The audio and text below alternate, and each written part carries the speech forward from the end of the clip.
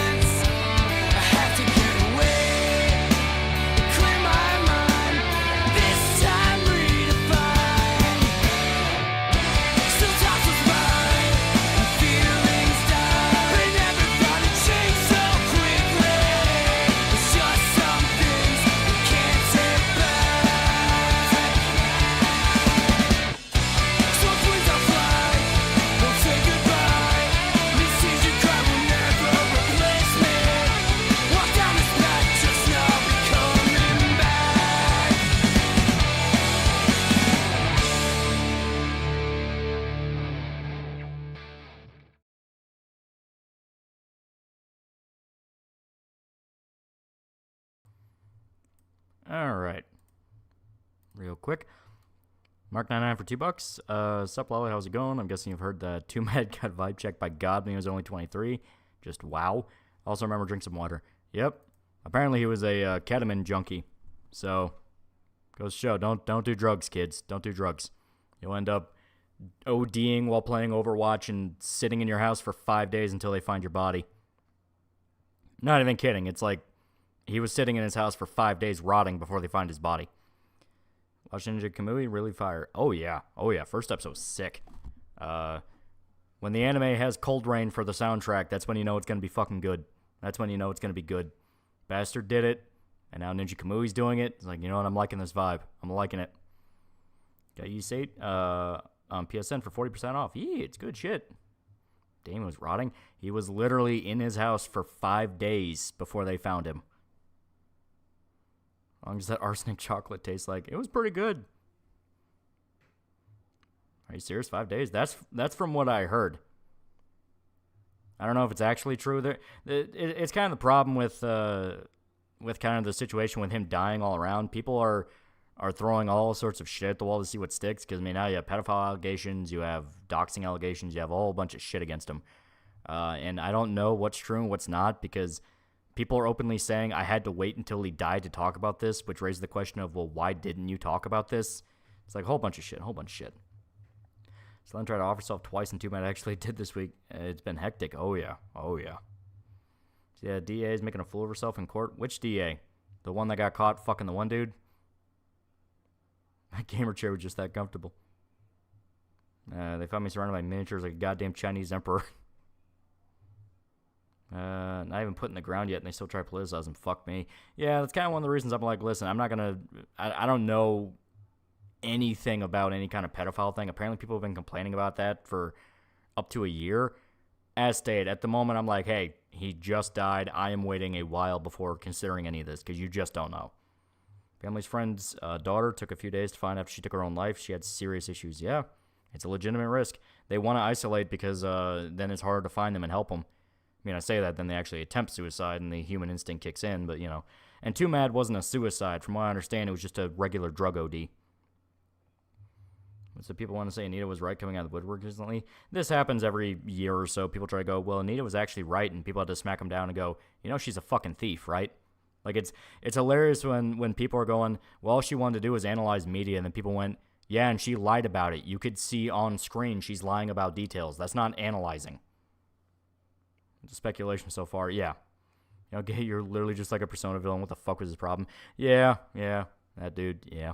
That wasn't Too Mad. That was that guy on Twitter that insists on being a reply guy, even though he admitted to being a pedophile on one of his old accounts, and everyone just immediately goes, hey, you're a fucking pedophile anytime he tries to bring something up. You know, that's Dragon Age 2 for the win, which right there is like, Dragon Age 2 fan, fuck you. Won't lose sleep over Too Mad, but won't shit talk on him either. Yeah. I didn't really know much about him. It's like, I know he was an Overwatch streamer. I know he likes to prank Zoom calls. And I know he fucked Belle Delphine. I don't know anything about him beyond that. 13 hours in Persona 4 Golden. Good shit. Very good video game.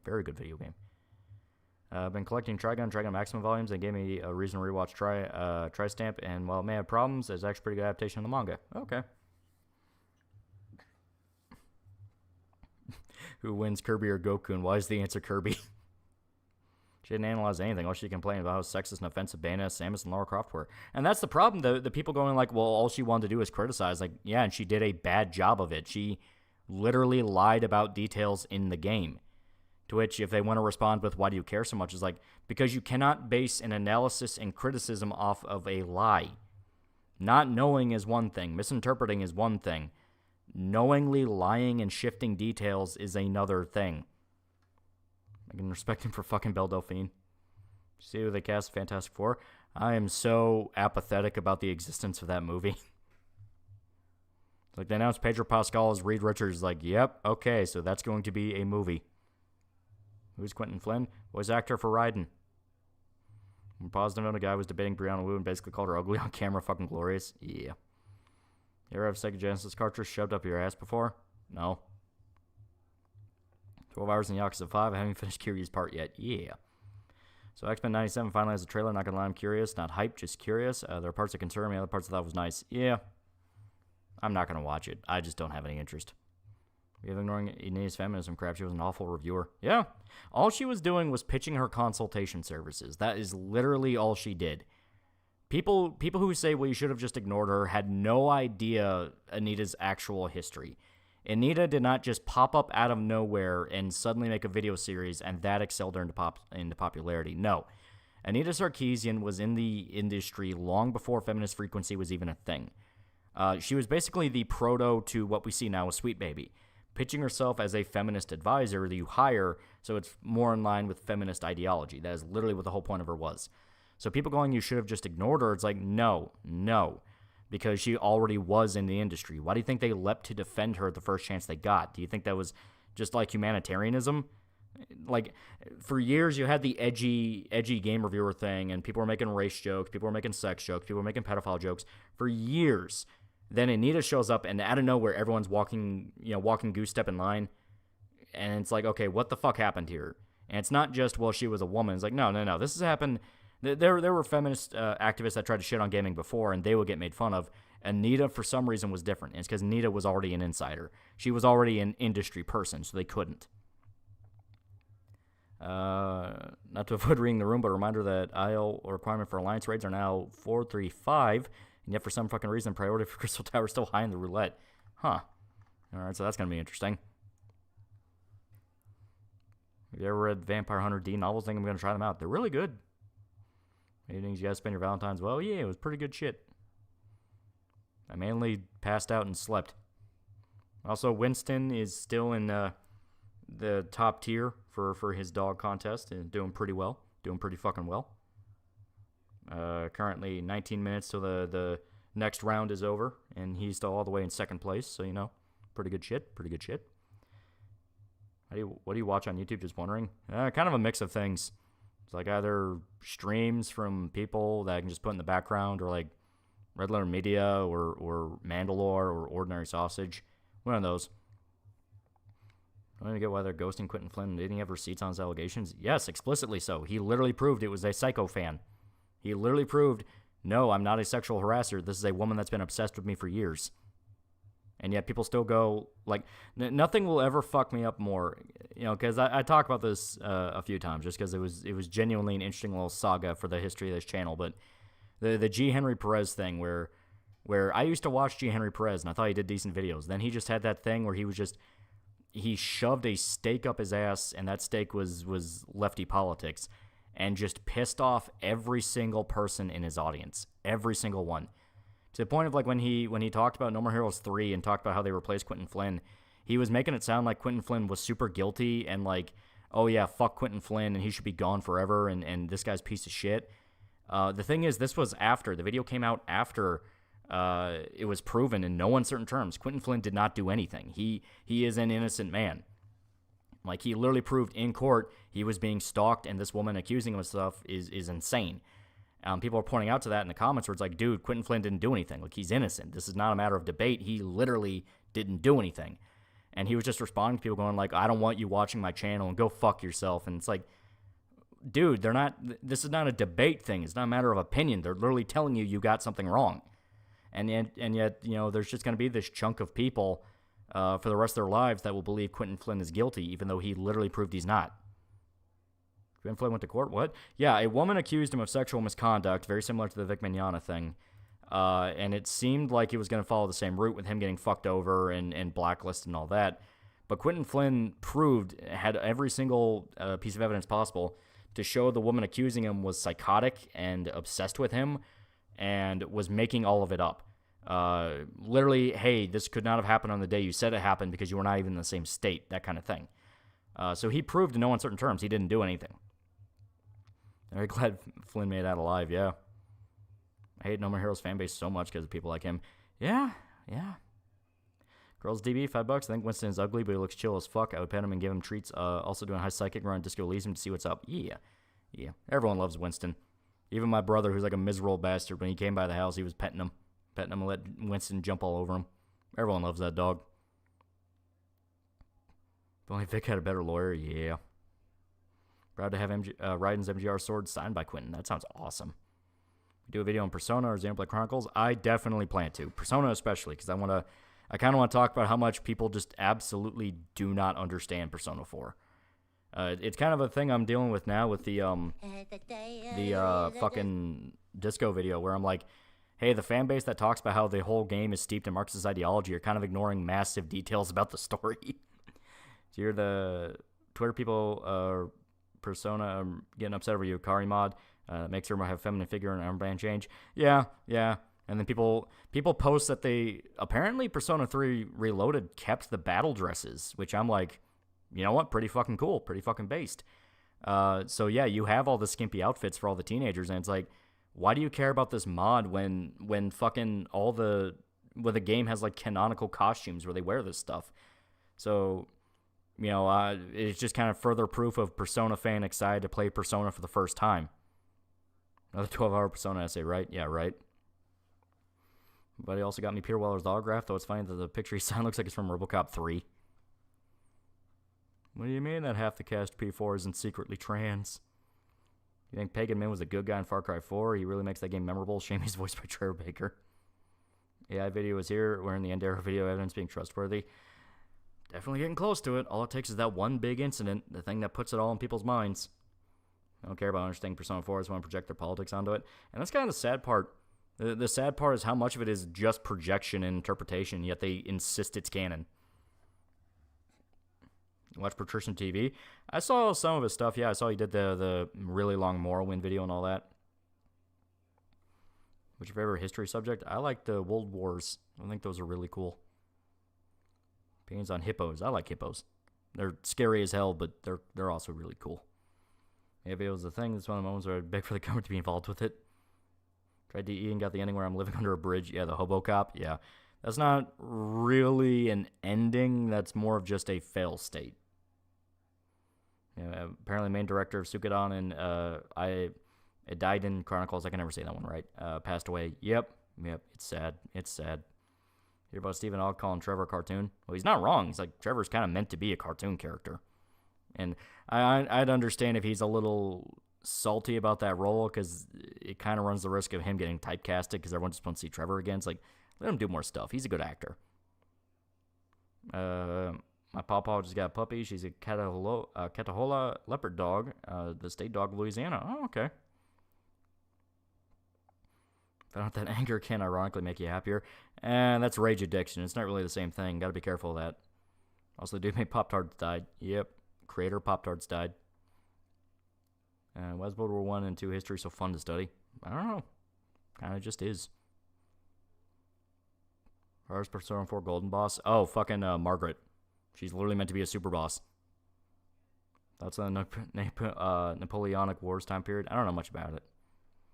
So I'm supposed to have gay and trans undertones. By that logic, something like cross-saying, because right-wing stuff like the main bad guy being a male feminist. Yeah. Want to see a neat movie? Look up He Never Died. I saw some stuff about that. I never sat down to watch it, though. But I think that'd be cool. Well, yeah, so I will say I'm getting started on the Disco Elysium video. I am currently 4 to 5 minutes into it. Apparently Disco Studio is laying off half its staff. That's not even surprising. And once again, is very, very fitting for this video. But basically, I'm like 4 or 5 minutes into the video now. And the whole thing is, I make a mention of the whole thing of like games journals were really shitting on Japanese games back in the day.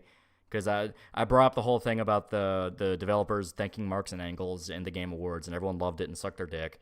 And then I brought up as kind of like a snide joke. It's like, oh yeah, they were praising this when they weren't too busy putting on buck teeth and squinting their eyes for Persona reviews. So then I wanted to get some like footage of it.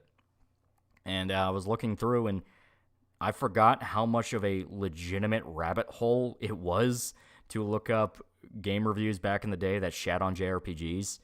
To the point of like, okay, my standpoint on this issue, I think I even mentioned it when the whole thing kicked off, was I don't care if you want to do edgy jokes. I don't care if you want to do race jokes. They can be funny. The problem is a lot of the people who did those race jokes then went on to accuse everybody else of being racists. Not even kidding.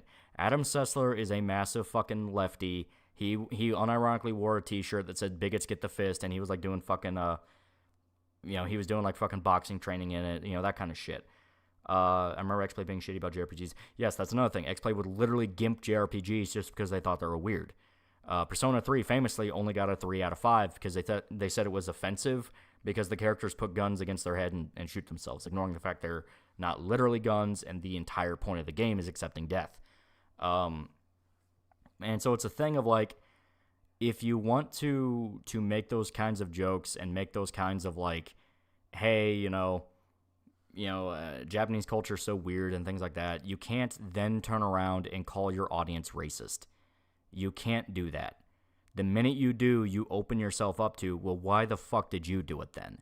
Which is something that I'm noticing as I dug into the rabbit hole, where I'm like, this is just meant to be in a side to a larger video, yet holy shit, that is actually something you want to talk about. Like, for instance, that you have Yahtzee's Zero Punctuation review on Yakuza 4.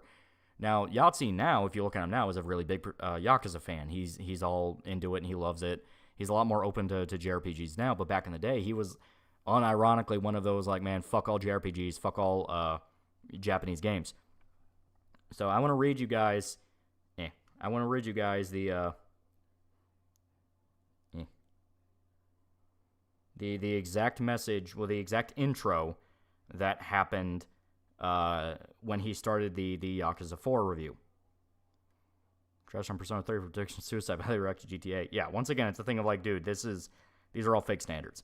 Let me get to it. I have it pulled up here on my phone. I'll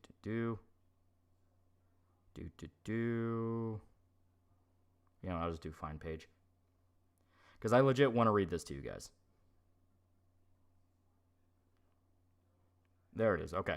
So, reminder that Yahtzee has went on rants talking about how gamers are racist and he hates Donald Trump, all the typical lefty shit. Keep that in mind as I read this. So, this is from the intro to the Yakuza 4 review. Boy, the Japanese are into some weird shit, aren't they? Comes a point where acknowledging cultural difference doesn't cut anymore, and you have to say, what the fuck, guys? Generally, the point when tentacle monsters molest 15-year-olds on subway trains. It's extreme. It makes reviewing a game like Yakuza 4 extremely difficult, because virtually all my negative points can be countered with the argument, well, that's what they like in Japan. Now, this counter-argument can itself be countered by going through a list of other things people who have been known to like in Japan, which I won't read out in full because I had to brush my teeth afterwards. And this was like 2 weeks after the Fukushima disaster. So, once again, this is not meant to be a cancel thing and like, oh my god, so horrible, racist. It's the fact of this motherfucker would then go on to say gamers, by and large, are piece of shit bigots and all the typical lefty shit. He wanted Far Cry 5 to call all Republicans gun nut cultists. So it's like, no, motherfucker, how about your skeletons? How about you, asshole? None of that was in Yakuza 4. Exactly. Like, none of it's in Yakuza 4. It's not ultra wacky Japan game. Anyone that's played the early Yakuzas before 0 knew that. At the top people do anything to make sure they're the only ones to stay at the top, aka pulling the ladder beneath you. Yeah.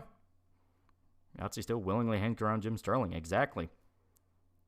But he's sorry. And that's the point. That's the point.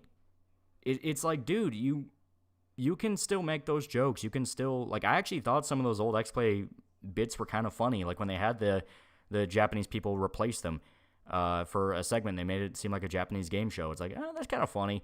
The problem is the fact they would then try to moralize and go, no, you're a piece of shit, you're a bigot, and oh, you just didn't like a review because we didn't praise the jiggle physics. And it's like, all right, no, now at this point, fuck you. I'm going to retract me being okay with it because now you're using it for nefarious ends. You are just an asshole. It's like when Yoshi P came out and said, like, hey, we felt JRPG was a derogatory term because they were actively using it to sabotage us. And there was literal proof time and time again they were. Like, they were literally sabotaging Japanese games by referring to them as JRPGs. And you had the fucking, God, what was it? It was like the Biken Origins game for the GameCube, where the entire review of that is just Adam Susser calling the plot like cliched and dumb and stupid, barely even talking about the gameplay, and just yelling about how they always say the main character's name, which is like, yeah, no shit, he's the main character. They're gonna say his name a lot. Try arguing something about canceling people that played Hogwarts because they said I'm wrong and called me a homophobe. So Yahtzee got in trouble with his P3 Reload review. I haven't watched that one. And now in the modern day, he's a lot more chill about JRPGs. I'm saying in the past, a lot of the people that now call you racist were themselves shitting all over JRPGs in Japan at large. So it's something I wanted to mention specifically because, like, yeah, next time you see them on Twitter talking about capital G gamers, throw that in their face. Throw it in their face where it's like, remember when you said every single Japanese game involved, octopuses raping girls? Because if they go, well, a lot of them do say, oh, okay, yeah.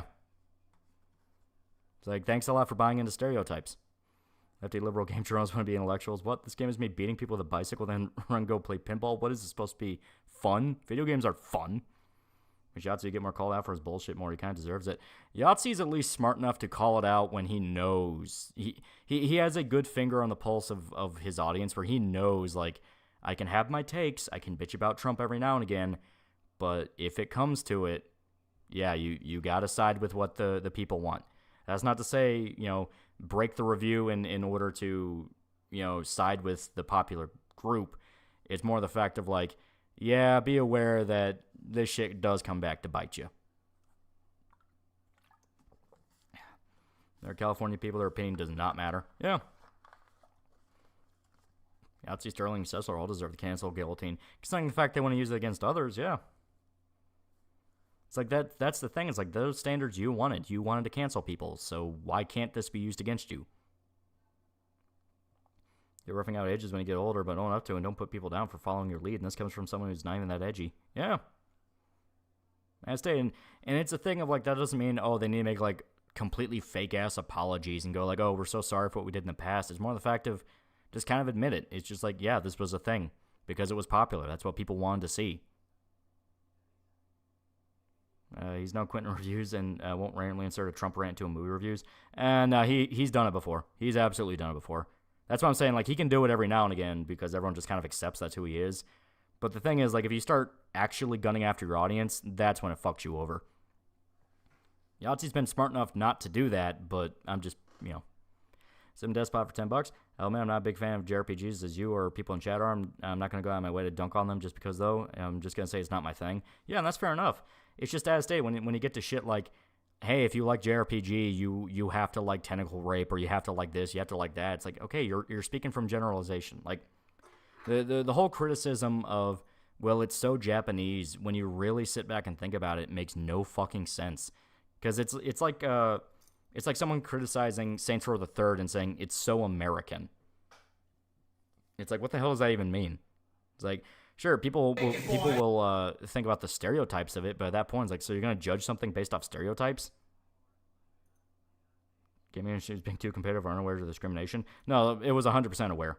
A lot of the time, it was specifically Western game companies paying off critics to specifically gimp JRPGs. That happened a lot in the 7th generation. It's why the JRPGs are dying thing was spread around. I guess my tentacle porn is because I thought Lost Odyssey went hard and I'm excited to play it on my Xbox One. Yeah. Remember when video game Donkey lied about JRPGs? Yeah, and that's the problem. That is the problem. Once again, you can not like JRPGs and go, they're just not my thing. Mandalore describes it best, where it's like, hey, he only likes a certain few. There's not really what he likes. He likes other stuff. It's like, yeah, that's fine. It's when you're specifically gunning after your audience, calling them racist, calling them bigots, and then people find out in the past you were doing everything you accused them of doing. It's the hypocrisy. It's the hypocrisy, or just making up standards to gimp something, and for what? So you can have like some momentary victory. It's like, because Donkey gets in trouble for it all the fucking time. Where people directly tell him, stop playing JRPGs if you're not going to review them honestly. He did it to fucking, Octopath Traveler.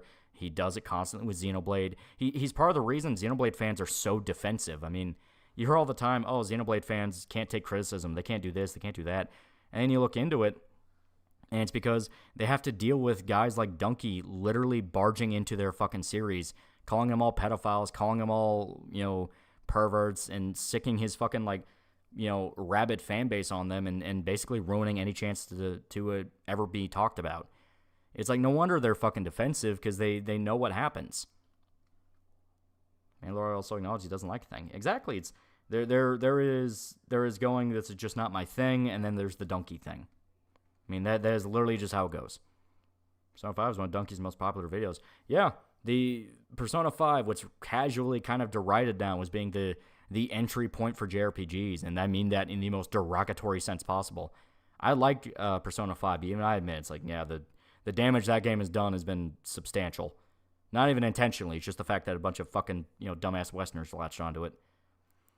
I guess that plenty of reviewers really missed the fact they could shit on weebs with impunity because anime fans were an easy target cringe group back in the then. Yeah, that's the thing. They still think it's a thing of like, oh, we can shit on weebs and anime and be the cool kids, and they don't understand of like, listen, dude, you can't do that and then also have we're so heckin', valid and so heckin' wholesome and accepting thing, because then people are going to go, hey, remember when you literally squinted your eyes and say Chinese, Japanese, dirty knees, look at these? It's like, hey, motherfucker, hey, you can't do that. You can't have it both ways. You're opening yourself up to get fucked. Smoke gamer times like to throw stones in a glass house. Yeah. Suppose Persona fans played Persona 5 first. Yeah, seriously. Showing her X-Men 97 said Morph is now non-binary and in relationship with Logan. Yeah, I'm not going to watch that. I have no interest. Donkey spoiled Xenoblade 3. Then when people got mad, he tried to frame it as people not respecting his opinions. Yeah, he specifically spoiled it on Twitter. He posted major spoilers for Xenoblade 3 on Twitter. People got pissed off about that because, it's like, what the fuck, dude? Xenoblade fans famously don't like spoilers for the story. They want to go in blind. He then deleted the tweet, went to his friends and said, oh, they really don't like my video, got them to defend him and on the basis that people were shitting on him for the video, and then people went, no, it's not the fucking video. He posted the spoilers on Twitter. So then they had to, put their tail between their legs and go, okay, we get now, and back off. See the new Godzilla vs. Kong trailer? I did not. I know Kong has the Electro Fist now, and that could be fun. If you don't dig a game type, then why review it? I wouldn't review 4X games if I was a reviewer. Exactly. It's this thing of, if you don't like it, don't fucking talk about it. You cannot be objective. There are people who legitimately love JRPGs and can break them down a million times better. Famously, Spoonie has a really famous Final Fantasy retrospective on his channel because he really likes Final Fantasy. You know, he is the guy you would turn to watch something like that. Duncan really fell off and tried to get into the gaming industry. Yeah, Rage Clicks makes money. That's the sad part. It's all Rage Clicks. It's all Rage Clicks. So Gamergate was always going to happen somehow, some way. Just so happened that Zoe's little stunt was a straw broke camel's back. Oh yeah, well gaming industry was infamously unprofessional for a lot longer than anyone wants to admit. If you ever watched Razorfist old videos, he talked about that constantly. We're like, Gamergate was started a lot earlier than people thought. It's just Zoe was the one that blew it up. Remember when Ego Raptor made the Sonic the Hedgehog a big punching bag on the same as IGN of Sonic was never good? I mean, Sonic's not perfect, but come on, it's not crapfest every time. Yeah. I think it's some low-grade narcissism where they think they need to be included in every conversation when they don't belong. Well, it also speaks to the Jello thing that just happened, where you have a guy who is literally bragging about how much he despises Lovely Complex. Like, hates it on a personal level. If you ever read or watch someone read out the rant he made, he's getting into, like, personal attacks to not just the author of the manga, but like the actors who voiced the characters in Japan, to a degree of like, what the fuck is wrong with you?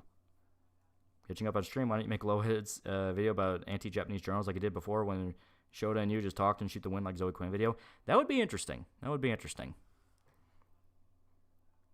Most of them are not only racist narcissists, they also closet sex pests and pedos. That's a big part of it. Hence why I respected Desire Wolf, because he was upfront that if he couldn't get into the gameplay, he wouldn't review it because he didn't want that bias in his critique. Very, very smart. He's also said Duke Nukem Forever is patient zero, which I highly disagree with. He's the only person who defends the Alien Hive level, even his own fans go, no. Yeah, Duke Nukem Forever just wasn't fun. It just wasn't fun. Lovely Complex used to bail it and rape Koska in front of the localizer and to become a god hand.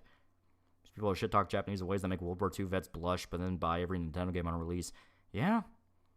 They will unironically use the argument it's too Japanese, which is like, that's something you go, what the fuck does that mean? What does that mean? That doesn't mean anything. I understood why liking any, especially Japanese media, was so looked down on. Can you imagine liking the Beatles? Almost everyone calling you sticky for it. Yeah. What's on horror JRPGs? I really like them. They seem to be being forgotten and not popular anymore. Hell, Fear and Hunger was the latest horror JRPG made by a Westerner. Yeah. I mean, I think the only one really holding the torch is Corpse Party, and the last time Corpse Party's got an update was like, God knows how long. Require my aid tonight? As far as I'm aware, no. You're no kidding, reject for being a voice actor by Rooster to make Jello's villain origin. Yeah, seriously. Okay. So gaming industry is corrupted from the start? It's not even really that surprising. Remember when the gaming Racks of the Tales series should die, and I'm shocked at the audacity of it all. They balance it with COD should die, but still, damn. Yeah, as stated, it's something where it's like, people just kind of accepted the idea of, well, it's okay to shit on these because they're Japanese and weird. They act like Rayplay. They actually act like Rayplay, which is specifically a hentai game you had to search out because you wanted hentai, represents the entirety of the Japanese gaming market, which is something where it's like, any other culture, you'd be called a bigot for saying. You are a piece of shit. You're a monster. Go fuck yourself. Spoonie like Ultimate, he was deep into the haha weird anime garbage camp with Final Fantasy. He was, but at the same time, everyone from that era was, and Spoonie does fall into the wanting to call people bigots thing. But he did also have an appreciation for Final Fantasy. He did talk about Final Fantasy and had good experiences with Final Fantasy. Not all of his takes were good. Not all of them by any means. But, as stated, he had an appreciation for Final Fantasy. Every JRPG is freaking time him on. Yeah, seriously. What's Rape Play? Literally a hentai game about rape. That was the meme for a while. People would bring up Rape Play as like a shock thing, and it's honestly like, who the fuck cares?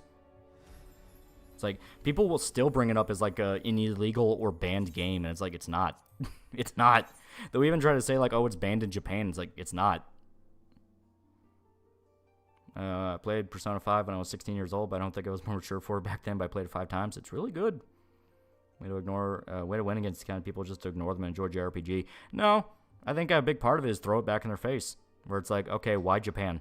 Why specifically Japan? Why is Japan the one that you're freaking out about? Like Max Spoonie's both hilarious and sad with the way things ended up. Yep. What game? We were talking about Rayplay. Now it's Final Fantasy 14. Ban the fascist state of Australia, which Australia bans everything. So it's like that's not even a point. Like, you know, it's like Australia literally bans everything. Fallout couldn't call fucking morphine. They had to change it to, like, what was it, Med-X? Doug reviewed Kung Pao. He loved it. More proof of Doug being the best. I knew he had good taste. Supreme taste. Because, man, Kung Pao is just straight up one of the... It is such a dumbass movie, but it's dumbass in all the ways it needs to be. Okay, so this is going to be...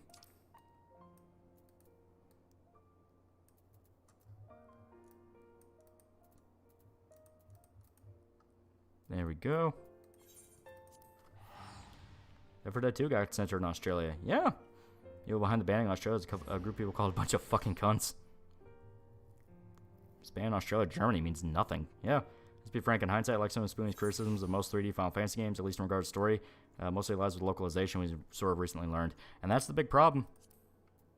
That's the big problem. It's like they're criticizing the stories for being weird and cliche and hard to follow, and then you find out they're actively being sabotaged. Wolfire 54, $5. Yeah, well, I'm enlisting in the Navy soon, so I can go into engineering work. What job should I do? Aviation, Marnie, or I assume you meant Marine, or just go into CB Corp? Aviation makes some serious fucking money.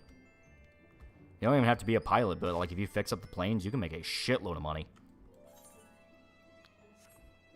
There's thousands of porn games that are way worse than Rayplay. Yeah, as stated, it's a thing where you look into that rabbit hole and you realize just how much was legitimately fucked up. Not even out of an SJW, like, oh, super offended, be offended on their behalf thing. It's like, no, entire franchises died because they were misrepresented in the West. Which is something where you look back on that and go, no, that's fucked up. I can quote Kung Pao word for word, still love it. Oh, yeah. Oh, yeah. I love that movie so fucking much. I implore you to reconsider. Westerners try to ruin the legacy of Japanese games, challenge impossible. And you know what? That's actually another point. Okay, so Kung Pao specifically is as goofy as it is because Steve Odenkirk or Odenkirk, I don't know, the director of it, loved Kung Fu films and would always rent Kung Fu films. But anytime he would get them, they would be butchered to shit and have really bad translations. So he just bought the rights to some, like, you know, obscure Kung Fu movie and made a parody out of it. So that was that's kind of your first experience with localization affecting a product where a guy is literally making fun of how much Kung Fu films were butchered. Bob Odenkirk, or am I being stupid? That's Saul Goodman.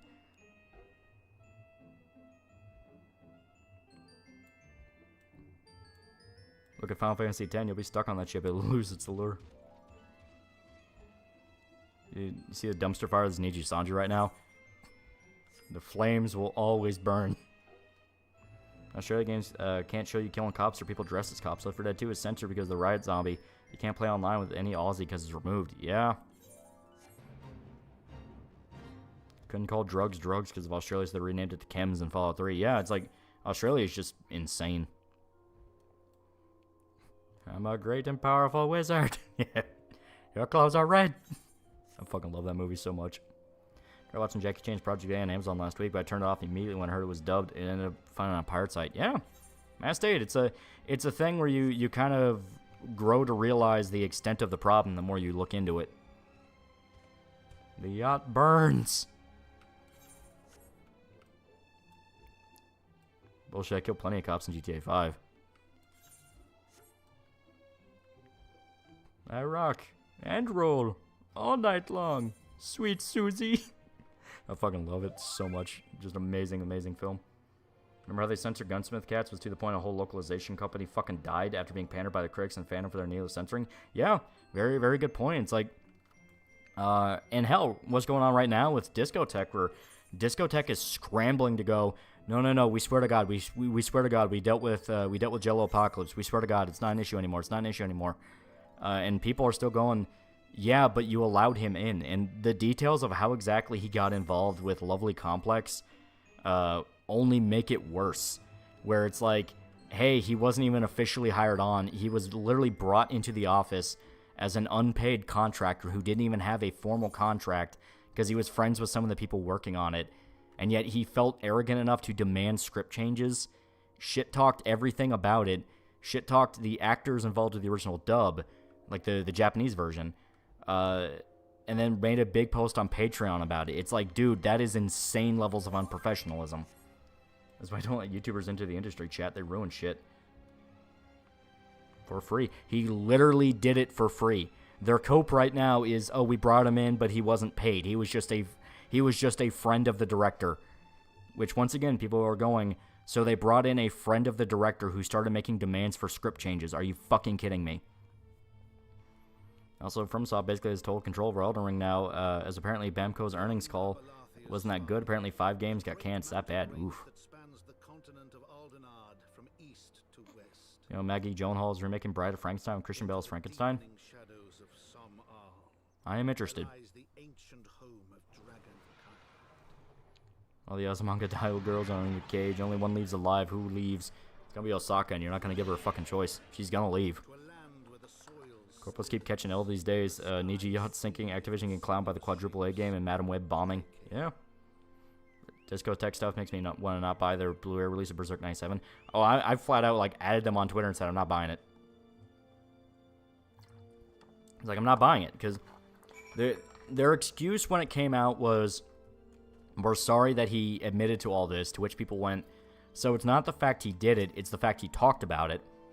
So now everyone's going, well, what's next? What else is going to be punched up, in their own words? Their literal excuse was, well, they have to punch up the comedy for dub all the time. And it's like, dude, if you look at that's honestly where I'm really, really thankful for how obvious Jello was, where he was literally, like, in no uncertain terms, spelling out what he intended to do. I'm not even kidding. Like, any excuse they have to go, oh, well, no, it's not as bad as you think. He literally said, no, it is exactly as bad as you think. Fuck the sub-actors. We hate the material. We rewrote the characters to mean different things because we despise them so much. Check Rotten Tomatoes right now. They have near 100% for Madam Web for critics, and no one's watching it. No one's watching it. Remember, Total Localizer Death? Yeah. Plan to play the Tomb Raider remaster soon? Maybe. Right now I'm going through Final Fantasy still. I'm on Final Fantasy 8. Triple Triad got me like a fucking... Triple Triad got me like that extra uncut fentanyl. We're sorry we got caught. That was literally it. They had to delete the responses now, and they're just locking down to where the one guy who was like a higher up, they keep calling him Justin. I don't remember his last name. But he's apparently a higher up at Discotech. And people are asking him, like, why'd you delete the responses? And like, we were told to. He's like, okay, what the fuck do you mean you were told to? So right now, Discotech is thrown into a massive fucking panic, and all because this one retard bragged about it. There's Triple Triad in Final Fantasy 14, by the way. I know, I stay away from it, because I know what happens if I play it. That was Final Fantasy 8. Not perfect. It has some flaws. But it also has some of the most addicting features in the franchise. I buy physical and they keep acting like idiots. Do they not know I want to give them money? Yeah, literally. Sub-actor, Jelly, you mean the original voice actor. Quite literally. I mean, it's one thing for him just to go, I'm using this in a colloquial sense, but he wasn't. He was very, very obviously shit-talking them. Like, literally talking about how they sounded stilted and they sounded so inexperienced, and then in the same breath, bragged about all the new voice actors they introduced. Ellie tweaking in the corner, and won't play cards? Unironically. Does Triple Triad break Final Fantasy? Oh yes, by every fucking definition. So, Triple Triad is really, really, really, really kind of the central of the game. Actually, I'm curious to know how Discotech's older releases are. They get caught once, it means they did it a lot more times. Supposedly, Samurai Pizza Cats they butchered. Jill also did a voting video back in 2016. She says big TDS. Yeah. So Chris Dynamics made a message for their remaster trilogy saying, "Oh, how racist it is." They did, but the games are also completely unchanged. They even released art for a what people are assuming is going to be like a teaser for the new Tomb Raider game they want to do, and it's Laura in her original outfit, skimpy booty shorts and all. So people are kind of thinking like, all right, we don't want to counter chickens for they hatch here, but are they going to go back to pretty Laura? Are they going to go do that? Like, because say what you want about the new Tomb Raider trilogy, there is there are people on the dev team that legitimately love Tomb Raider. They get hampered by the whole we have to be modern AAA game, but there's also little signs and details where it's like, all right, they're doing shit that's like, okay, no other franchise would allow you to do this. In the D prison, save when you get to breaking out, because if you can manage to get to the shop guy in the cell on the floor above you in 30 seconds and has to play and deny him 39 times for accepting the 40th, you get a free Rosetta Stone. Ooh. Okay. Gotta remember that. Do you own Berserk Deluxe Edition? Yeah. It's pretty good. Apparently the scripts for Samurai Pizza Cats were lost, so they had to make do with what they had because they're on deadline. Yeah. Why can't people listen to people who give them money? Speaking of Tomb Raider, thoughts on Uncharted? I'm playing through OG Trilogy, and so far I love the first one. Having spooky stuff in the final third mainly kind of sucks. Heard post 3 is meh. That's kind of the formula for all Uncharted games. Should we learn Japanese bypass dub and sub? It's just a good idea, because then you can... Like, I'm going to lay out my evil scheme. My evil scheme. If you learn Japanese, you can get involved with a translator group. If you get involved with a translator group, you can work your way up the ranks. Don't think it's impossible. We're giving us Lara Croft, and she actually looks like Lara Croft, not a generic movie pro tag. That's what I mean. It's like, I saw the concept art, and it's like, all right, that actually looks like OG. Like, okay, this is interesting. She has the 2 guns and everything. It's like, all right. That's a Fear and Hunger story. It's awesome. Like, it understands Berserk in a way that not a lot of inspired by Berserk games do. Do you hear about the cop that shot up his police car because he heard an uncorn hit his car and thought it was a gunshot? So it seems Jello is doing the thing that kind of saved him when he posted the vote video, aka hide and not talk to anyone. I think this is going to work, or his career fucked. Oh, he did too much. He did too much. Like, him doing it on his own YouTube channel is one thing. What he did implicated an entire company. That's different. The first video you linked at a retarded comment section? Yeah. That's an anime from China, like Caesar 7. I haven't watched it. That's on Laura's face. I heard people saying it's fucked up. Could be Paul Cole posters. Talking about the remaster, I mean, I'm not surprised. It's fucking remasters of old games. They're gonna be fucked up. Companies talk to each other. Companies talk to each other, and this was very loud. This was a very loud issue. Like, every single localizer, like, when all of the people that were, like, pro-localizer and shills for the industry are going, hey, he fucked up, this guy's screwed. He's going to be the fall guy.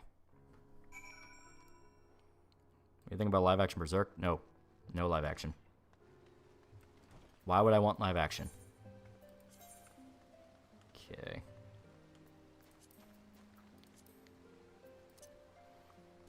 Flew too close to the sun, hating on anime. Yep. Looks better than the OG. The backgrounds look nice. Yeah. Redwood Jello wrote, "Jesus, what a racist." Yeah, that's what I mean. Like, I know people get, whenever I bring it up, we're like, "Hey, this is like actual racism." People go, "Oh, don't use their logic. You know, don't do that." And I'm like, I'm not using their logic. I'm pointing out this is racist. If you condemn an entire culture and treat them all as like child molesting rapists, yeah, that's kind of fucking racist. I tried getting my dad to read Berserk. It's really good. Favorite Persona 4 Golden Boss? Fuck. There's some pretty good ones.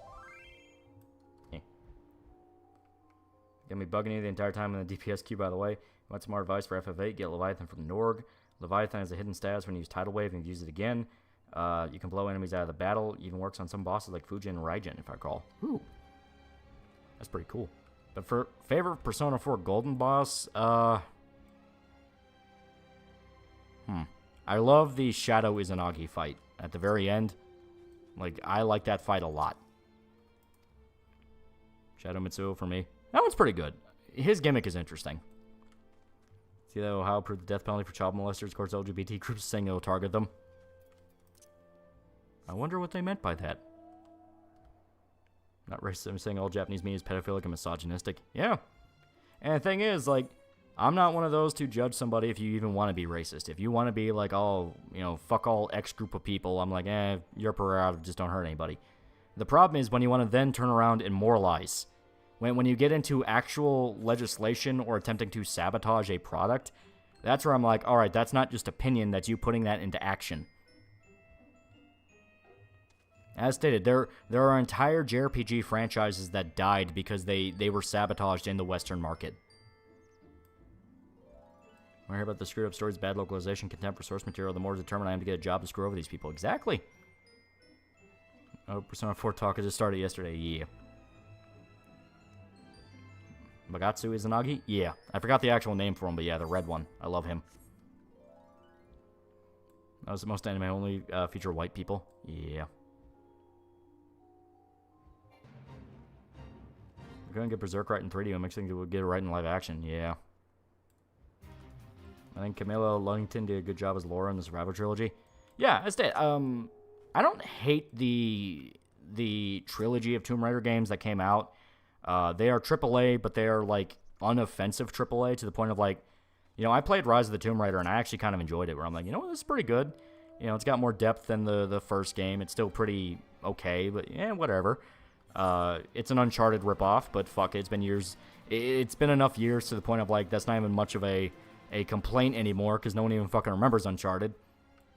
But, you know, and I thought how they handled Laura was good. It's just the problem is they stretched out an arc that was solved in one game into 3, which is she needs to become the Tomb Raider. And it's like, but she's already a Tomb Raider by the end of the first game. So then you get to 2, and she's a lot more, basically kind of took us a few steps back. It's like, all right, well, it's like, why are we doing this again? And by 3, she's kind of the most... Shadow of the Tomb Raider is where she's kind of the most accurate to how she is in the old games, if still pretty naive Laura. So it's like, I don't hate Shadow, but I definitely think it's, yeah, they were really trying to go, but she's not the Tomb Raider yet. She's not the Tomb Raider yet. And it's like, fuck on. You're like, fucking come on. Said now the reproduction of Pokemon Platinum I bought doesn't work anymore. I saw that news article where the FDA admits that oats and other cereals contain chemicals that cause infertility. Yeah, that's not surprising.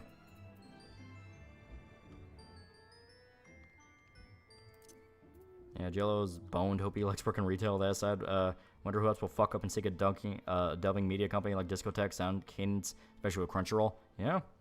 I remember Uncharted. Thank you very much, Struckman. If you're interested in learning stuff, check out FF8 speedruns. You can learn a whole lot of shit. Like how Zelda's Limit Break is most game-breaking thing, because if you just spam Heal Drop and Punch Rush, you can just constantly blitz someone for so fucking long. You can one-shot a Mega Weapon at level 100 if you want it. If you don't want to use selfies, the end limit break. By the way, the end does work on Ultimacia, but you have to whack her up to progress HP. Okay. Yeah, I say FF8's one of those where there's so much gameplay variation, it makes it really cool. People mainly bitch how easy it is to break, but they also don't understand that's the good part, the fact you can break it.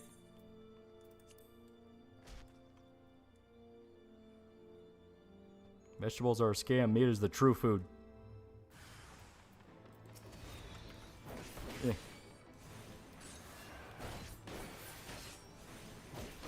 Nadine from Uncharted 4 was Neil's pet character, now he's a clown.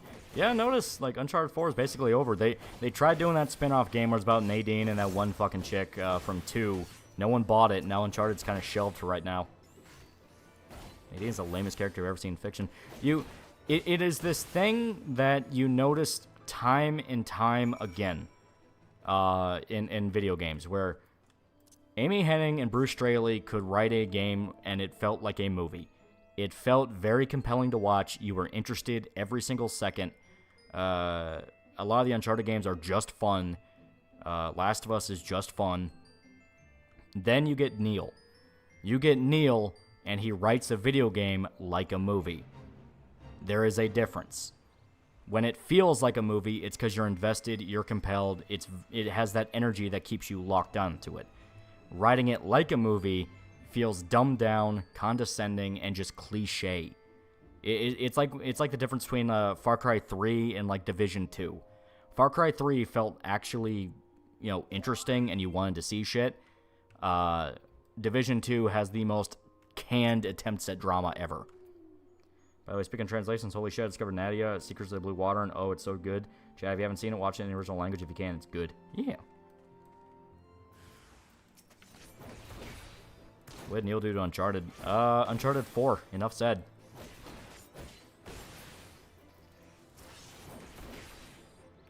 Oats and cereals have chems that fuck up your balls.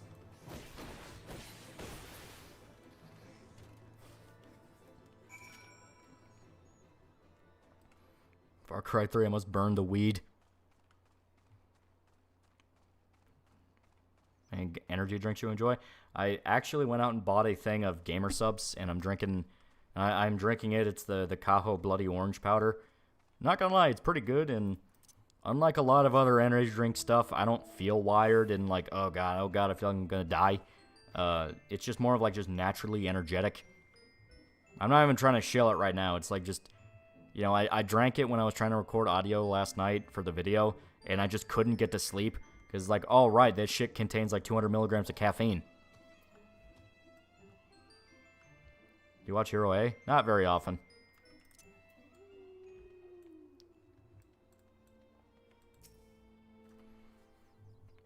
This stream is sponsored by Gamer Subs. Have any heart problems yet? I always have heart problems. I don't have a lot of heart in the world. But no.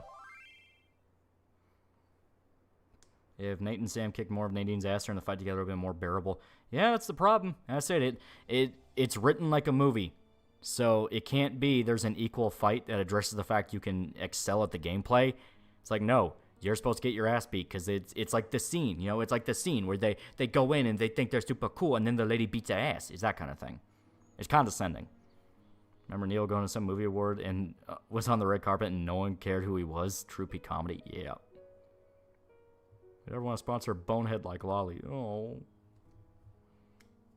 Rabbit Girl themed Gamer Subs win.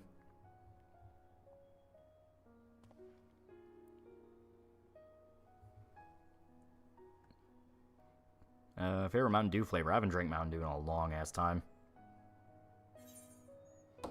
I like Code Red. Code Red was good. Did you get the cool porn cup that comes with the Gamer Subs Lolly? 21 minutes, shits. I've been here for 22 minutes. Don't forget Greg Miller complained that white woman was voicing Nadine. Yeah.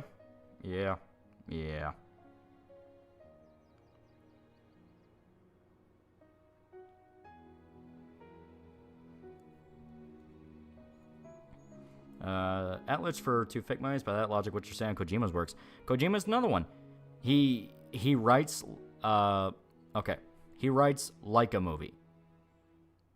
So, he's not writing it to be a movie, he's writing it like a movie. So it's very cinematic, you're pulled into it. Kojima just has like a naturally good sense of direction to where he can make something feel very cinematic. When Phantom Pain came out, everyone loved the cutscene style and thought it was so fucking cool. So he's one of those where he can do it right, you know?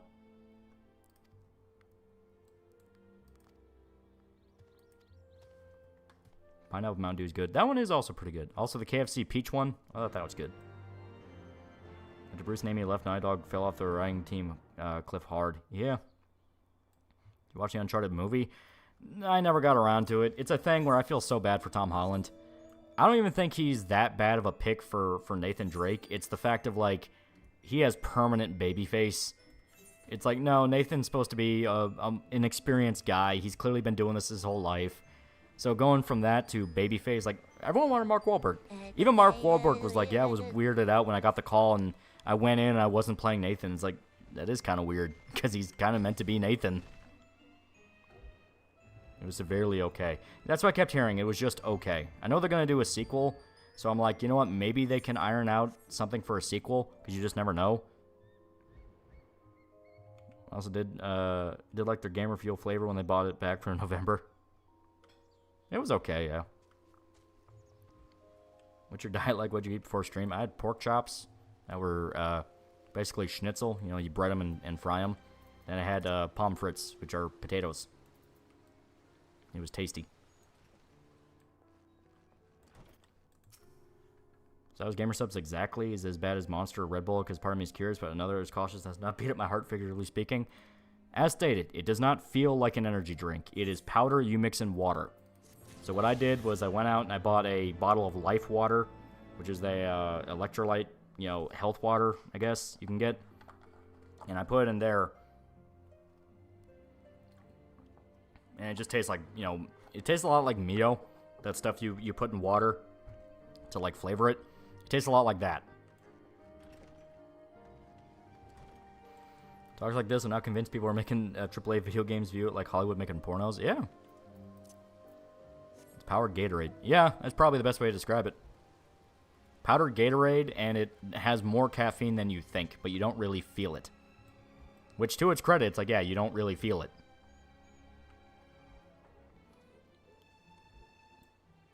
Foolishness, Lolly. Mix it with Red Bull. Feel your eyes itch. I would actually be scared to. Holy shit. You feel bad for Tom Holland. He can't play a tough guy because he's too much of a babyface pretty boy. He's capable of doing it as an actor. Watch Devil all the time. He actually plays a pretty violent character in that movie. It's just the fact of, like, yeah, he permanently looks young. The minute that guy starts looking old is when everyone goes, holy shit, 80 years have passed. Oh, my Tomy Diarrhea Gamer subs. Health water, Jesus is our world. Yeah, it's like electrolyte water.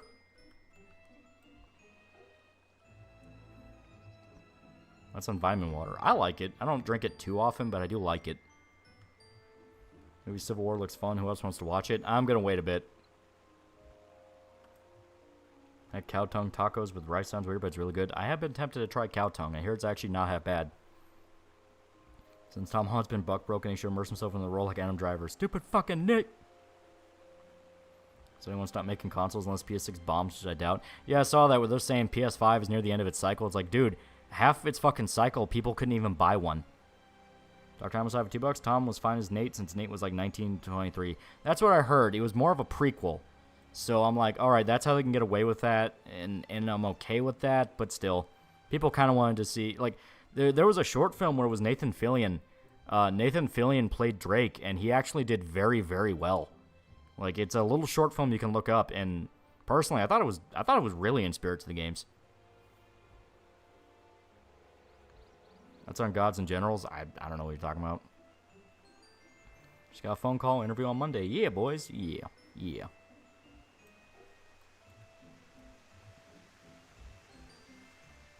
Corona screwed this console generation up. It was more than that, because like PS5 had issues even before COVID. It's like, no, they wanted to do fucking speculative, or they wanted to do artificial scarcity like what Nintendo did with the Switch, and make it to where, like, ooh, it was in demand to get it.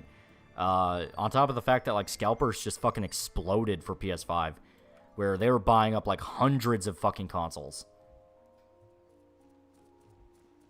What's your favorite Uncharted game? I really like 2. 2 is probably my favorite. Nathan Fillion should have been in more movies. He's a good actor. Short film was like an alternate universe. It was made around 2011. Yeah. I have a gamer subs theme for Berserk. It's called Black Cherry Swordsman.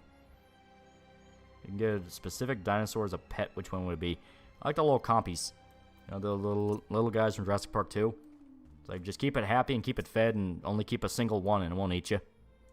It will absolutely eat a child, though.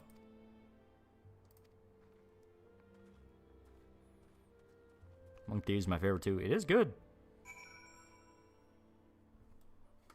Goes to show when you have actual fans working on something, bleeds soul. Mm-hmm. Theodore Rex is our tulpa. Give me 3 of those little green dinos. Charge short film literally has the camera move like it's from the video game in a few segments. Has really worked. Yeah, they did really good. And the console's gonna be dead for a while. Yeah, because Xbox outright said they're not making one, which I think is bluster. I think they will absolutely try to bust into the market again. But yeah, right now it seems like Sony's going to be the only one there, so you can only buy a PlayStation. Which will eventually move to, well, everyone's not going to make a console anymore, so you have to move to PC, or you have to do this. It's like there's going to be some weird shit going on there. They are making another Xbox. Yeah, there you go.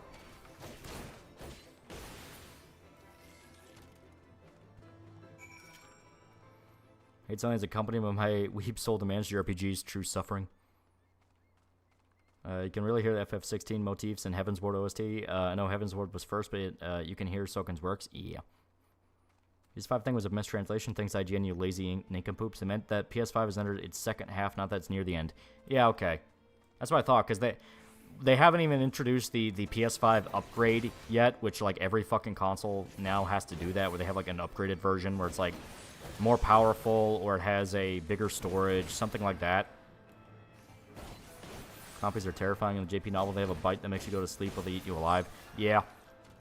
That's what I'm saying. You only get one of them. You only get one of them and you keep them happy and fed. Will you play Persona 3 Reload? I did. And it has been hilarious watching people that never played Persona argue about it. Because I stated that they have the fucking battle dresses, the skimpy outfits you can put all the girls in. They have those in the game.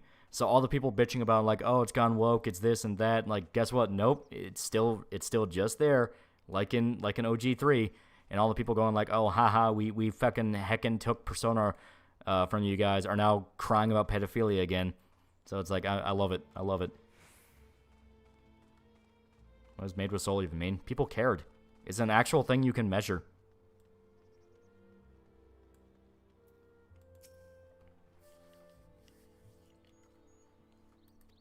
Based on a 3. Yeah.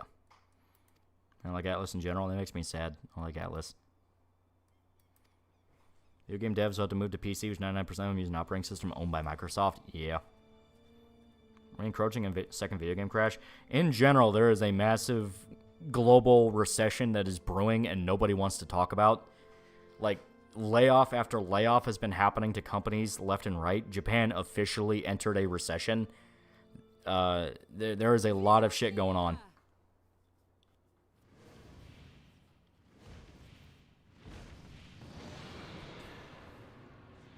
Does P3 ever have soul? I'd say so. So Microsoft killed most of the competition in America, so it might be only Nintendo and Sony for a few decades. From above, I did mistake thee for a nerve. When Dragon's Crown 2. You're not going to get Dragon's Crown 2, but that studio is doing something. It's like Unicorn Trails or something, where it's more of an actual RPG in the same world and style as Dragon's Crown. I'm a beekeeper. Watched my parents last weekend. Yeah, it's fun. It is dumb as hell, but it's fun. Speed out, change your body any specific characters compared to the original? No, because it's literally just Persona 3. It's literally the same plot, it's same script, it's everything. That's why, once again, when people were going like, oh, they localized the hell out of it, I had to go, no, but this is literally how Persona 3 was all the way back then. Stalker 2 looks downgraded. I mean, it'll be a miracle if that game comes out.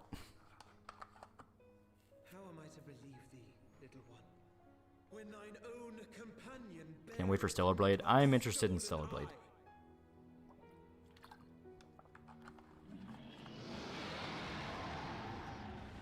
Minus the Beta Punt segment. No, Beta Punt's still there. Have care, dragon, or I shall gouge out one of yours. You forget yourself, sir. We are here on a mission of peace. I love Estinian. My sires will forbiddeth me from inviting discord to our home.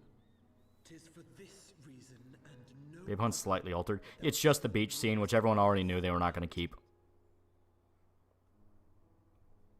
Vidofnir, please. We must be allowed. Isn't there a fucking war going on by the studio? I'm shocked the game's still being made. As stated, it'll be a miracle if fucking Stalker 2 comes out. Coming acceleration is about the industry to crash because they keep trying to push for an all digital and all streaming. In my opinion, is no bueno. Is Magic so overpowered in the original? Mind you, I've been doing a physical only run so far. What do you mean? But I cannot grant thy wish. I am bound to remain here and protect my kin from the Nath's god. The Nath have some. My philosophy is when you remake a game, you add on to it, not take from it. That's a nice ideal, but as stated, the backlash from Catherine showed that the people that want all this fucking inclusivity and diversity cannot handle inclusivity and diversity. Like, I would have loved to have the same joke be in Operation Babe Hunt, but we can't have that because some people scream so loud they got us all in trouble. They have to remove the tranny because we cannot handle mentally a tranny being in a game. You know, it is disgusting to assume people can handle adult material in a video game aimed at adults and rated M for mature. It is your fault for assuming that about them, you horrible bigot. No, Consport's gonna do a video on Vosh. Hilarious. Let them fight. Let them fight. In the original Persona 3, physical attacks were very mad due to how they split it up due to 3 categories, led to magic being more beloved. Persona in general, you kind of want to do magic. It's like, yeah, you had all the spells and skills.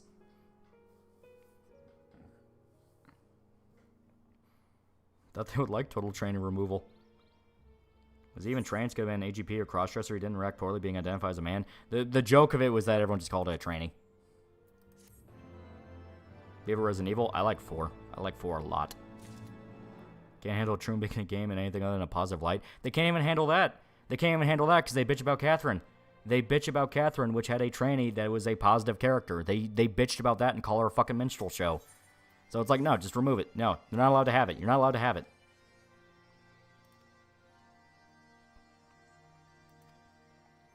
Is autistic, create Photoshop background PS1 games. I'm only a person who's going to see it.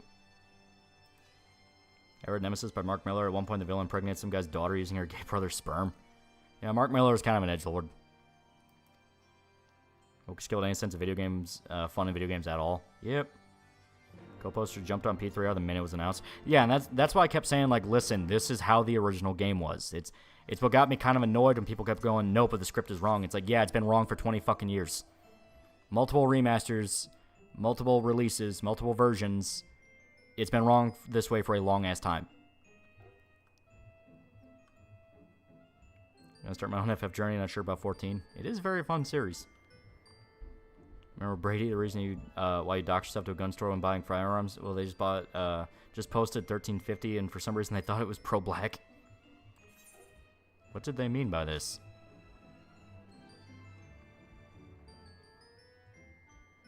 One call poster said it was good. They sent her P3 because it was pedophilic. And there you go. It's like, all right, so this has nothing to do with stopping people who want to, like, disrespect games. It is just clout on Twitter. It's like, fuck you guys. I guarantee the countdown for when that guy gets exposed as a sect pest is already running down. I've seen the English script for P3R. It's the same as OG P3, which in of itself was localized. Nothing given, nothing taken, so it balanced itself out. That's my standpoint. It's like, if you want to bitch about it from the angle of, well, it's woke and it's censored, you have to prove exactly where it was woke and censored. The Operation Babe Hunt one is a scene that was, in fact, censored, but everyone from the get-go knew that was going to happen. Ever since they bitched about Catherine and had lines change in Full Body, people knew that was going to happen, which makes, actually, that kind of hilarious considering how Full Body ends up going with its story. So it's this thing where everyone kind of already knew. It's the same thing with Destroy All Humans 2, where they remove an entire side mission, and it's the training one where you help a lady get a sex change so she can fuck with her husband. It's a thing where, like, everyone knows why that's removed. Everyone knows why they're removing that, not adding it, and you're not allowed to have it. It sucks. Nobody wants it, but it's been that way for a while because you have the mouth-frothing pedophiles on Twitter that will scream bloody murder if trans are made fun of even once. I've seen the absolutely willing to be proven wrong, but it's just they poison the well so much. It's like, why try? I talk in regards to, like, fixing localization, because don't be a fucking pussy. Sure, Humans 2 is good. It is good. I'm just saying that the re-probed version, I think that was what they called it, removed that side quest.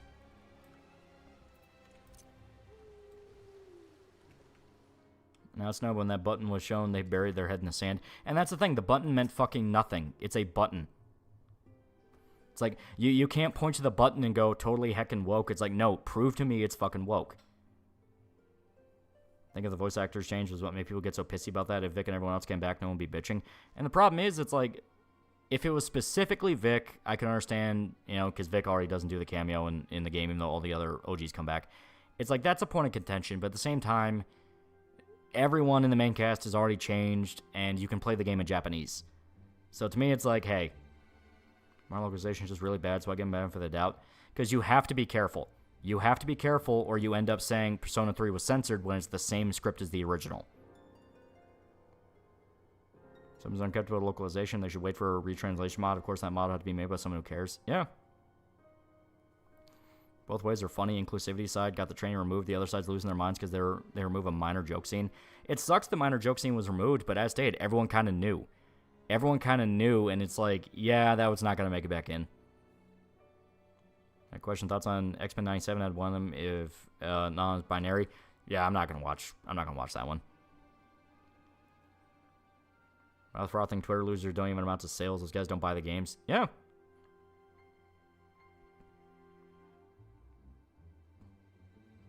Why is everyone on the internet glad Too Mad died? Supposedly he was a pedophile. I don't know if that's true or not.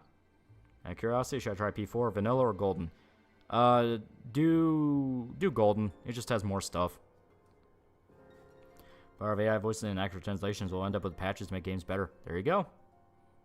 Be careful so nobody can call you uninformed or excessive in order to undermine a legitimate point. And that's the problem. It's like, it's not a matter of don't complain about it because shut up, you're so entitled. It's the matter of know what you're talking about so you don't look stupid.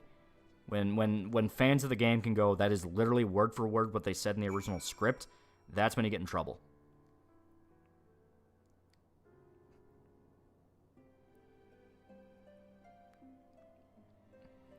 Gotta text people. The whole thing with P3R is that it's not a definitive version of P3, so besides money, what was even the point? And get people thinking about P3 again. Like I said, I don't think it's worth $70. I don't think any game is worth $70. So if you want to hold off on it until it's like 30, 40, I think that's perfectly reasonable. The big thing is there's a difference between going, I'm going to hold off on it because I don't want to pay $70 for a game that is basically the same script as the original, and holy fuck this game, it's so over. There is a difference. I don't see any English script for... Yeah, you've said that. If people think remakes of the game will 100% be faithful, if you want your own P3 Portable is available. The only faithful remake I know is RE1 and Dead Space. And Dead Space itself wasn't really that faithful. It changed some stuff too. The big thing is, like, there is a big difference, big difference, between what the fear people had with P3 was going to be and what the reality of it ended up being. In that case, just re-release vanilla P3 again. Legitimate possibility they lost the source code. Not even kidding. They make Kendra lame and gay. Kendra's not gay. That was a line that was a hypothetical as she was talking to Isaac. She wasn't gay. The space bathrooms were a thing. So that was a thing. But this is what I mean. Everyone just takes call posters at face value and it's like, listen, you have got to be more smart than that. You gotta be smarter than that because then people will just play the game and go, well, wait a minute, that's not what happened.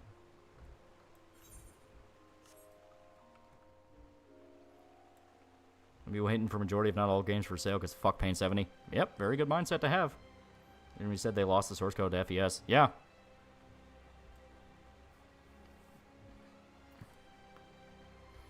All that Joy Jack lingo is getting popular and becoming mainstream. Call poster wasn't a term for 2020. Yeah. Remember people saying that Riley Vincent was gay? Thoughts? I mean, like, Gunsmith Cats was just kind of meant to be a girl with gun manga. So it's like, yeah, if Yuri was there, not even surprising. Hell, I think she already does make out with a chick in the manga. That's more of an ecchi thing. That's not really a, Twitter thing. My good remakes of any game has been Pokemon Fire Red and Leaf Green, Pokemon Heart Gold, and Soul Silver. And I'm looking like Heel vs. Babyface. And that's my point. Like, that's why I rail so hard against call posters and shit like that. Because it's like, dude, people will just look at what you're talking about and go, are you kidding me? That's what got you so upset? There is a thing where you address the fact that it's small. You do go, it's small, it's there, it's annoying, but it's not that big of a deal. Yuri doing Yuri things. Yep. Andrew said if it was mine, and people act like she said, I just ate at my hot girlfriend last night. Subtext is dead. That's what I mean. Shipper with Bean, they seem to have interest in regards to cars.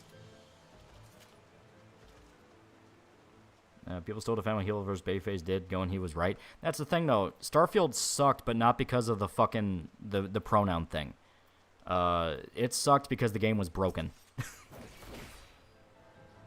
Like, I still stand very, very firmly on the idea of Seth's review of Starfield is so much more vicious and to the point, and he made only a few jokes about the woke shit, because the woke shit is just there as a look at us thing. It's an ESG sweet baby thing. Meanwhile, the game is like falling apart, broken, barely has any fucking features, and takes 2 seconds to completely shatter. Not even in a fun way, just outright the game doesn't work. Like, what pissed me off about Starfield, and fucking nobody talked about it, was the game requires an SSD or it won't even fucking run post the intro. And then you look at the game and there's no reason why it needs an SSD. There is no reason. It is Skyrim again. It's Fallout 4 again. And I was posting about it on Twitter, and people going like, well, no, it flat out tells you need an SSD. And I'm like, yeah, I know. That's bullshit. It doesn't fucking need one. Your Starfield wasn't that broken, though? Then you were fucking lied to. Like, in no uncertain terms, they fucking lied to you. That game fucking broke itself time and time again.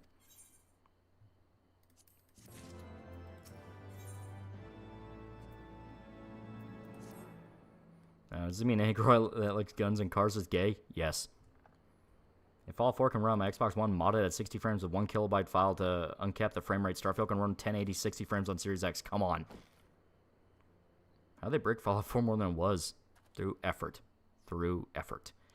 I thought Starfield sucked because it was an empty game. The representative of what Bethesda Todd Slop really is. And that's what I mean. That's what I mean. Talk about doing research and you're telling me different. If you mean in regards to, like, Starfield, yeah. Look into some research on the gameplay of that game. Because it's broken. She was actively used as to paint critics. Starfield as man babies. That was a good 2 weeks for people who accepted the game was actually just shitting critics, not just overreacting. Yeah. At least your Persona 3 Reload, you control your primary is looking portable and the style is good. Yeah, it's just 5 gameplay. And 5 gameplay is good. Koska looks like she could tell me what's wrong with my car despite having zero knowledge about cars. Ronco is not even a good Xbox. It's a used Xbox One S, and you can still get Fallout 4 in 60 frames. Yeah. Took the game. Only one good thing from Fallout 4, which was the mod support. Yeah. Guess my phone Starfield wasn't valid. It wasn't. It was a piece of shit. I played it, and that's why I'm so fiery about it. It's like, no, it fucking broke. Started up F2, loving the freedom the leveling system gives you to make characters wherever you please. Yeah, it's awesome. Final Fantasy 2 had a really awesome system. I like a lot of the ideas in it. And I kind of felt like the sequels kind of threw the baby out with the bathwater in regards to it. They kind of redirected where it's like Final Fantasy 7, you could upgrade materia and it acted a lot like upgrading spells in 2. It's like really interesting stuff. They kind of understood what they had and kind of wanted to lean back into it, but they never fully came back to it. Bird for $2, playing mouth breathers like Synthetic Man. They play a part of it, but I say it's just kind of outrage marketing at large. Now that I'm out of the dungeon, let me tell chat how to stop being whiny baby bitches about thing. Except that certain things need to change. While you may not like it, it's either for the better or necessary evil needs to happen. The game will most likely be intact no matter what. It's not so much it needs to change, it's that it's going to change. Our opinion does not matter in regards to it. It sucks. And if the change is egregious enough, absolutely go fuck yourself. It's the fact that it's like, yeah, when you remember certain aspects of a game, just go, yeah, there's no way they're going to let that happen. Not because, oh, well, gaming needs to grow up. It's literally the opposite. We have regressed to the point that everyone and their mother is a Jack Thompson light. I mean, you had guys like fucking Actman spurging about Ashley's panties in regards to RE4. And he still took me out of context in that one video where I'm like, hey, what about all the naked Leon mods? It's like, well, what about them? It's like, isn't that sexualization? Isn't that egregious? Isn't that pervert behavior? You know, it's people are fucking hypocrites. You know, they're fucking hypocrites about it, and you know, they're never going to be consistent. They are never going to make sense. They are never going to, in their life, be honest about what they're really doing. And that sucks because a lot of games are caught in the crossfire and essentially have to water itself down to appeal to man-children that cannot handle anything being different. Well, I very much agree. My opinion came out wrong, but you were right. My bad wording on that. Yeah, I understood what you meant, but it's like, yeah. Actman simped for Giant Lady in RE8. Exactly. It's like simped for fucking Lady Dimitrescu in Resident Evil 8 because that was safe horny, and yet had to approve of going after Ashley in RE4 because, well, that's not safe horny. It is mob-based morality, and that's what makes it so stupid. A lot of cold posters just come off as disingenuous. They don't actually care about the thing they're talking about. They just want engagement for money. Well, as stated, it's a thing where the problem with the cold posters is they know that these takes get clicks and they get attention because it's just the polar opposite of the mainstream of it. Where it's like, oh, you think game is good? Well, actually, it's bad. And they don't really know how to describe that, so they just base it off of the culture war shit of it woke. Woke is a good sign something is bad, but it's not the reason it's bad. It's a sign it's bad because they're relying on current day politics in order to prop something up that is a fucking disaster otherwise. Look at Suicide Squad. Suicide Squad was was a case of, like, nobody wanted the game. Every single detail about it pissed people off. It is a Destiny clone from a studio nobody wanted a Destiny clone from. It shat all over Kevin Conroy right before his death, which was unfortunate timing, but still it happened. I mean, it was a thing where every single factor of the game lined up against it, so they had to rely on Sweet Baby ESG in order to keep them, keep them afloat. That's how this shit works. I think maybe Ackman was making a point about modern games being dumbed down compared to what we used to get. No, he was specifically like, oh, if you care about Ashley's panties, you're a fucking pervert. If you needed some quick levels, I'm about to start up Wondrous Trails. If you have Chloe's mission unlocked, you can get the Cat Childer stories for LXP and good rewards. No, at the moment, we're good. Heaven's Ward, it takes a while before you really kind of hit a wall with the levels. And we're doing our Gunbreaker, our main, so we're kind of over-leveled for what we're doing. You ever GTA Pro Tag? I like Nico. Nico's really cool. But I also like Carl. Remember, ESG isn't being done because people believe it because they get money for boosting ESG? Exactly.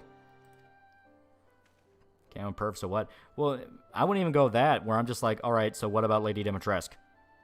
It's like, what about that? Was that not okay? Is that not okay? Oh, it is okay? Why? Why is that okay? Why not Ashley? And usually the answer you would get is, well, why do you care so much about a teenage girl? To which you go, so you didn't fucking play RE4. Ashley's 20.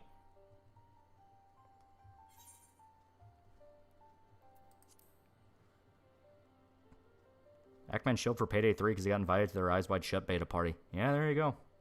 Tommy Forssetti's goat. Yeah, that was a good one. Yeah, Nico, CJ, Tommy, and Vicar are the best. Yeah. Cloud's my favorite, so I can project whatever I want onto him. Tommy, too. Is it possible to engage in PvP in 14 during free trial? Yeah.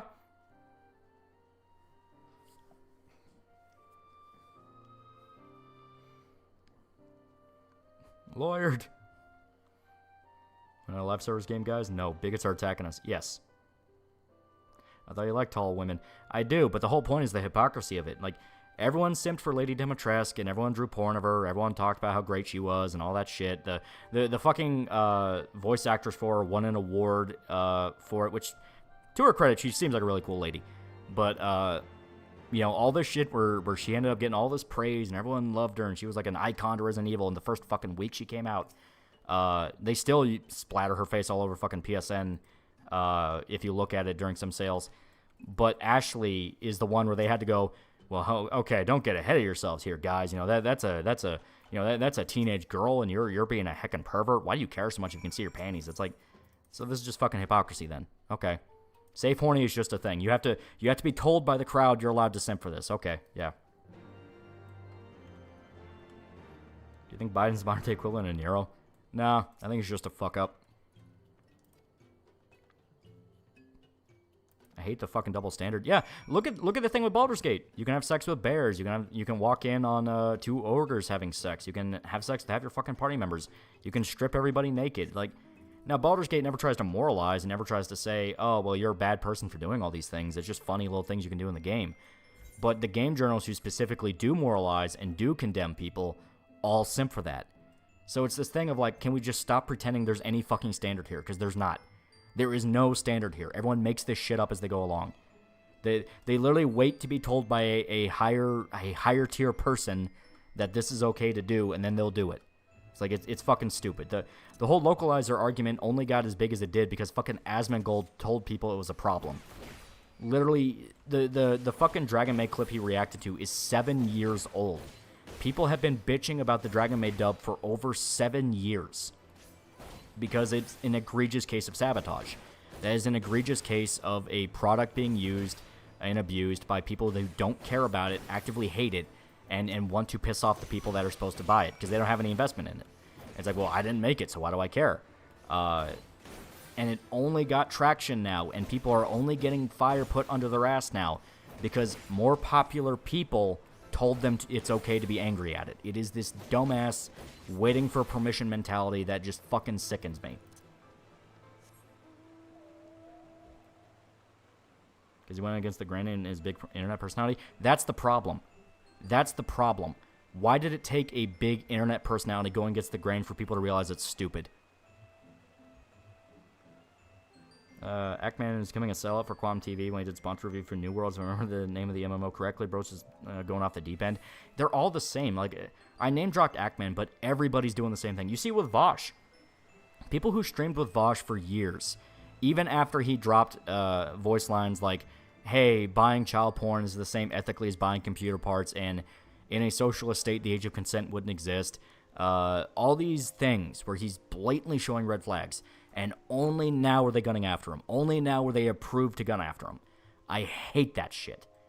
Like, I hate it. And to me, it's a thing of, like, I don't respect anybody who engages in it. There's one thing where it's like, I didn't know who this guy was, and I'm only just now learning, and holy fuck. Because there are people like that. There are people who are like, I don't know anything about this dude. And that's their first exposure to him. There are people who will outright interact with the person. You see it right now with Tumad. You see it right now with Tumad. It embodies exactly what I'm talking about. Tumad was supposedly this pedophile and was supposedly this monster and piece of shit that abused people and all these things, and they had to wait until after he was dead to talk about it.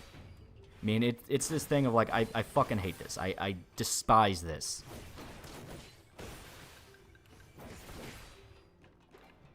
In fact, Dimitrescu's came to be a jazz singer at one point.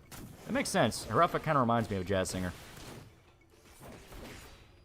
Hey, buying an SSD for my hand-me-down rig for my dad, buying Peter Scully material. Okay, then Vosh, need an HDMI cord because I can help you project even harder right now. Problem call posters mainly comes from that all they do is complain and tell people not to buy certain games. They never think about taking the fight to them localizers. Yeah.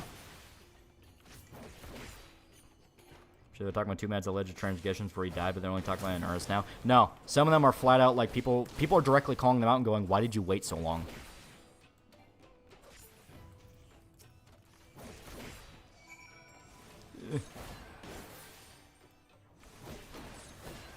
Remember, dead people can't fight false allegations. Yep. Destiny was perfectly fine streaming with him and only going against him because he was a backstabber to him before. Exactly. Driving socialism and no age of consent sounds like a good reason why socialism. Yeah. That's on The Shining, and basing on the ending made a normal 1930 song sound so sinister and creepy. Fantastic movie. I always said when a ton of folks used to like become open freaks, so many unsubscribes. Yeah. Seriously, despite call posters try to say eventually something has to give with all this hypocrisy around, something has to collapse. That's why I'm saying don't listen to call posters. Call posters, the people I'm talking about, are specifically there so you sound like a retard. It is a thing that happened all the time back in GG. It's what killed GG. You will have a very legitimate cause, people gunning after it and going, fuck you, this is wrong. Then you have a bunch of call posters who barge in and take it too far or warp it in directions it doesn't need to go. And suddenly you're complaining about something completely different than the intention. What I mean is, like, Persona 3 Reload, they were trying to say it's, like, woke and censored and all this shit when nobody even knew, when the game came out. Resident Evil 4 was another one where they were trying to say it was woke and censored before it even came out, and they're still insisting on it. All this shit that really just kind of goes to show, like, hey, you need to actually pay attention to what you're doing. Like, what is your intention going into all this? What is your intention posting this? Is it to actually get people to go, hey, be careful, be skeptical when going into this game, or are you just trying to farm outrage? Because if you're farming outrage, it solves fucking nothing. All that does is it's like quartering. It's like quartering videos. It's just there to get people to tune in for their rage of the week. You know what I mean? People just realizing breadtubers are hypocrites. We've known for years. Everyone's a fucking hypocrite. Some tar for Payday 3, fucking Mudahar was still talking shit about Cyberpunk. We actively couldn't play Payday 3. Yeah.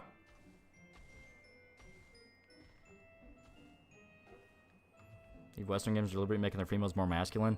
Yeah, I think it's a mixture. I think it's a mixture of incompetence to where they don't know how to do it right and not make it look uncanny valley. And it's them getting ESG credit for not even doing it, so they're not learning. Like, why improve when they're actively being pushed to not improve?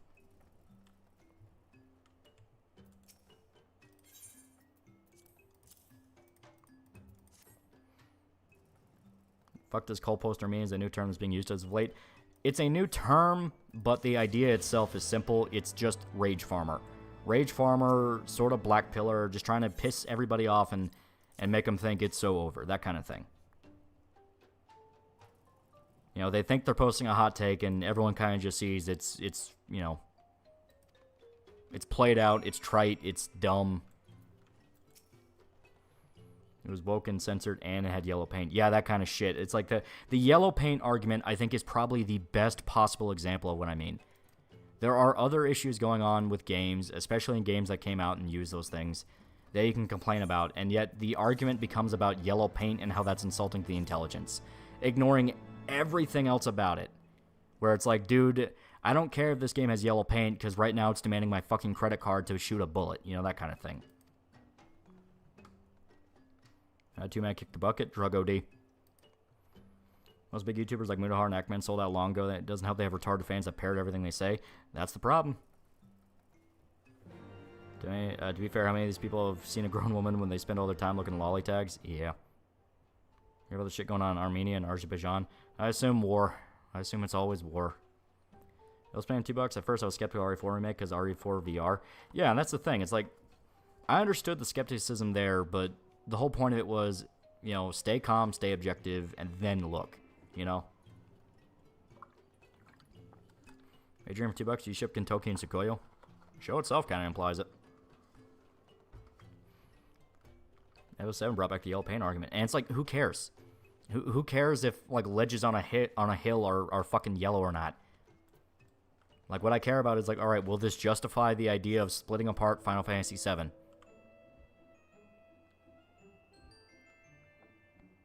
As an Armenian, yeah, it's war. Fucking sucks. You can blame Biden if you want. We do too. Also, another problem with coal posters, they milk the cows till they're dry, basically trivializing shit, which can be very annoying. Yeah. They turn it into buzzwords. That's what I don't like. I don't like the buzzword angle. You know? Luhar and Penguin's critical both judged Sonic Frontiers the game even more bad than Sonic 06 when we literally had nothing but a commercial using test footage and people parroted the shit out of that. Yeah. And I played fucking Sonic Frontiers. I'm not even a big Sonic fan by any definition. I played some of the older games. I played Shadow the Hedgehog, as everyone does, because it's a fucking meme game. Even I went into Sonic Frontiers thinking, you know what? This is actually pretty fun. I'm actually enjoying this. At least make them toggable. Like I said, I don't even care. I don't even care if they're toggable. I don't care if they're not. There are bigger things. I don't care if the box is painted yellow. I care, okay, well, is this game worth the money I'm paying for? You know, is it long enough? Is the gameplay fun enough? What is the actual thing I'm doing in the game to justify all this? Oh, is the Armenians getting fucked with? On the upside, System of a Down has inspiration for a new album. So Joe over coal posters when I ignore them and make my farms in my Minecraft megabase and join some C418 tracks and not doom posting? Yeah. There's shit going on with Armenia and Azerbaijan. It's the same shit with Russia and Ukraine, but it's Muslims versus Christians, and the Christians are losing, so no one cares. Oof. Celine tried to offer herself twice. Yeah, fuck Niji Sanji. I'm done with him. The fact that tried to cover is even more horrible. Seriously, fuck him. On the upside, the Nemesis program is proceeding as planned. Remake 4 is boring, soulless, and downgrade in comparison to the original. That's all subjective.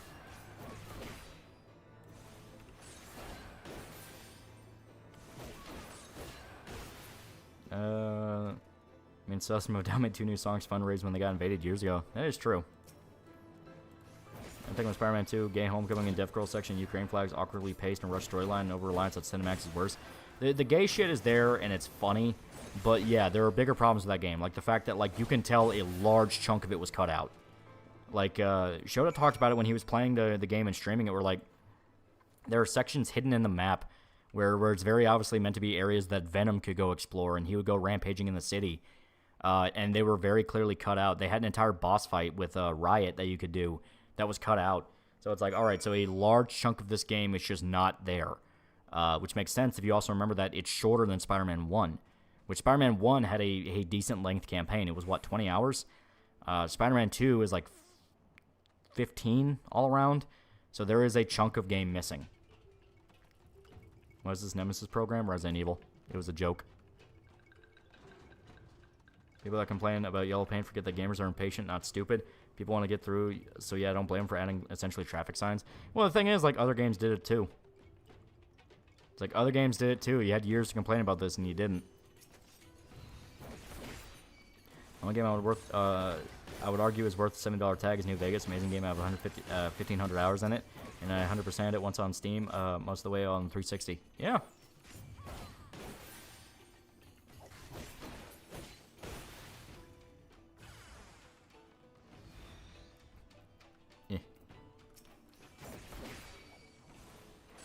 Yeah, good.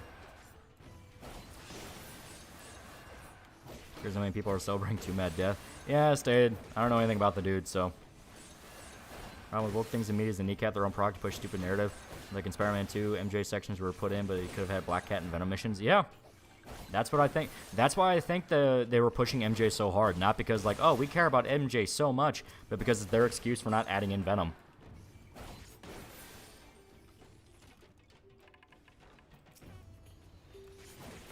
Other games have this stuff, so you can't complain about it now. It's honestly a very retarded take, not gonna lie.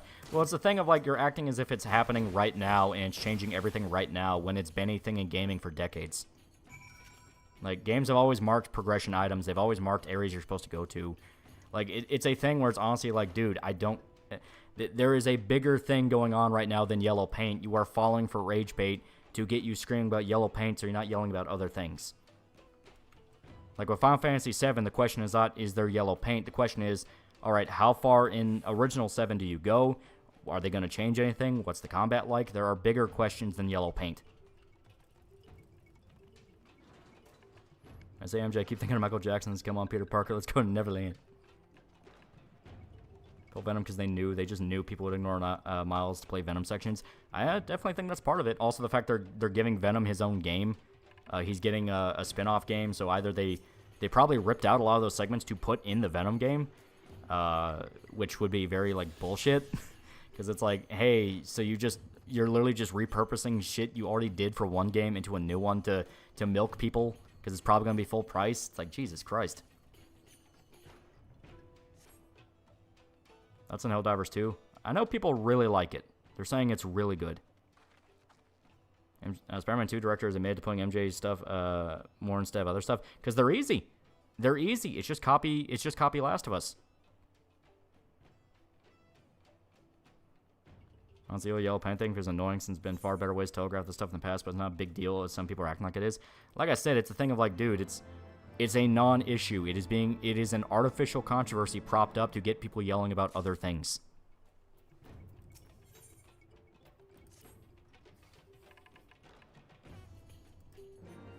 Space Nam. Stanley Parable made fun of that 15 years ago, so not a new complaint. Yeah. Want to play a Spider-Man game? Want to play a Spider-Man? Yep.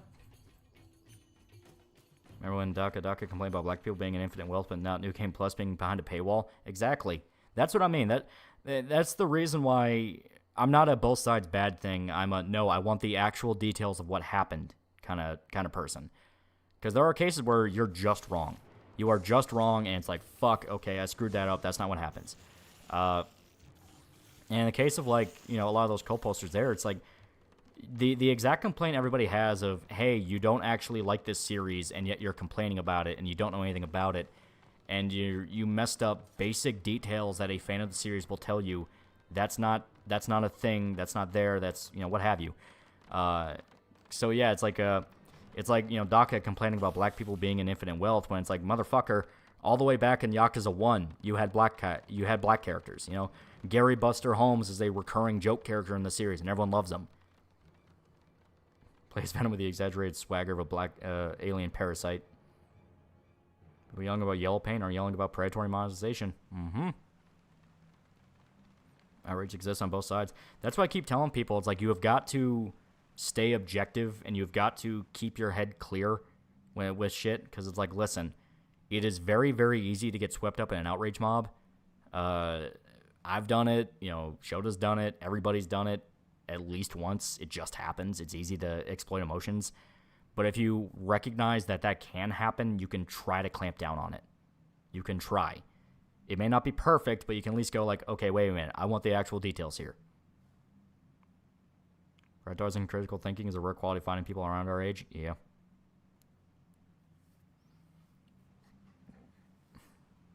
Didn't they get an actual black guy to voice him in Japanese too? Yeah, because he's supposed to sound like he doesn't know how to speak Japanese.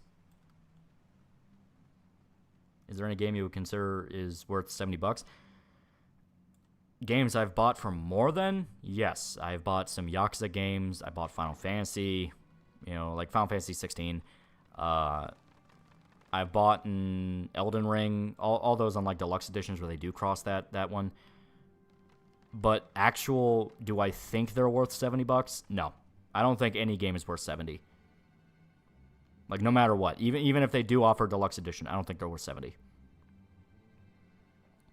Speaking of Spider-Man, did you hear a YouTuber called Amazing Lucas making his own Spider-Man game with, like, a small budget? Wonder how it'll take Sony to steal him. Yeah.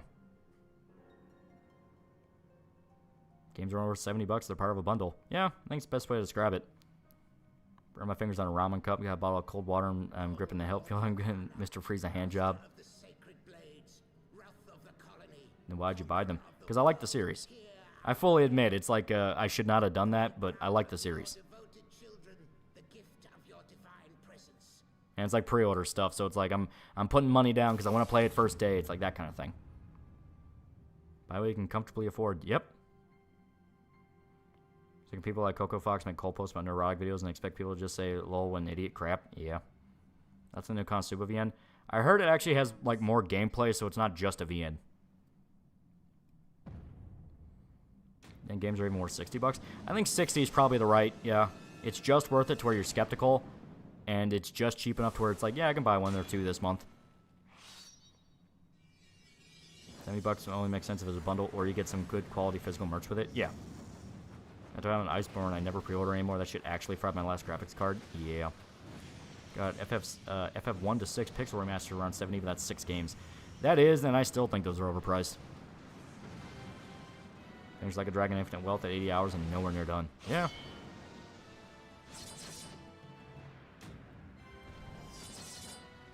I want $50 games. Hard to argue.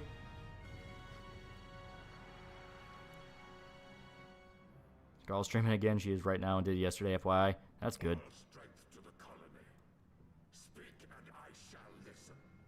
Helldivers 2 game sounds fun. Only thing that made me pissed was that when I searched the first one to watch on Twitch, it's always the second one. Damn it, people tag correctly. Duke Nukem Forever scared me off pre-order or anything. Very smart. Very smart. Ever had rice pudding? No.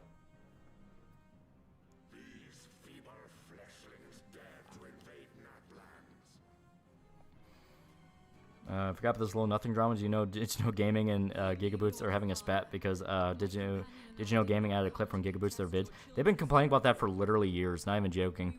They've been claiming plagiarism for a long time. Even though like Digital Gaming just always responds with, "We literally put a credit in the fucking video, you idiot." I mean, seriously, Coco Fox makes so many posts on Twitter about Neurotic and Eric July, so much to the point I mute her. Seriously, gets really annoying. Yeah. Game company, the best we can do is give you glitchy game and broken Fallout 76 bag. Yeah, right.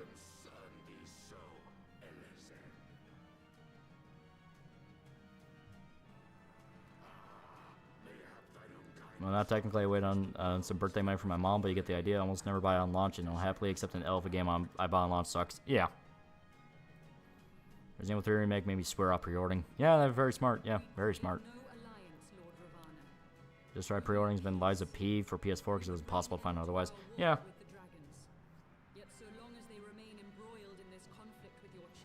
Then the Hammerhead knows Brittany Venti starts speaking about Gura again. Also, Gura retweeted art that Venti mentioned in her video from back then. You buy physical games on GameStop or online third-party store? I kind of have to do it through Amazon now. I can never find anything through GameStop.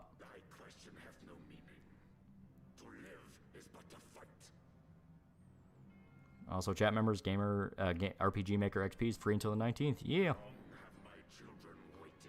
Wolfenstein 2 and maybe never pre-order ever again. Yeah.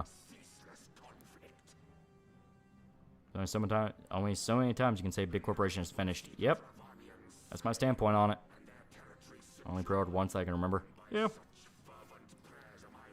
I mean, if you think about it, especially with the fact that like digital is now a thing, there is literally no difference between just waiting for the game to launch and then just buying it when it launches and pre-ordering. There's literally no difference. Your very existence is an obstacle to our goal. Since you are so fond of fighting, we challenge you, Lord of the Got a few of my games ordered from eBay. They get a few refurbished games like Amazon, like Ace Combat 6 and Halo Reach. It's pretty cool. Yeah. We emerge the victors.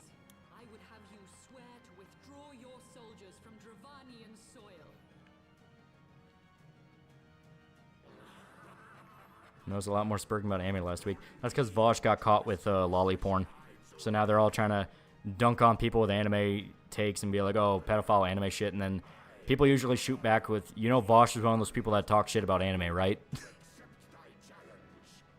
So it's a thing of like you're trying to say like Vosh is some fucking ultra degenerate weeb when he spoke multiple times about how he thinks lolly and anime is pedophilia.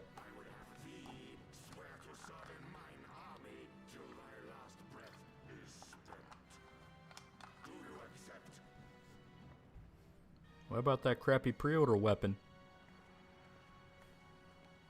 Yeah, this your guy shows Vosh's porn folder, yeah. At least when digital distribution wasn't popular or a thing, you could say pre-orders were there to guarantee you have a copy at your store. Yeah, especially since sometimes it could be a while before you could find one. Games like Halo that came out and they were like big events, it'd be impossible to find a physical one. The only thing is, motherfucker even admitted he imagines himself as the horse too. He literally imagines himself as a horse raping a lolly. That says all you need to say. That says all you need to know. Not any lolly porn, horse goblin rape porn. Not goblins. Not goblins. That is a flat out lie from Vosh. People track down every image he posted. Well, not posted. Every image from his folder. Yeah, no. Not one of them is goblins. Here's a red post for the sexual assault and etc. So these claims didn't come out of nowhere. As stated, I'm still holding off. You just don't know. You just don't know anymore. Yeah, self-awareness they wouldn't spurt on the internet. Yeah. Remember seeing a video of Vosh on Evangelion to complain that people who sexualize Asuka are pedos, which makes the situation more ironic. That's what I mean. It was Matsuri from HoloLive, literal lolly. Yeah.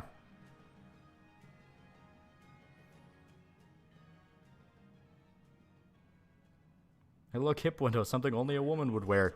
Yeah, that's Shiva. Yeah, Vosh now that call me son of a bitch stealing from Berserk.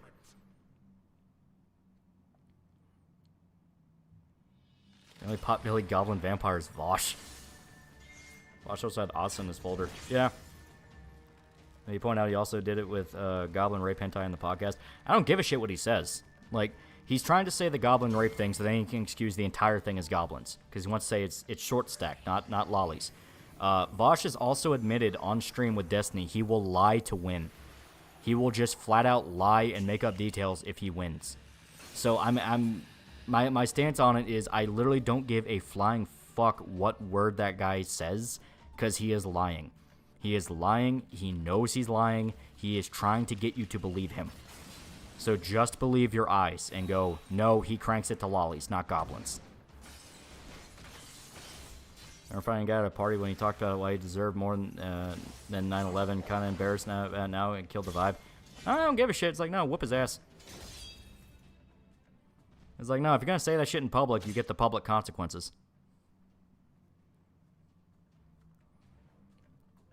Also, yeah, Shiva's not very good at fighting. Right, let's call him the Lolly's Goblin so he can gaslight his brain-dead audience. Exactly. That's why you cut through it and go, no, it's not goblins. Or insulting, why is it Chud? If you call an old lady a Chud 90%, she's going to say her son Chad is doing good. Call it fuckwit and better run from Chad.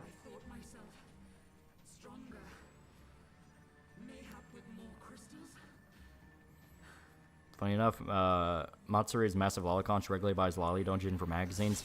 As long as she's not condemning other people.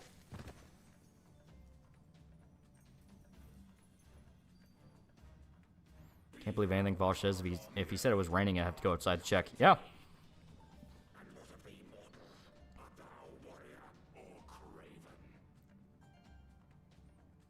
Damn, Vosh, at least imagine yourself as a horse with a fully grown woman. What's hotter, tummy windows or hip windows? I'll go with hip. Like the tummy windows, I think I'm just so desensitized to it. Because, you know, I played a lot of Prince of Persia, I played a lot of God of War. So it's like there was always a chick showing off midriff, and I'm just kind of like, yeah, it's there. Uzaki short stack, Chibidoki is lolly. Bosch cranks it to lolly. Yeah.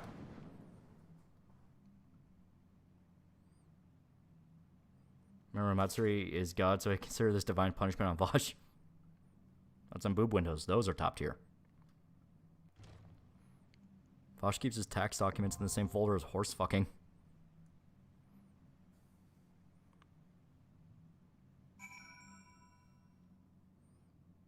Vosh said in a stream while playing Metroid Prime that the reason why right-wingers like anime is pedo angle, and they want a trad wife and can't accept modern feminism. Exactly.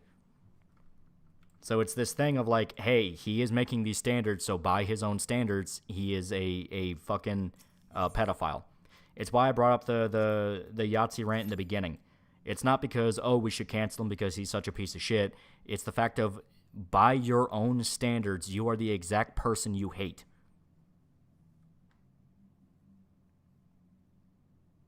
Side boob. Yeah, side boob's good. Boobs, butts, and hips are life. Yeah. All Matsuri said was, when she was talking to Yagu about the preferences, she said she would have thought Yagu would have been weirdo if he was a lolicon. And that was mainly just to fuck with him, because they all make fun of Yagu. Under boob or side boob? Depends. It depends on the girl. Back niggas need video evidence of Vosh with lolly horse porn in his folder to get that he's a pedo instead of the years of him openly advocating for fucking IRL minors. As stated, people legit needed permission, and apparently him literally saying, I want to fuck kids, was not enough. We're saying, Lolly, how tiny is his dick to be that insecure? Yeah. Depends on the boob, exactly. So now we have to wait, because it's one of those. Actually, the porn gets me. It's not that fucking hard to place tax documents in a separate folder. Besides, I don't think you can get a tax pic from Lolly bestiality pics. Real question is, which version of the Virgin Killer sweater is your preference? That is hard. That is hard. Alright. Now we're going to do something that I've been kind of ignoring for a little bit. Should be... No, it's not.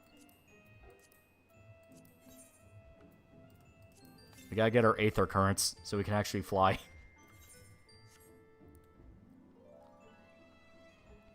Under boob supremacy. Would you rather have beer with Movie Bob or Linkara? That's hard. Can I poison the beer? Nago is cool enough being the butt of all jokes. Riku just cares about his yacht. Sink that shit. Yeah.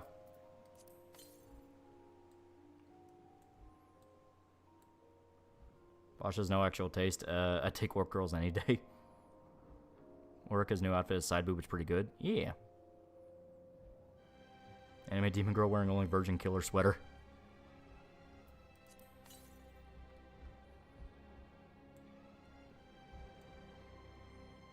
Can I poison the beer? Then you answer both. No, I mean, I have a preference for who I'd poison first. Okay, so just straight up north. Linkara, because I can meme on him until he cries. Movie Bob has no shame. Pull a princess by there. They were both poisoned.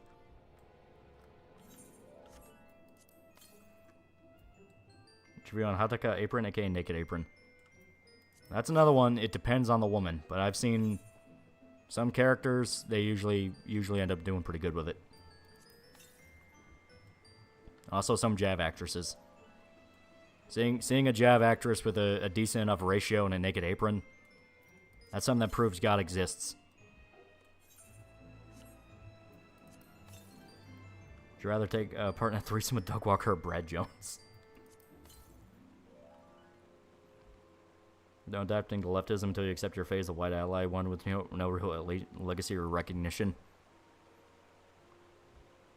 I'm sorry I poisoned your beer for the good of the land. Japanese adult video. Porn. How about a woman in an oversized hoodie? Those can be cute.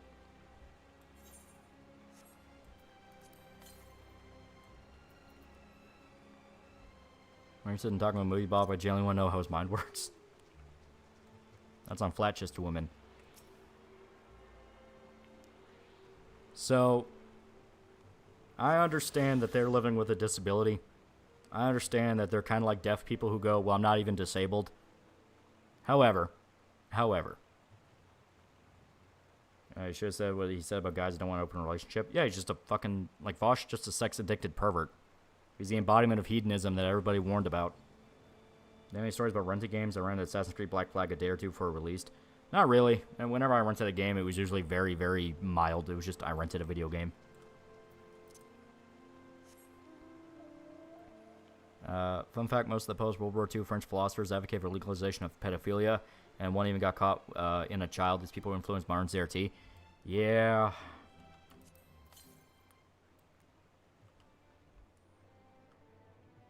More womanly, the better. Yep. Dark Times, I have $2. Pokemon Mystery Dungeon stream when and how much? I don't know. I never played it. Rookie's new costume is bigger tits than normal model. She said the size was that it got to after telling Fishman to reduce her bust 3 times.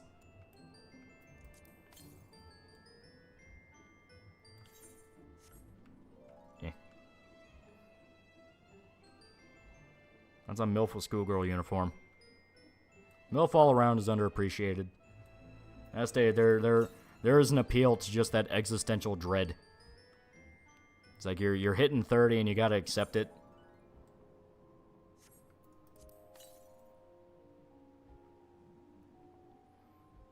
It's me when your dogs hook up with a real bad bitch? No.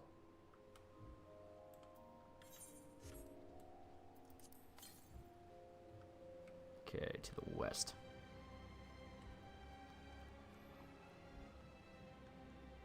MILF versus Cougar. Cougar is too slutty. I don't like the try hard slut thing.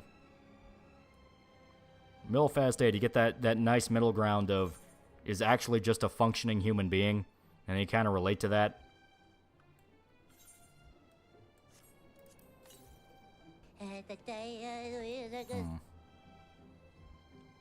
Yeah, we're gonna have to. It's gonna be interesting.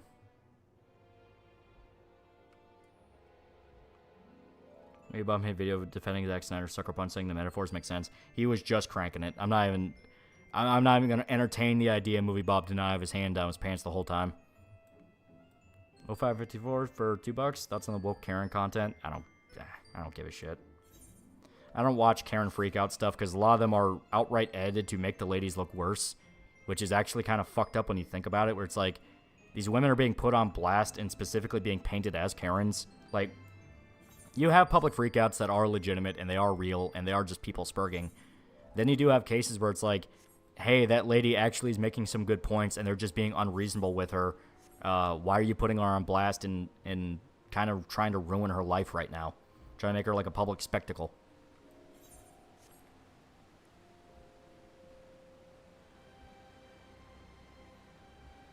Real basic ADB, matching hip to S ratio with a nice big ass, cute face, and nice smile.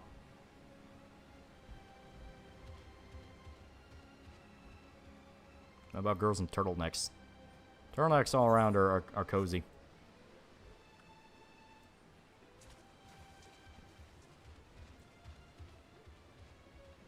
Oh, Karen's a lefty cuck. I know, but as stated, you have to be careful with a lot of those videos because some of them can specifically be framed to make them look worse than they are. Anyone who films a Karen's also a Karen. They can be.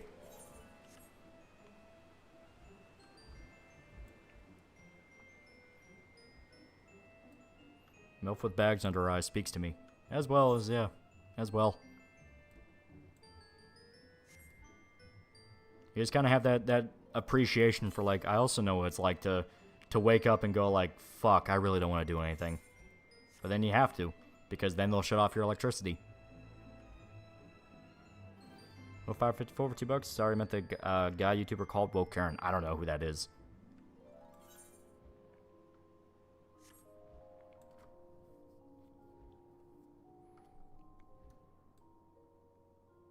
You feel sorry for women named Karen that are just normal.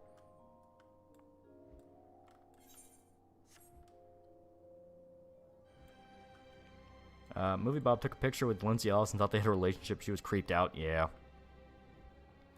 Any vanilla anime romance with a young guy and older woman that's played serious? Yeah, there's tons.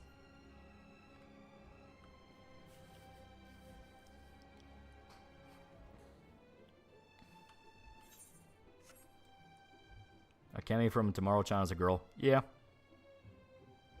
I think he meant Tomo, but yeah, I know what you meant. Depressed late 20s MILF is the best. Yeah. As they just, you get that spiritual connection of like, I also know what it's like to want to die. Did see motherly women also speak to me. That one's also, yeah, that one's also kind of nice. You know, trying their best to stay positive despite everything.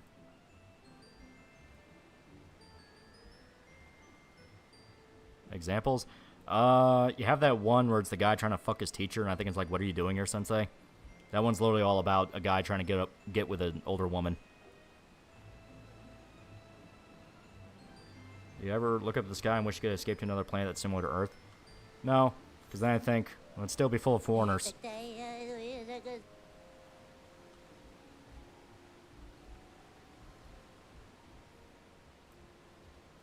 You watch any videos from Horror Mine? No, I never got around to it. I've been busy.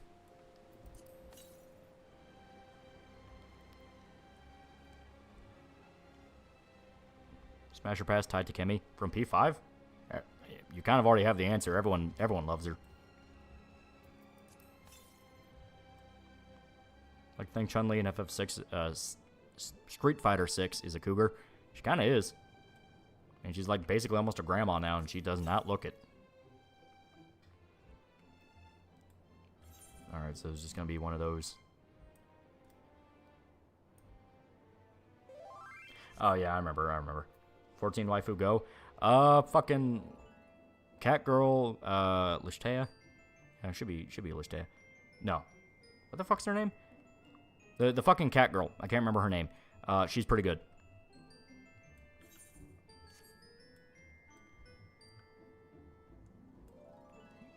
That's in Detective Lay from Column Night. I like her. I like the fact she's actually a pretty legit vampire hunter. Y'shtola. Yeah, that was it. Y'shtola.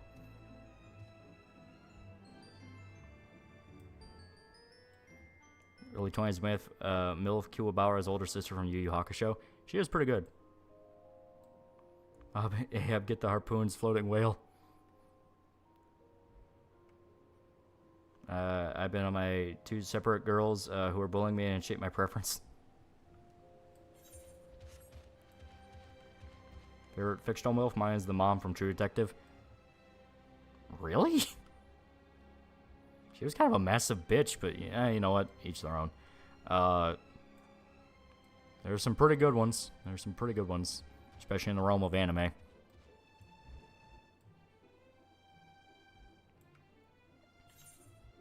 Yeah.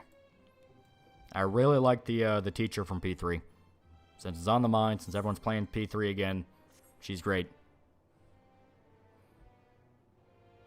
Fair enough. I think he's a good channel you enjoy. Just want to share. Yeah, I'm still interested in checking out his stuff. I just haven't gotten around to it. Been busy with a bunch of other shit. Okay, so there we go. Andrew Nigger's mom's pretty hot. Yeah. Not really a leg person, though. Absolutely mushmouth that last post of mine. Yeah, I did. My Nakoda is best girl in Girls Who Pounds Her. Miss Toriumi walks the Kawakami could run. That is true. Kawakami's just peak. She is peak loser teacher. I mean, someone uses the gayest euphemisms imaginable. One of my coworkers does, and it's absolutely annoying. I'm tired of hearing comparisons to balls. Some guy with a MILF would probably fumble with all sorts of hag sex jokes. Is Jessie from Pokemon a MILF? No. No. That's a Mara Jade from Star Wars. She's pretty good. It's like it's one of those where I was really happy Disney never included her, because like, oh thank God, they would butcher Mara so fucking bad.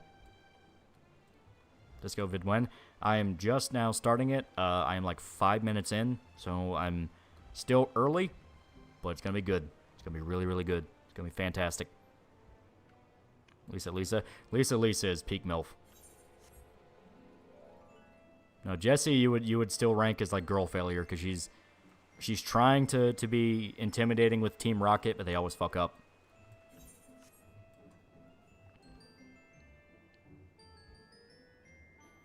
Krimi getting embarrassed when she finds out your Tatsuya is great. I can't see anyone dislike that link. It's fucking great. It's fantastic. We need more depressed femcel MILFs. We really do. Jessie technically is a MILF. At the end of Yellow Manga, she and James retire from Rocket and get married. She gets pregnant. I know, but most people don't even know about that. So, there's a timeline where they can be happy. Jessie girl failure is perfect. Yeah. Pretty sure she's supposed to be 14. Jessie? No. You're thinking of someone else. I think you're thinking of the redhead girl. The one with like the fucking overalls. I think you're thinking of her, which is no, that's not Jessie. Right now we're clearing out the map.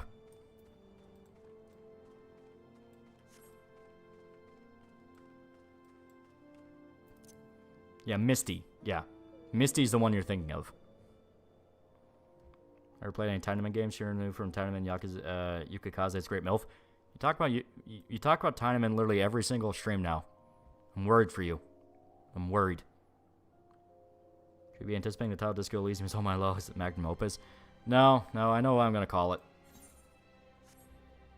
Try not to be too spoilery about some of the ideas I had planned, though.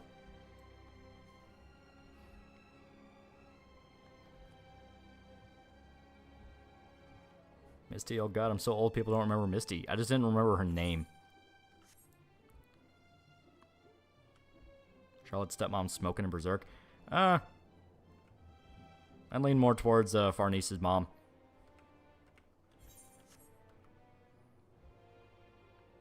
Am I the only one who wants to see Jesse and James retire and have a kid? Yeah, Pokemon Yellow. Read the manga. That's what happens.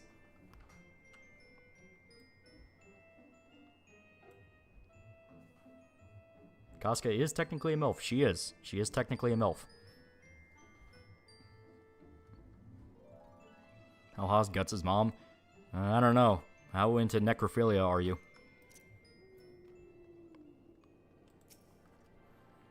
Should partake in BDSM, you're the Dom for $1 million? No, nothing about that. Nothing about that makes me comfortable under any definition. I don't like that.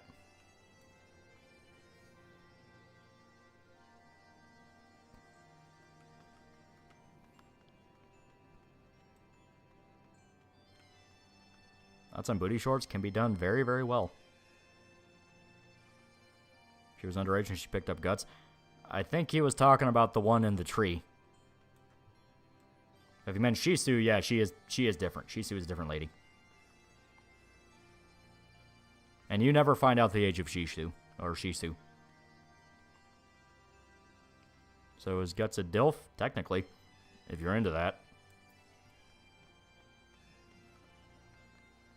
Okay.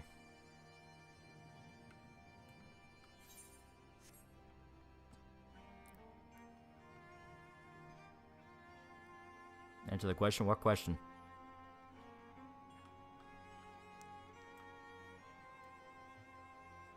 You're a YouTuber. You're supposed to be degenerate. Shisu loved Guts when she found him. Yeah. Well, it was implied that she was insane, very similar to how Casca was. Because she suffered a miscarriage, and she kind of lost her mind. And that's why when she heard Guts crying under the tree, she immediately went for him, because it was almost like internal, like a sort of like maternal instinct that kind of took over.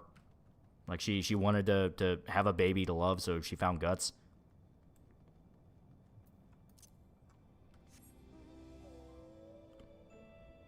I've seen the YouTube shorts of Yujiro Hanma as Booty Warrior and beating the Fleece Johnson, all villains in fiction. Not gonna lie, I've grown very weary of Baki posting. I was never that big a fan of Baki to begin with, so now I'm just like, oh great, there's more Baki. Okay. There we go. That's on voluptuous women. They're God's intended path.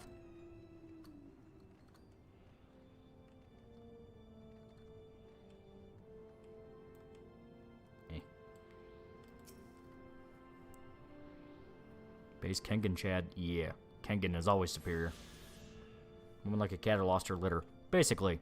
And that's kind of how Shisu was. She just kind of was like crazy. Okay. Now we go looking for some more side quests.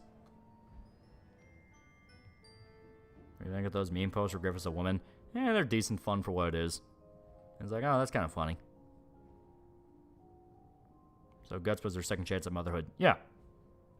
Once again, kind of remixed / referenced with Casca latching onto the Moonlight Child. How beautiful a woman had to be in order for her to peg you? Non-existent. Because no.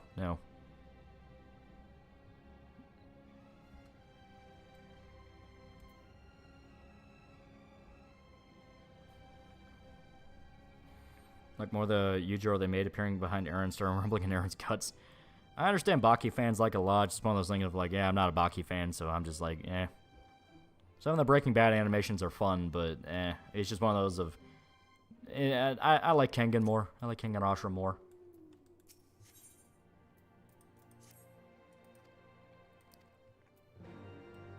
There we go. So now...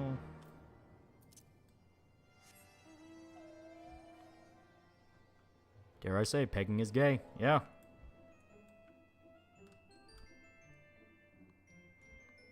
As a giant woman like her, how would you rate Mount Lady? Pretty good. It's like she's pretty fun. She's just a fun character. I like the fact that she's kind of a loser because like she always causes collateral damage in a fight. So all the money she makes from being a superhero, she has to pay back to people she accidentally destroyed the stuff of. It's like, you know, that's pretty funny. Curls DB for $3. I like MILFs because they cleared the wall. Younger women are too much of a gamble. Also, young women are too stupid and liberal all the time. Yeah. Or Baki is specifically like Yujiro. I understand. It's just one of those of, as stated. Okay, over here. That's a Millie Thompson from Trigun. She's pretty good. Pretty good. All the Trigun girls are pretty good. What about Fuda? Is that gay too? Extremely. It's a penis. She's also a Japanese country girl too, if I recall. I think so, yeah. And she kind of like overcompensates with trying to be like a kind of like a Gyaru type. I don't know if that's really the right way to put it, but Fox become the new JoJo to normies. Kind of how it feels, yeah. I think Griffith would have made a good king. Without all of the bullshit that happened to him, maybe. He definitely was not stupid by any definition. So I think it would have been a thing of like, to his own people, he is a good king. To other nations, he is death incarnate. So one of those. Let's on Sam Witwer VA Puck for all the Star Wars jokes. Imagine how much better the world would be if men didn't stop thinking about other men's penises. Yeah. Alright. Give me 2 seconds. I have got to piss like a racehorse. This gamer subs is shooting straight through me. So, be right back. Be right back. Be right back. Oh. And real quick, chat with what the fuck hearing streamer have to call Fuda gay made me lose a solo trial. The fuck? But yeah, be right back. Be right back.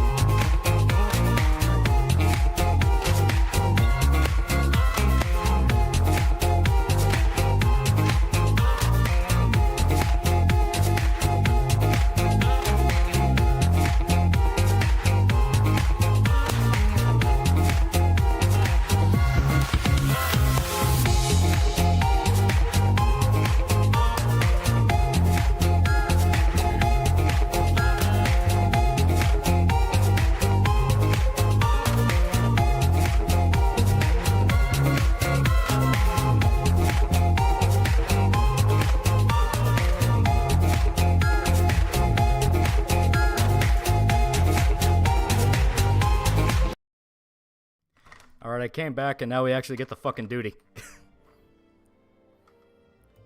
Give me right back. Give me right back. I gotta put my sausages down. I got my smoked sausages. Same way would actually be a good pick for Guts. Not gonna lie. Okay. I would actually like to hear that. Can someone... Does Sam Witwer have like a cameo or one of those things where you can like have him read lines for you? Because like unironically, I'd want someone to kind of pitch Guts lines to him to see how he sounds like. Like, actually, the minute someone brought it up, it's like, I kind of want to hear that, yeah.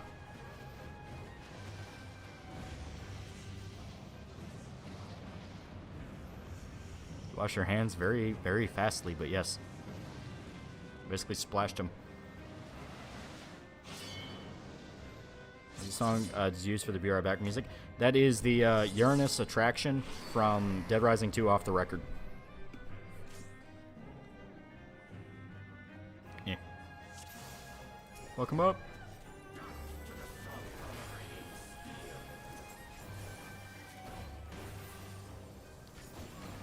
A metal boss intro. It's really cool.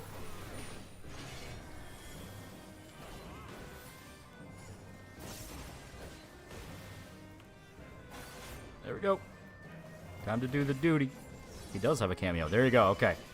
Someone can pitch him some guts lines. Pick which one you think sounds the best that he would do the best at. Either one that sounds really angry, one that sounds very sad, one that's more sarcastic, and then have him do that. $75 for a video. Okay. Okay. So that'll be my plan. That'll be my plan.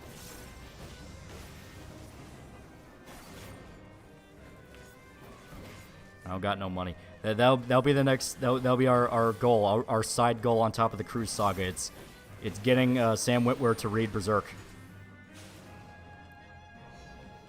Oh jeez.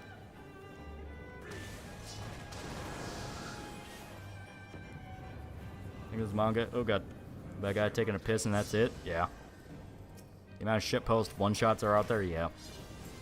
You get Ryan's VA to do something like that, you just said? I didn't do it. One of the fans did it, but yeah. That'll be something that I might actually try to do. Why don't you pay him? That's what I mean. I'm actually considering it, so I might go through and look through some scenes of Berserk and go like, okay, what do I think he would do best at?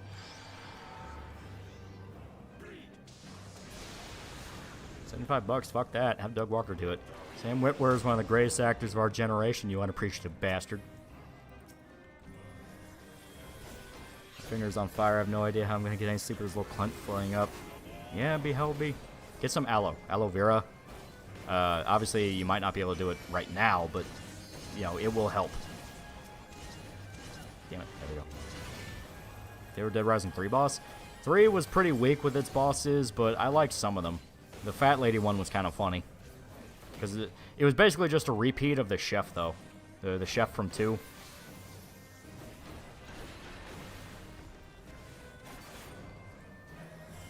Yeah, I'm going to sword my ass in Witwer. Like, unironically, like, I legit actually might do this now. YouTuber called Roka Ruin gave a bunch of YouTuber Gyaru makeovers today. Just thought you should know. That sounds interesting. Actually sounds kind of interesting. Police one was fun. Police one was pretty good. The fight itself was kind of meh, because I think it was just like use the million guns they had in the police station to shoot her. But the actual cutscene and the way you kill her is funny.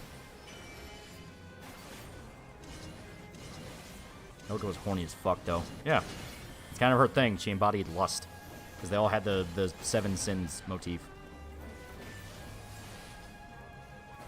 Tim Witwer's the kind of likable celebrity nerd Will Wheaton wishes he was. Yeah. That's what I mean. I might actually coordinate with Shota and be like, listen, you don't understand. We gotta get this done. We gotta do this. We gotta fucking do this, man. The trans woman. Oh, shit. I clicked off screen. I fucked up. Ow. The trans woman in your state that managed to not get jailed after she admitted to sexually molesting an actual baby. She's not even on a sex offender registry. Yeah. It kind of had a mix of factors, because I know Noel from Matt the Internet talked about it, and Kirsch went over it. From what I understand, they couldn't, or the Troon in question, oh god, the Troon in question, fucking hired a really high up there activist lawyer who I might have actually met before. The name sounded really familiar. It's like, did I meet them at fucking Churchill Downs one time? Like, what the fuck? I'm pretty sure it was at like a work function.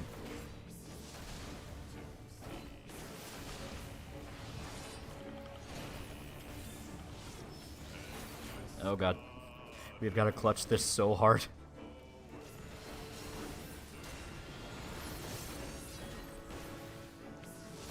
got a clutch. I got a clutch.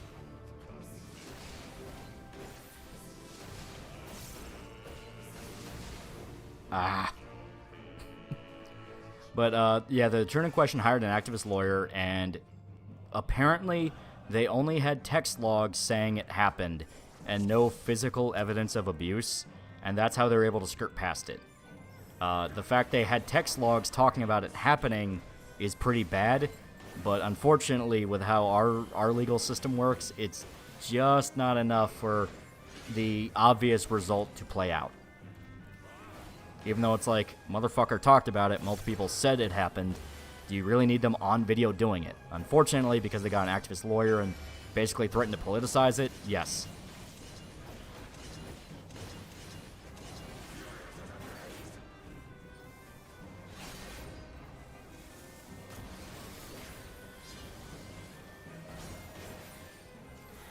Still can't believe there's such rabid anti-nihilists on Reddit, pure hate for their own species. Yeah. When you've been taught, when you've been taught you are the embodiment of evil, of course you don't want your species to breed. Probably got rid of the evidence. Very legitimate possibility.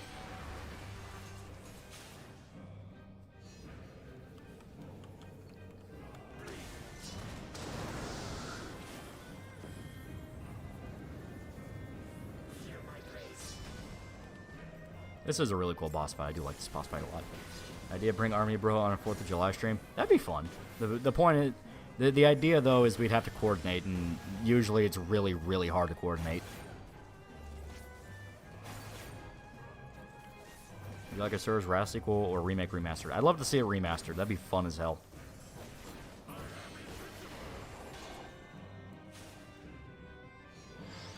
Oh jeez. That's in the BBW hentai tag. It is not for me. What's Yoda's YouTube channel name? Punish Shota. Check out Yoshitaka artwork he did for Ravana. That'd be really, yeah, I might check that out. It sounds dope. What about Guru? If you jerk off to Guru, there's just something wrong with you. I may not be able to legally kill you, but socially I can kill you.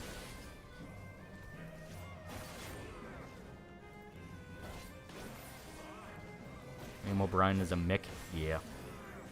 I mean, O'Brien. You really need to be told that. And Liam? Like, yeah. GPW can work. It's all about ratios. Very true. Very true. There is a difference between the McDonald's blob and the, hey, I just had 3 kids, so give me a break. There is a difference.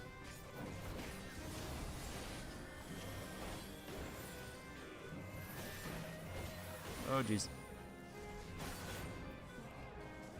Shondo is a big fan of Goro. Please don't kill her. She'll get off to it. Anything you do to Shondo, she will just enjoy. So it's impossible to really do anything to her.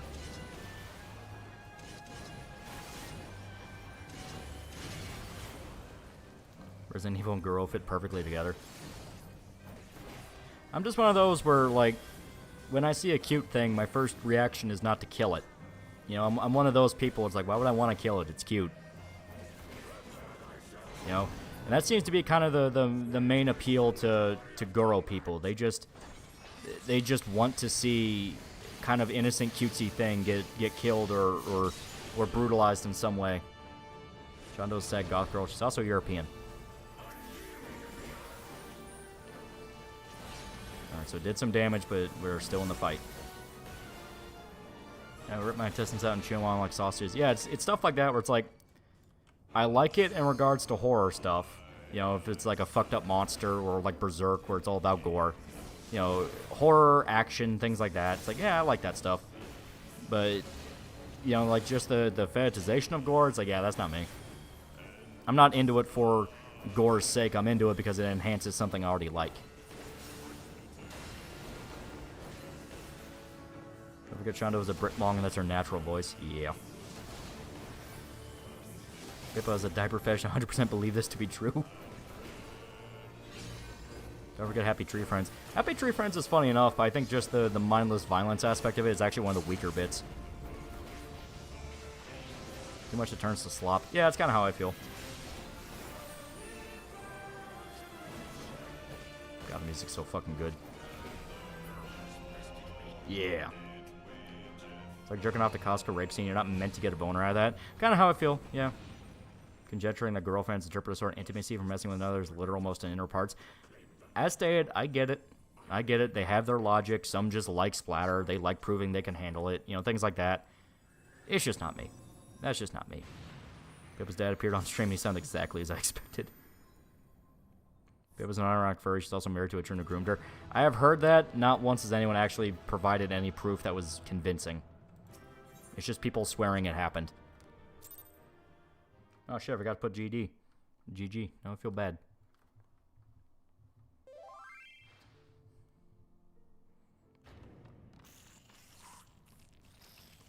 The reason Jill isn't present in RES of late is because she's continuing the Redfield bloodline. She's been in Resident Evil, though. You like dumb weeb stuff? Kamen Rider, great. Got localized yesterday and finished. It's like 49 or 52 episode marathon this evening. Was great. Fortnite Kamen Rider. That'd be pretty cool. Tried making a new tag with some buddies once. It didn't work out too well. You do not disappoint, warrior of light. Would that I had your skill in battle. I think the... I do begin to see why so many place their faith in you. And Stormblood's free. Can I access Samurai and Red Mage without a subscription? Should be. It's part of the free trial, and they were in Stormblood. All his savagery, I do not think Ravana one to break his word. Ah, okay. Provided the dragons do not trespass upon Nathan. Hey, watch Euphoria hentai? No. I guess the best way to describe it for how I stand on some things is this. So you have like you know, kind of the Harley Quinn romance novels that women love, and there's a lot of like rape scenes that specifically fetishize rape, and it's all about like the domineering aspect and all that, where it's like actual sexual attraction to it. Then you have something like Conan, where the rape scenes are there to kind of like make a bad guy look worse or something like that. I lean on the Conan angle, you know? It's meant to be like, oh, fuck you, I can't wait for Conan to cut your head off, you know, that kind of thing, rather than, ooh, the rape scene is so, you know, tantalizing and spicy. That's how I am. That's not a Disco Elysium novel that Kami Dev wrote. It's fucking terrible. It's fucking awful. It's especially bad when you know the shit he did. So when he's writing stuff like The Ghost of Communism saying, without communism, the world is not meant to be saved, or some shit like that. It's like, well, motherfucker, you didn't even consider that yourself. It's like you went out of your way to conspire to steal the source code from the rest of the fucking studio, so you were the only one that had the game. Who was the French VTuber with a really hot accent? Fuck. I don't remember. So all I like is tasteful rape. Favorite Conan story? That is hard. Fuck.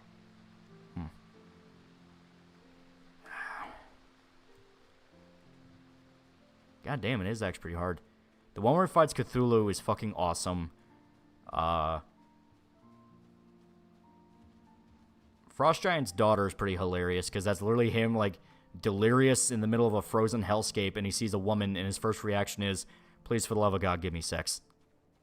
Now, Saori, okay, yeah, Saori, yeah, or Saori. Did you read the novel for the vid? I plan on using some excerpts from it, and I'm tempted either to do the Saul thing, or, you know, like have Saul read out some aspects of it, or fucking get some people to read it out. I don't know. I have plans for it. I have plans. Technically, Conan is a Marvel property. Have fun with that. Technically, but I don't consider it.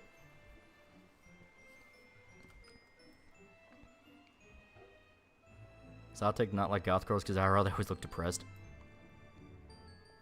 Is it bad to want a woman to tastefully rape you? I don't like rape in general. Yori Yuki is a good gauge for BBW. She's gone through the full range of sizes from slim with a belly to full figured. You can determine how much you like personally. Say anything from True Detective Season 4? I only know that they're making the supernatural aspects a lot more blatant and a focus of the show, and it's pissing off the creator.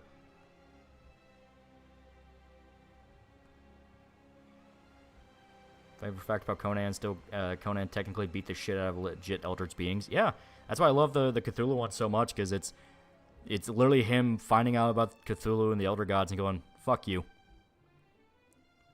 Curl TB, $5. So I wasn't supposed to grab a bottle of lotion, tissues, and Casca and Griffith the lip scene. Damn. Need to work on my media literacy, my bad. Do you like any of those crossover Nickelodeon movies? I haven't seen them in so fucking long. I don't remember anything about them. Ugh. It's bad space for $1. Cynthia is best Pokemon MILF. Also, do you think I can do a Cartman run disco? Well, what do you consider a Cartman run? Because if it's fascist and racist, yes, you can absolutely do that. How much of the story of the disco lead designer is part of your video? Not a lot. My big thing is I'm just pointing out the fact he's a hypocrite. Where it's like, oh, well, I believe in communism and the ideals of Marxism and all this shit, and then you just point out, it's like, no, you don't. Like, you blatantly don't. This is all you having a fucking ego trip.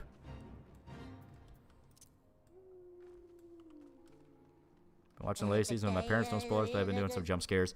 Yeah, that's what I'm hearing. They're leaning more towards it being a legit horror show. Jimmy and Timmy Power Hour. Like I said, I don't remember a lot. I don't remember the plot. I just remember the fact they would like go to each other's shows. There's just something so badass about Buff Dude looking at unfathomable horrors of the cosmos saying because fuck you for stabbing with his blade. Yeah. That's the fun of Conan. Gonna talk about the novel for Disco was made, Sacred and Terrible Air. Yeah, just talking about that, yeah. I'm gonna mention some aspects of it and basically go, it's fucking awful. It is literally just some schizo jerking off about how great communism is. Something he himself doesn't even commit to.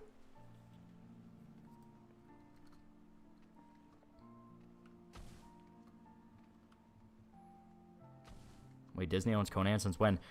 Conan was bought up by Marvel some time ago, and then Disney bought Marvel. So Conan still technically is a Disney property. But they've really went out of the way to ignore it. Have you seen El Tigre? Not in a long-ass time. I don't remember a lot of these cartoons, people. Will you include clips of breadtubers misinterpreting DE? I'm not going to include clips like that. I'm just going to say the fan base, by and large, misinterpret them pretty hard. Like, there are people who say, well, at least Everett believes what he's saying, when every single point in the game points to, no, he's lying. Like, Everett is lying, and he does not believe a word he's fucking saying, and he's using you so he can become a king of a cartel state. Great, so they're going to turn Conan lame and gay. They've basically been ignoring Conan for a long time. Okay, I want to be sure I actually... Yeah. Remember that Conan comic with the god Crom literally saying all the other gods always fuck up, and then a mortal saves them? Crom cares little for their nonsense. Base Crom. Yeah. I mean, that's the best part of the original movie, where right before the final battle, where he's getting revenge for the girl who died. Like, Conan's praying to Crom and is like, you know, give me the strength to get my vengeance, and if you don't, to hell with you. It's like just a great moment which really embodies kind of the kind of character that Conan is and why he worships Crom, which is, you're gonna help me, and if you don't help me, go fuck yourself. Like, it's just fantastic. Yeah. Have you only read Conan made by him, or have you read other After Death ones? I haven't read too many After Death ones. I know bits and pieces of them. But I mainly stick to the Robert E. Howard stuff. The comics can have some pretty fun storylines. Check out the whale.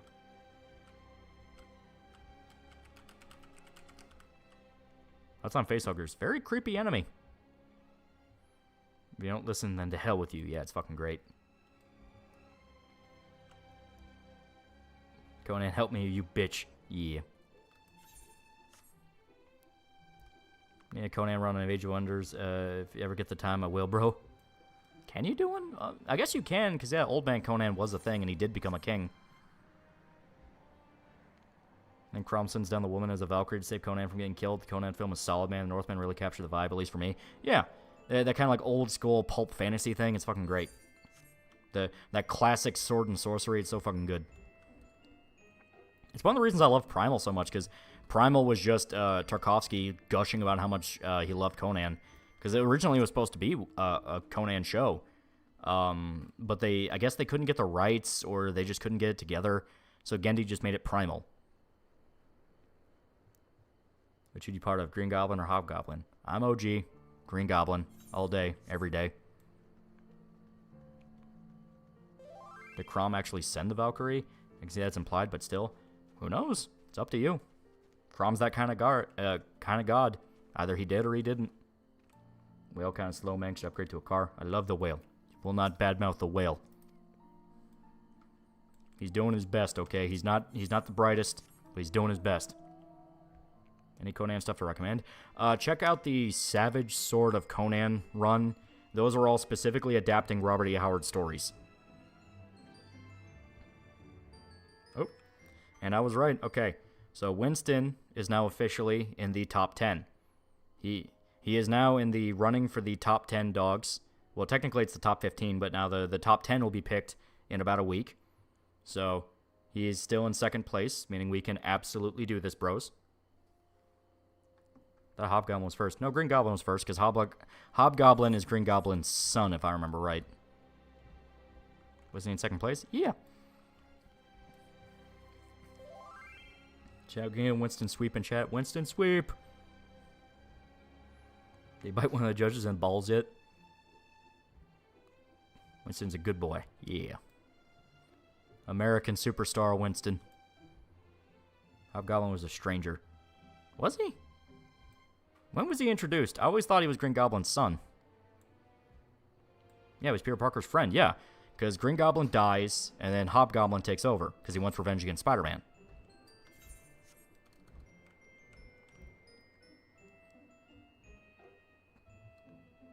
Yeah, Hobgoblin's just some rando Stone Norman's tech. Okay.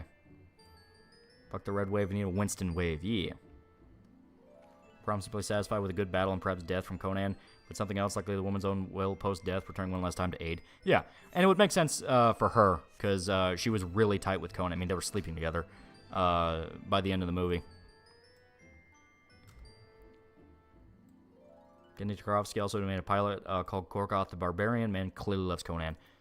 I mean, influential as hell. It's inspired God knows how much, pulp fantasy stuff since. I mean, Miora's talked about how Conan influenced Berserk. I mean, Conan's inspired a lot of the fantasy genre before Lord of the Rings took off. I mean, it's like, yeah, you have all the bread tubers bitching and moaning about it, and it's like, oh, it's so fascist and disgusting. Yet you read it, and it's like, dude, this is the backbone to a lot of famous shit. Showed my buddy, my gun buddy pics of Winston and Iggy. He said Iggy was really cute, and that Winston was ugly in a cute way. That's the appeal. Thought that was John Kay that made Gorgoth. It's possible that Gendy worked on it. I don't know much about Gorgoth. Sam Raimi movies, Hobgoblin is Harry.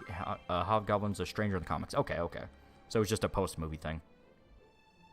7 years to come back in Spider-Man stories is why Gary became Green Goblin in the first place. Was he coked out of his fucking mind? Yeah. Hobgoblin was only Norman's son in the Ultimate Universe. Okay. So I'm too used to the movie where that was how it happened. Lord of the Rings influenced Twilight Princess a lot. Oh yeah, you can definitely tell. Lovecraft was #1 fan of Conan. Well, because Lovecraft and Robert E. Howard were friends.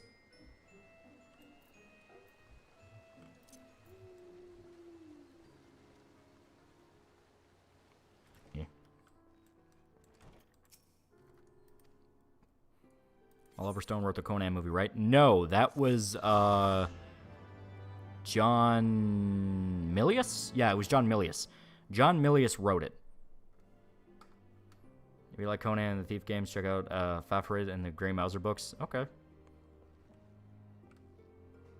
Is that Conan game any good? I've been interested in it for a while. Exiles, it's good if you want specifically a kind of Ark Survival Evolved type thing, but Conan. Okay, so we're still...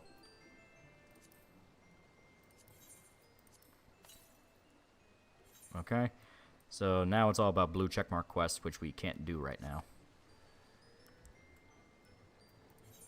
Oh, well, there we go. Probably would help if I did this one. Raimi movies, Harry became the new Goblin. Hobgoblin was never a thing in the movies. Okay, so it was just bad memory.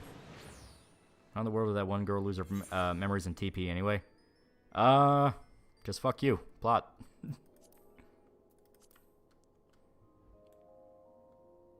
Who's worse, the Irish or the Italians? King Yell was a Robert creation. He made an entire mythos of Lovecraft stories. Not Robert E. Howard. That was a different Robert. That was fucking Fuck. Because he was before both of them. Trust me, I get confused with this all the time. Robert W. Chambers, yeah. Robert W. Chambers did King in Yellow, and that inspired Lovecraft, and they were all kind of in the same generation-ish. Robert W. Chambers was before both of them. Lovecraft likes Solomon Kane, yeah. Who was another Howard creation.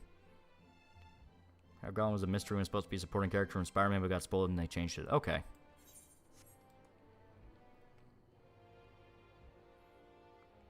That's on Tarzan. I never really paid much of attention to Tarzan at all.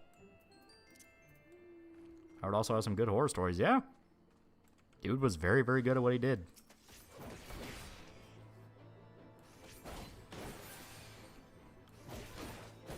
More of a Hyboria spin-off side story. Okay. Yeah, Conan Exiles at best just gives you glimpses of the world of Conan. It's not exactly a good Conan game. Yeah, I'd say it's more of an arc survival game, because, like, Conan is in the game just to introduce your character, because he just frees you from being crucified, and then he just fucks off and leaves. That's about the real presence of him. Speaking of Lovecraft, Wendigo really shit-talked about him. Really think he's going to go through an Ackman regression with the company he keeps. I don't know what he said, so I don't know.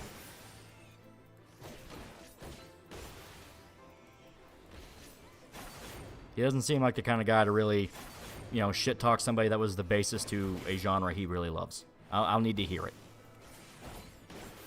Because if it's just him talking about the cat, it's like, well, I mean, that's just a funny thing to mention. What sci-fi world do you want to live in? Halo, Star Trek, Starship Troopers, Babylon 5? Star Trek, because it's basically a utopia.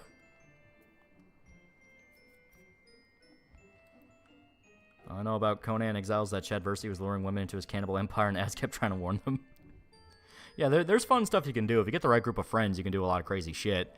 It's just the fact of if you want a definitive Conan-style RPG, it's not really that. You're better off playing Baldur's Gate 3 with the Barbarian.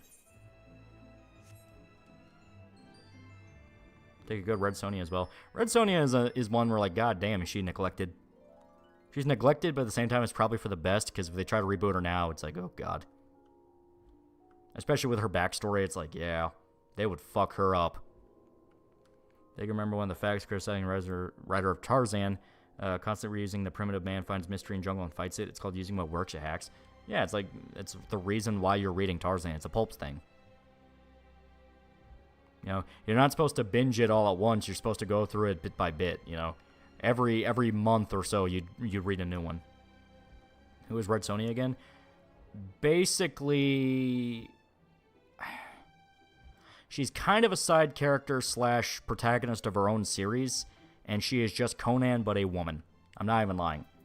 She is also a barbarian, also from a village that was massacred, but she's called Red Sonja because she has red hair. Has Red Sonja in full body clothing. Yeah, right? It's like, God, that sounds horrible. Remember Red Sonja comic where Wolverine defeats her and she expects to be raped and is extremely surprised when he does not rape her? Yeah, it does happen in Red Sonja a lot. It's like she's a female barbarian in a time where that was a thing. Still getting Red Sonja movie, though. Yeah. Elizabethtown is a result of neglectful parenting. Thanks, Azathoth. Red Sonja is also fucking hot. Yeah. You know, she is meant to be this, you know, kind of mixture of beauty and death.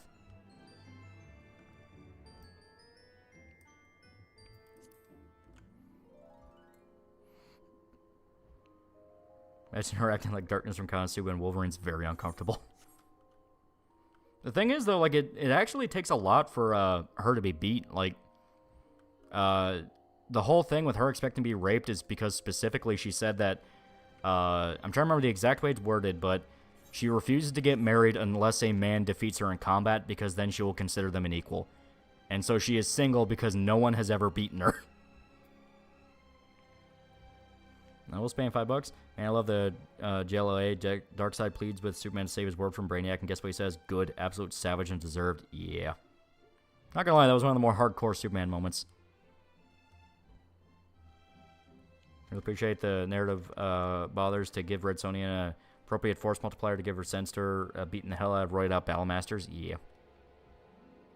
And Conan has defeated her at least soundly, consistently. Yeah.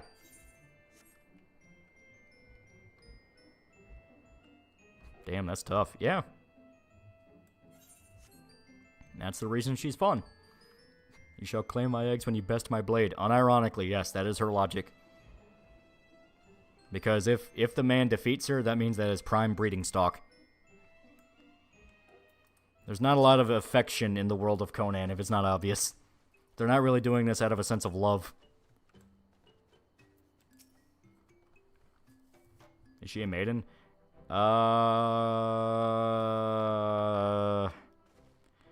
Some interpretations had it in her backstory that she was raped when her village was destroyed, so technically no, but by her definition, yes.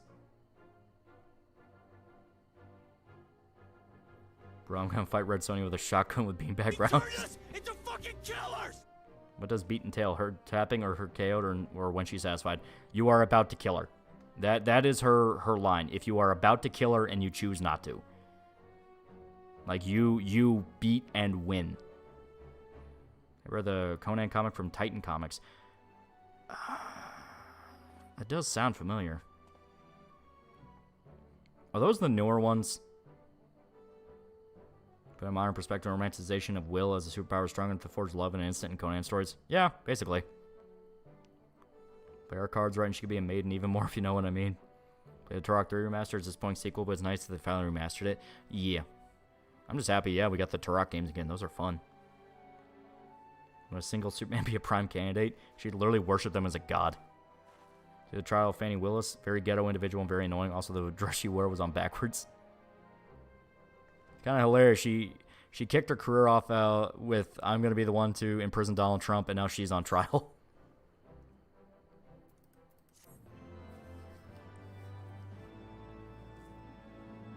Hatred Steam when? I do have it.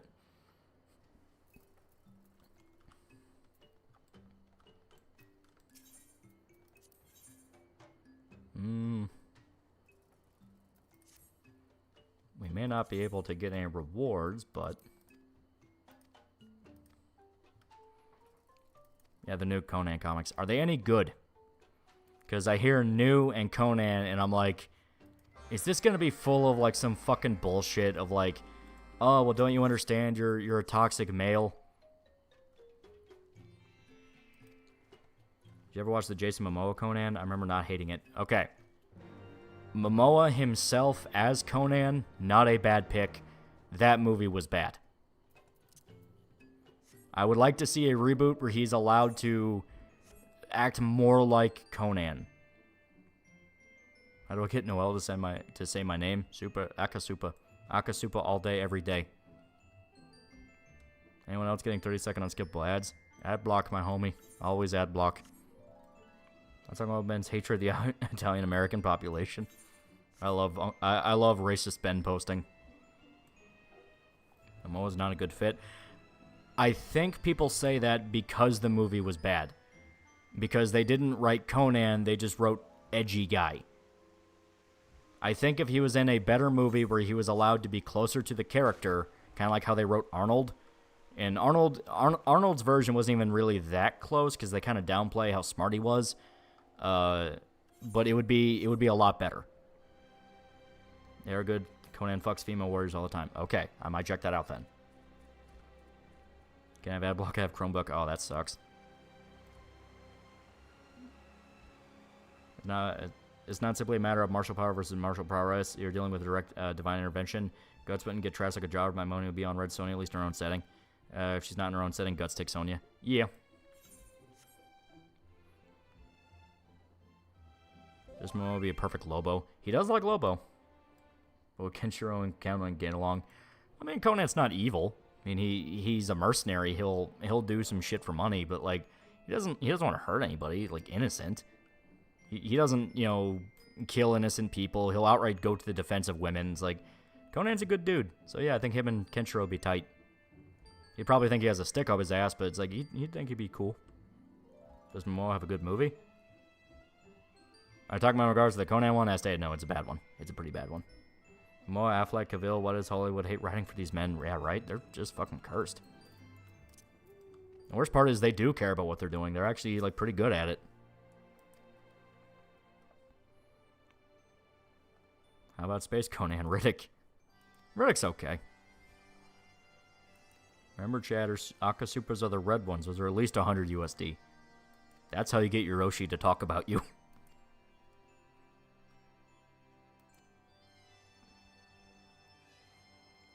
Momoa at least has some charisma. Give him a good story and they could be great. Yeah, that's what I think. Yeah. It's like, you know, give him a movie where he is allowed to kind of be more of himself. It's like, I think you can get something really good out of him. Can Conan and Guts be friends? It would depend on how they meet, but I don't see why not. Are any of the Arnold Conan movies any good? I only watched the first one a long ass time ago. They are cheesy, but they are fun as hell. The first one is the best one. Because that is the one that is just closer in spirit to the character and kind of what's intended. That's the one where I say it downplays how smart Conan is, but it actually has some moments where, no, he is pretty clever. It's just more understated. First arc of the comic is Conan fighting a necromancer with an army of the dead. Okay, so typical stuff, yeah. The big point is Conan's corner. Despite how often it's perceived, Conan doesn't hard R.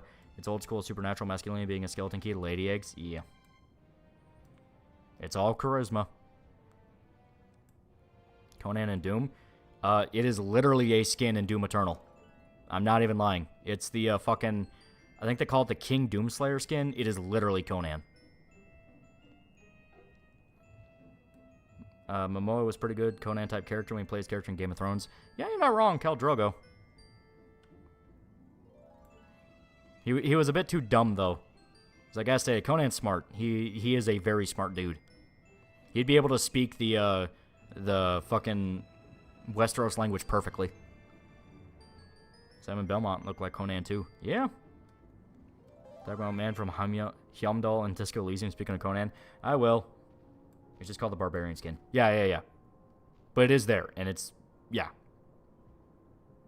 You can only have one, Noelle or Sana.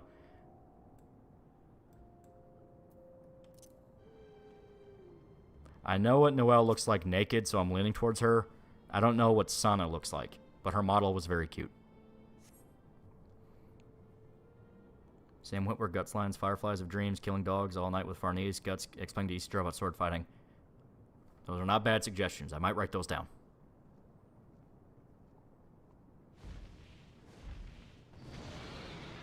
Conan sees Kenshiro walk through a falling building. The fuck, Crom? You holding out on me? Yeah. There was a warlord queen who detested Conan and swiftly fell in love with him, but Conan knew what them getting together would do, and when he refused, they basically had a rivalry. Yeah. Once again, kind of a common thing. It's like, yeah. Read the new Conan comics from Titan. I have not. A dude was talking about them and saying, like, yeah, they're pretty good.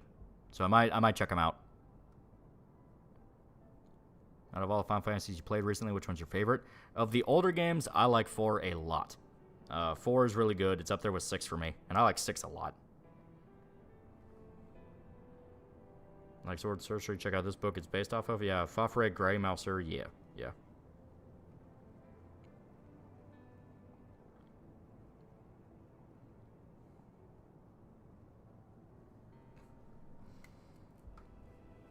Thoughts on Robot Girl is my other spirit choice compared to everything else.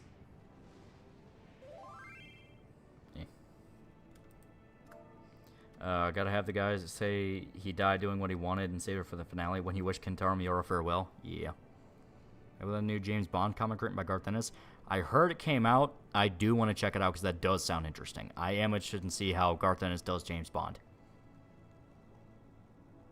That's on the Titanfall games. 2 is good. There you go. I'm playing 12. I love Eva Lee. Still gotta play Tactics. Yeah. Tactics is really good.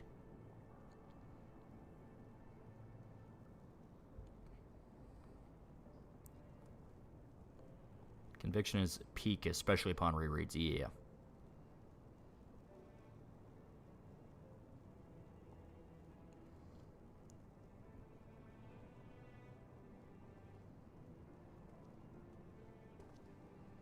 You know what? Now that I'm thinking about it, I might actually have a perfect excuse to get Sam Witwer to do those line readings. I can just talk about one of the Berserk things I've been holding back off of. Yeah. You know what? Yeah, I think I'm gonna do that. I think I'll do a dedicated video specifically on Sword of the Berserk, the Dreamcast game. Because I've mentioned it before in like the Berserk Saga and all that, but not like a dedicated video. So I can just include that. Yeah, I think that'd be a great idea. Perfect idea, actually, now I'm thinking about it.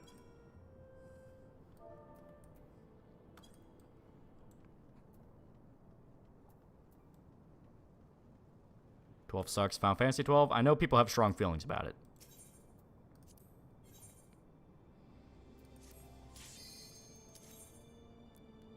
Hell yeah. Yeah. Oh, his cooking is fucking awesome. Yeah. Make him read Pippa copy pasta.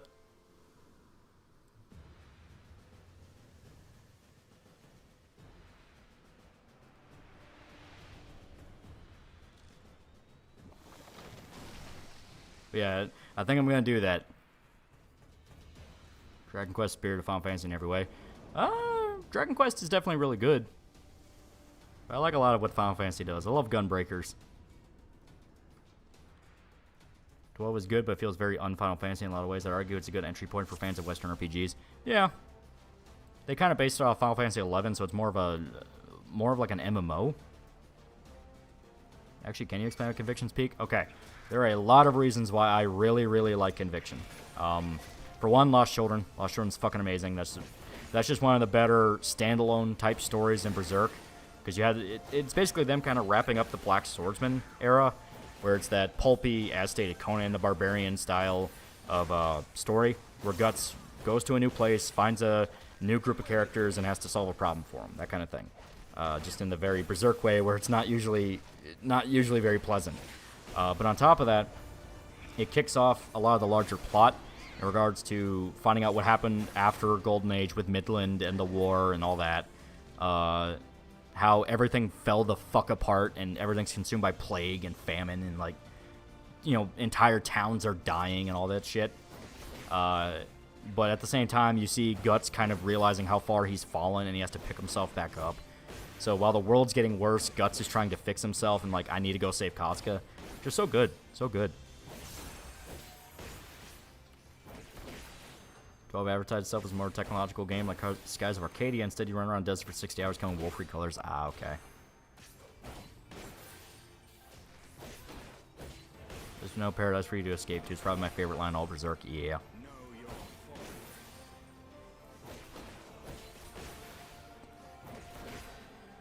Conviction Guts finishes Dark Knight until he gets his overdrive Berserker armor. Yeah.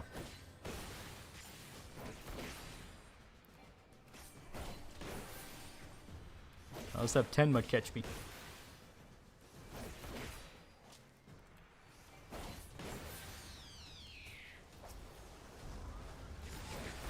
There we go. I like all the arcs. The arcs are really good. Really good. Ew. There we go. Played any Dreamcast games? That's date. I played Sword of the Berserk. And also I played Code Veronica. So yeah, the classics. Okay.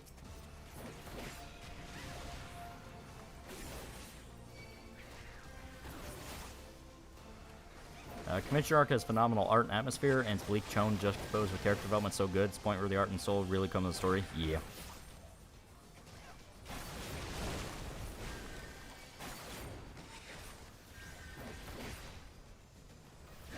You ever imagine Guts, Griffith, and Kasuga with some kind of European accent? Sometimes. I know some people like to think of them as British. There have been some manga reads or like motion comics where they've had them do European accents. Personally, though, I just always stick with the dub voice actors. They're a case of they actually feel like they care. They're not half bad at what they do. And the movie trilogy dub in particular was really well done. So I gotta hand it to them. See people chimping out over the Sora AI video generator. I understand the paranoia because, like, holy shit, we can just fake video now. It's like, yeah, it's legitimately scary.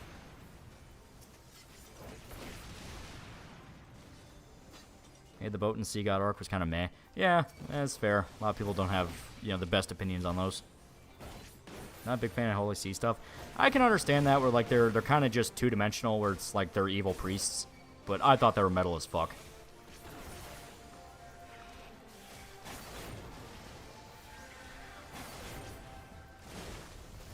Mark, Kevin, and Carrie did them all justice. Oh, yeah.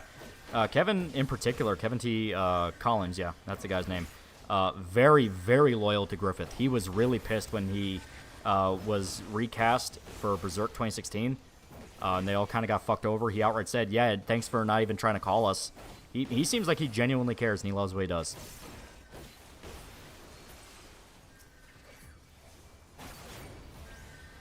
By the way, add you with Silent Space in Discord. She's kind of cute. Okay. Give me a second.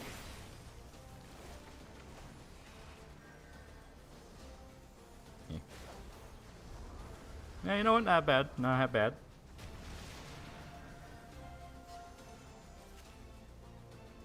Yeah. You have one of the things you don't like about Berserk? As stated, the not getting enough chapters. That sucks. In regards to story stuff, I definitely understand when people say, hey, Griffith's story is like really predictable because it's just, oh, he's just gonna win.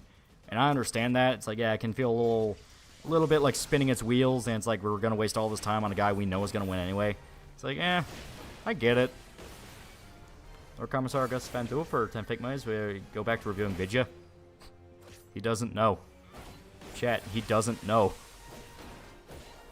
I joined Discord. Subscribestar/Patreon. Fair warning, Subscribestar link still does not work. They just straight up ignore my emails now. Got that one poster with different manga panels and the one Guts and Zod versus the Storm Dude. I did not. They were all bought up. I can't Griffith things like in an outtakes just makes it funny to me. Yeah, those were funny. The Berserk outtakes. Griffith's story is really more for world building than anything. That's kind of how I see it, yeah. It's like, I don't have a problem with it, but I do understand, like, yeah, they can drag a little bit on rereads. I agree, I'm still reading through Berserk for the first time, and I'm just past Falcon Millennium Empire, where Guts and Zod fuck up the Emperor. Yeah. Checked out Slayers yet? No. I've been busy with other stuff. And Berserk Supercut where randomly veers off and the outtakes is gold. Yeah, that one's always fun.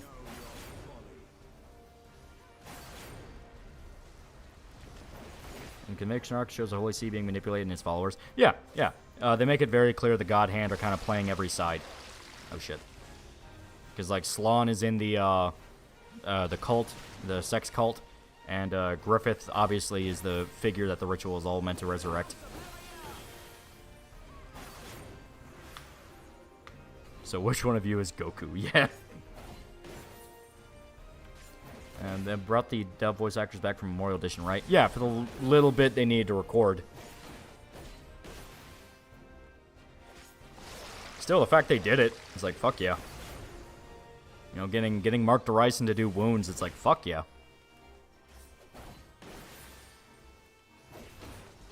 My favorite SMT demon, mine's Daisojo, Starving Skeleton, Buddhist Belmonk. Yeah. I will forever respect / be terrified of Minotaur just because of SMT4. Got my poster in Kentaro Last Chapter and Young Animal on eBay for $40. I still have the Young Animal that you know, came out after he died and announced the new chapters came back. I fucking bought that shit and I still have it. It's still got the rubber band on it and everything. I think H.R. Giger's Wet Dreams looked like. I'd rather not think about that. And I'm not even going to bother with the treasure coffer. Playing SMT3, it's okay so far. It is very good. Meta underpinning of the Griffith subplot that does its best to brainwash the reader and liking Griffith just like he does common people. Yeah. Best panel, Guts soaked in embryonic fluid, Guts riding on Zod's back slashing Ganushka, Guts being pulled from the sea god's body by mermaids. Yeah. But yeah, I definitely think I'm going to go and make a dedicated video on Sword of the Berserk just because of the fact of, like, A, we haven't had a Berserk chapter in so fucking long. It's like, may as well do something. And I've been kind of holding back on doing dedicated videos on all those for a while. Plus, I can kind of talk about it in relation now with the new chapters. Where it's like, hey, so much shit's happened. Like, this is kind of interesting now. And the music. It is very good music. Everything about the Minotaur boss battle is peak. The Minotaur's human skull holes for a nose. I honestly think HR Gear's overrated. That's fair. It's one of those of like, there's been so much stuff inspired by him. It's like, yeah. His wet dreams are just him in a field of brightly colored grass and trees.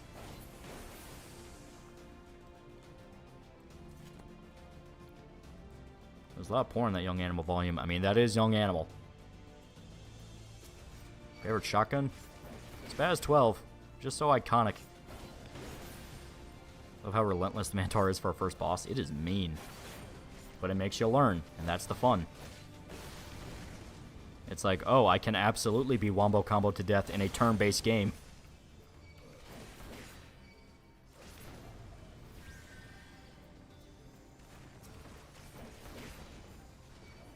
Will you talk about Berserk light novel in detail? Yeah, eventually I'm gonna have to. It's the Grumbeld one.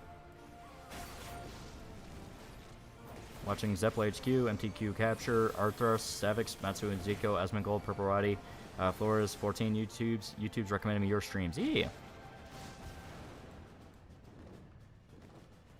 14 is a very fun game. Light novel's overhated. I didn't hate it. You know, I thought it was pretty good. Not perfect, but it was pretty good. Kharjos, for 100 fake monies. Ma, I was gonna say my name, Ma. You won't butcher this, Ma. Ma, he's a great YouTuber, Ma.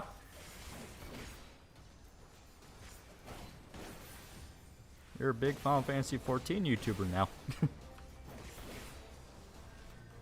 Conviction introduced Best Girl Luca. That is true. What server are you on again? We are on... I was actually not saying. Shit, okay. We're gonna have to come back. I think we're on Mordon. Part where Grumbeld beats up the tiger. That's cool. Who wrote the light novel? It was written by some other dude, but Miura did the art for it. I don't remember his name.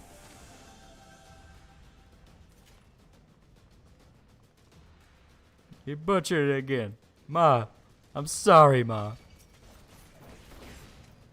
Where's voices for Berserk characters Dame and Pride for Griffith?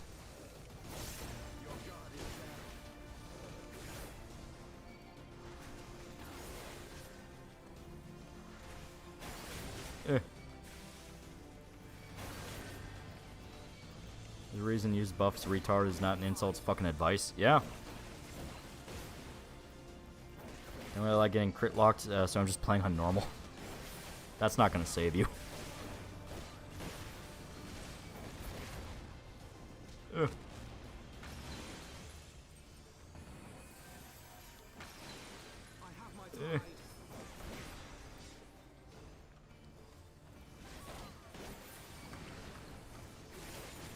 There we go. Come on.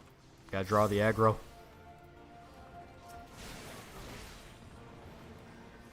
How do you fuck up that badly? Wasn't it someone that worked on the bad Berserk anime? Maybe. But there was a lot of issues with that with that anime.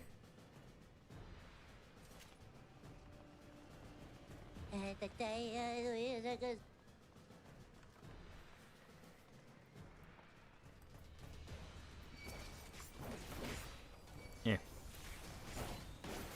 Gotta help if you roll Walter from Minotaur, yeah, right? You're on Merilith. Okay, yeah. I don't remember.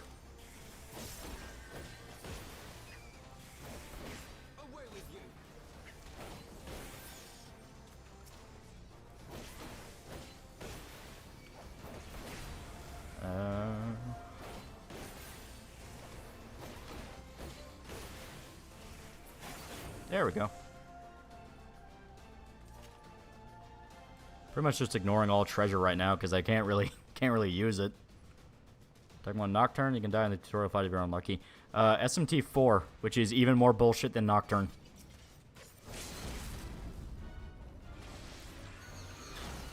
I mean, so long as you know what the rules are for each SMT game, they're really not that bad. It's more of the fact of like, you know, be smart about what you're doing and make sure you pay attention. It's like, hey, if an enemy's weak to something, don't just experiment. Actually think about how this can affect the turn system. Favorite Korean movie? I like I Saw the Devil, and I like Train to Busan. Man from Nowhere is pretty hype. Most of the JLo changes, Love It Complex didn't make it to the final production. I'm not sure if that's true or not. Yeah, people did go through it, and it's like, okay, so a lot of the shit he talked about is not there, but at the same time, it's like he still pushed for it. He still tried.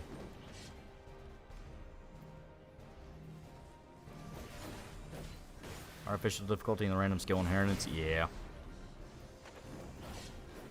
Got Old Boy. Yeah, Old Boy's amazing. Also, Sympathy for Lady Vengeance, Memories of Murder, Parasite. So many good ones. So many good ones.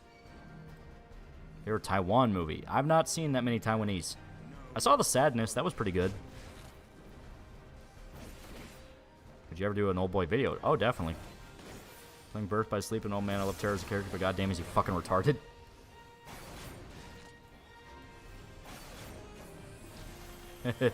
The economy's in shambles.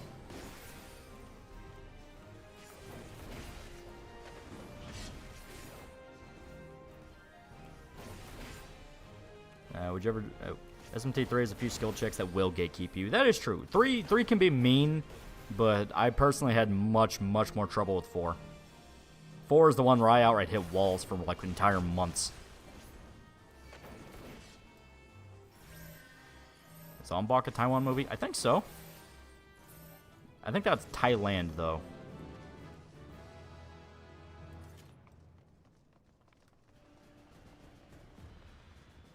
Favorite Aussie movie? I'm not seeing that many Aussie movies.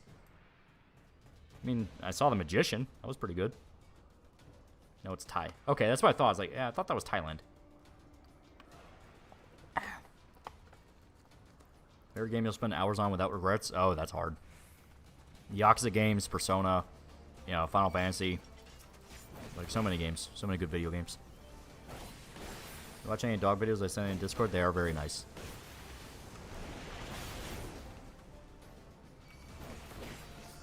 Mad Max. Yeah, Mad Max Australian. I got my Tensei 1 where there's no save areas in the game except for the beginning of the giant mega dungeon, and enemies can permanently drain your level. Yeah. Wolf Creek. I'm not super big on Wolf Creek. I think main guy is one of those where, like, he's indestructible just so they can have a movie.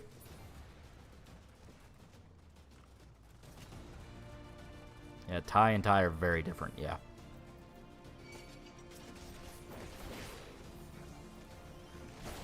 SMT5 is pretty fun. It's a little wonky how levels work, even more so than 3. Yeah. Still, I thought it was good.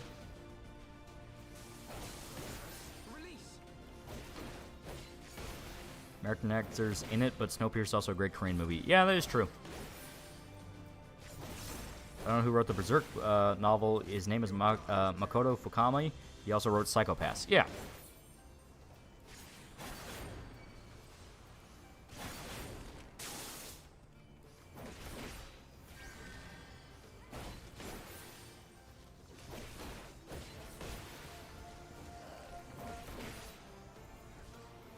What are some phrases that show says, like, many such cases? Oh, many such cases. Here you go. Think they'll ever port any of the older SMT games to PC? Hopefully. I don't see why they wouldn't. I mean, Nocturne, I think, is, I want a 4 remaster, for fuck's sake. It's been trapped on the DS for God knows how long.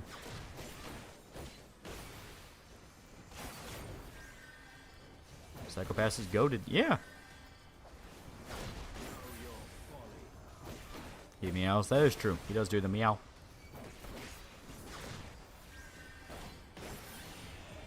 I only play Persona series in terms of JRPGs, and JRPGs chat will recommend. I don't want to play New Vegas.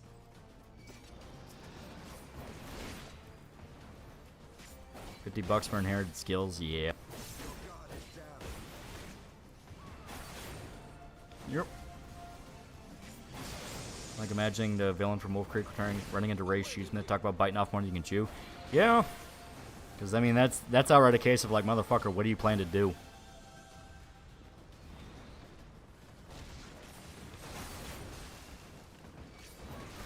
Oh, you know what? Lake Mungo. I forgot Lake Mungo was also Australian. So you know what? Lake Mungo. That was pretty fucking good.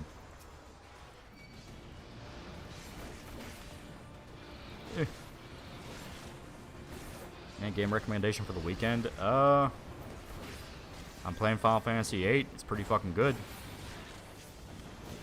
And Too Mad did or just had a ton of mental issues. Like, killed himself? No, I think it was just an OD. Until they can come out and definitively say it looks like signs of suicide, I'm assuming it's OD. Because, I mean, he was a fucking ketamine junkie. Nightingale. Nightingale was pretty good. Also in the same vein, The Babadook. It's like, yeah, they're pretty good movies. Along to the New York Tonskins, Demon and SMT.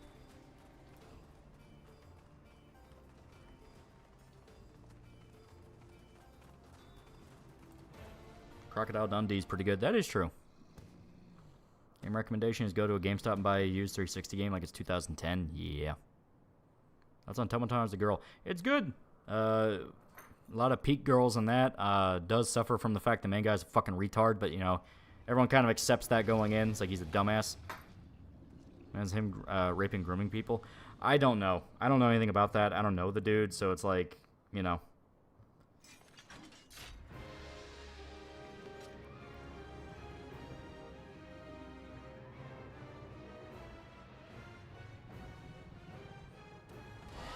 Which Persona girl looks the best in her battle panties outfit? You know, I'll go with Naoto. Mantor wouldn't be as big a hurdle in SMT4 if Walter didn't fuck you over by casting Agi on him, going in blind to get hit with a truck with that. Yeah, seriously.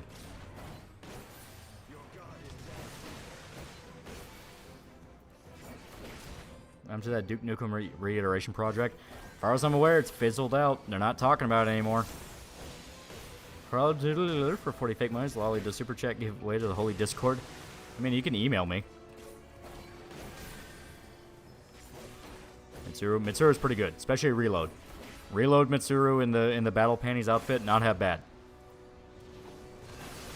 So a VTuber said she eat food crumbs of Asmongold's beard. I want to vomit. I will never understand VTuber's obsession with Asmongold. Asmongold is just like Ethan Ralph having multiple ex-wives is proof you can do it. Asmongold having so many women simp for him is proof you can do it, bros. The Gremlin Man has game. Anyone can have game. Nato was peaked by panic for me up until her reveal. She is best for girl. I will refuse to budge. Rise is pretty good too. With the fact that like she legit just wants to get married and have a family. It's like, you know what, that's cute.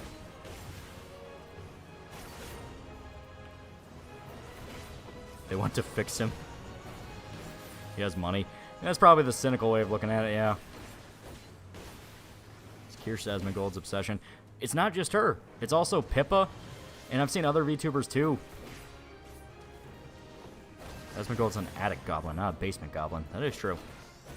I mean, Chie is good.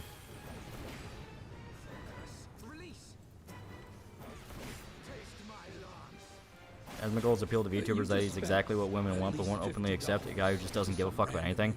Yeah, fair. You earned a little appearance by old Uncle Saul. I will say in terms of high-tier Twitch streamers, he's the one that pisses me off about the least. I don't like when he fucked over Leafy and all that, but I'm like, fuck it. Like, that will just go down as, like, a sin on his record. Meanwhile, other Twitch streamers have done infinitely worse. So I was like, whatever.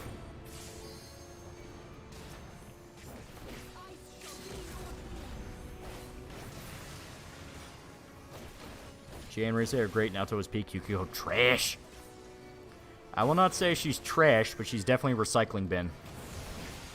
Yeah, I remember both Pippa and Kirsch are white trailer trash. They aren't known for having good taste.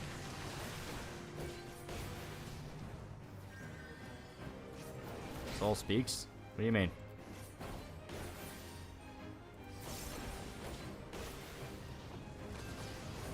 He has some dumb takes, but at least he explains them pretty normie tier. Yeah, it's probably the best way to describe it.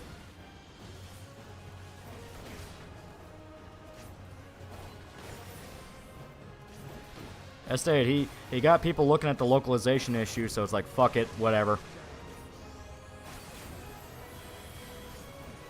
Donation ping to Solbot. I see. Let me check that then.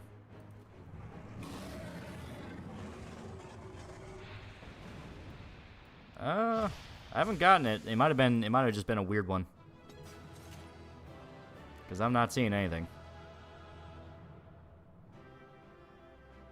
I watched Gargoyles? It was a long-ass time ago. Asmongold interpreted the discotheque statement was dumb and misleading, though he took it at face value when it was clear they weren't apologizing at all. Yeah. Like the episode Smiling Friends where the shrimp meets a woman who says he's my ideal man. Yeah, right.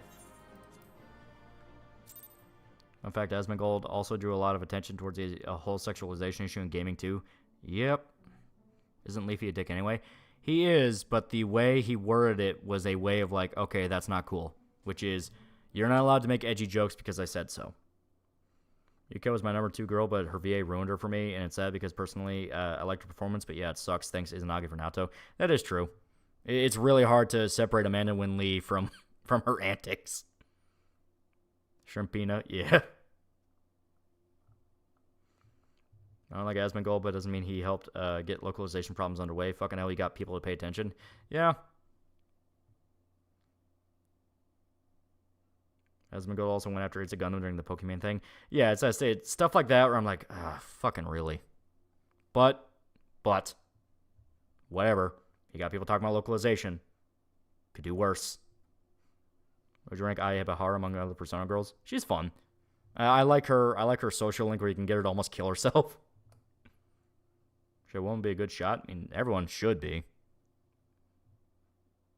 You can tell a lot of people who bitch about Persona 4 haven't played it because she says she wants to be a cop, and then when she's an adult, she pisses them off even more. Yeah. Where is Shrimpina? I don't know, man. I don't know. At home, I guess? Yeah, it's fucking great.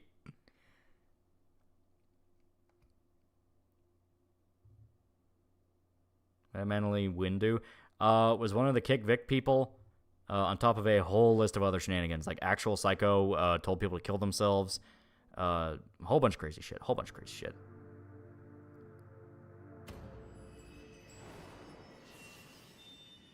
do you say about Gundam? Call him intelligent or something? No, there was that period where Pokimane and It's a Gundam beefed, and Pokimane tried to have him have his like fucking sponsors pulled, and apparently Asmongold took the side of Pokimane, so it's like, alright, that's shitty. I think I seen Asmongold was when he talked about Blizzard canceling Overwatch 2 PvE. Yeah. Pam, why the hell would you think this is Shrimpina? Her name's Shrimpina. She'd be a shrimp. She also said Ukraine getting invaded by Russia was a good thing since that apparently stopped Trump from getting elected. Yeah. I think Naoto would be like the mom version of Hughes from Fullmetal Alchemist. What do you mean?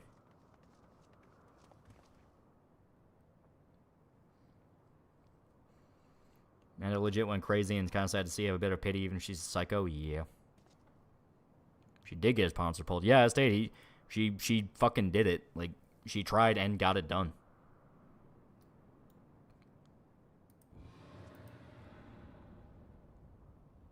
You know, Romy Park versus both Naoto and Edward. Oh, okay. What's your opinion on AI art and how it affects artists in the industry? To me, it's kind of a thing of, like, it exists, it's out there, so there's not really much you can do about it. Even if you want to crack down on it and ban every single use, it's going to be used. The best thing to do is for artists to adjust to that and go, I'm going to offer you better service than the AI. You know, make it fun working with a person. You know, that'd be the best thing to do. And some artists have. Some artists have actually went out and tried to clean up how they do things, organize better, get better public relations, all that. Other artists wanted to stagnate and go, well, fuck you, and you're a bad person for using this, and kind of rely on guilt tripping. Sent you my favorite panel in general? Okay.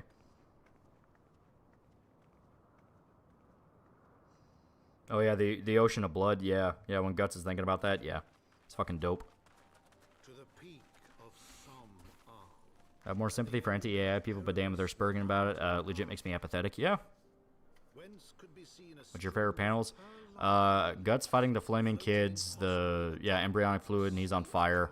Fucking the beach, the beach scene with him just looking at Casca playing the water. So many good ones. Whose majesty no mortal eye had glimpsed for nigh on 1,000 years. They came. I have no love for people who say AI art's the future, though. AI art is absolutely uncanny. Yeah. You're never going to get rid of real artists. You're never going to get rid of AI. They're gonna work together in tandem. AI regulation would just give the government a monopoly on AI, which would be a fucking disaster. Yep. Awesome panels when Shrine and Farnese are approaching the mountain. Yeah, yeah. Absolutely no established rules against utilizing AI for supplements like inspiration or ideas on how to form certain piece of actual art. Yeah. Stuff like that I can see where you're having trouble coming up with an idea, so you know, word things out for an AI to kind of form, so then you can look at that and go, okay, well, I would do this instead, or I want to do this. You know, it's good for giving you drafts of ideas. Like Josh said, AI is a tool to be used. I don't see it as good or evil. Very true. I mean, I use Sol. I use the Sol AI. It'd be kind of hypocritical for me to condemn it. It scares me, but, you know. Cured Casca's face when asked if she remembers Guts, my favorite. Yeah, where she's crying. That's a good one, too. And it's like a gun. Can be good or evil. Yep. Trick is like any inspiration hunting. Don't lean too heavily on it. Otherwise, you'll only ever be derivative. Yep. And now the Mughals are back. Dragon on the castle panel? Yeah. Use AI as a tool, but good lord, do not call yourself an artist when you use it yourself. Yep. So AI is going to gain sentient and start shit-talking Lolly. Punt them. You like girls IRL? What do you mean? Favorite chapter in Berserk is 129 talking to Goto about Guts fucked up. Yeah. I think it's like Cracks in the Sword. That's a good one. We need Schnoz in 14. Mine was the giant penis monsters in Casca's dream. Yeah, the dick gorillas, those were fun. Nostalgia Critic made an editorial video on AI. You should watch it. It's great. I would like to see that, just because, as I stated, I kind of like Doug's vlogs when he's just being himself, and he's not doing this Nostalgia Critic characters. Like, he actually does have some things to say.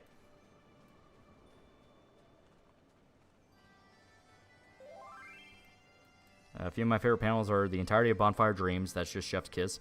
Berserker Armor, Wolf Mode Guts. Guts fucking zapped to hell, but showing he's okay. Casca waking up and crying. Guts and Casca catching their kid. Yeah, those are all good. Those are all very good. You know, it's hard for me to take compliments about it seriously when they're complaining about porn. Yeah. I mean, I don't give two shits if you want to use AI for porn. It's like, who cares?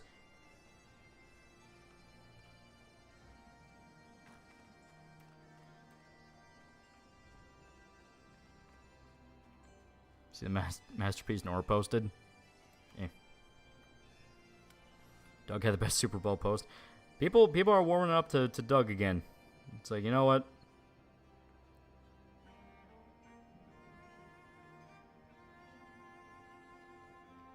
Oh, yeah, it's Puck at a concert. Yeah, that's funny.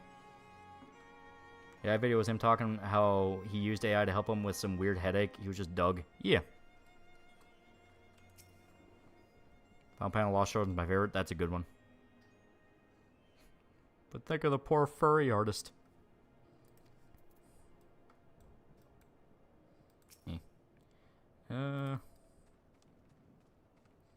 Alright, yeah, we have to, yeah. This one's kind of weird. Chapter damn near made me tear up when I first read it. Also made me call my dad. Yeah. I never hated Doug. He was more cringe than normal for a while, though. Oh, yeah, absolutely. He had that period where it was just like, ooh, boy, oh, boy. But then you kind of look back on it and realize, like, how much of it was fake. Like, all the people riding his ass over the wall review, it's like, do people really give a fuck? Because, like, every single one was someone claiming to be, like, a massive Pink Floyd fan going, you just don't get it. And it's like, I mean, he summarizes his actual thoughts at the very end of the video. I mean, the album sucked and the music wasn't good, but, like, he outright says what his actual thoughts on of the movie at the very end.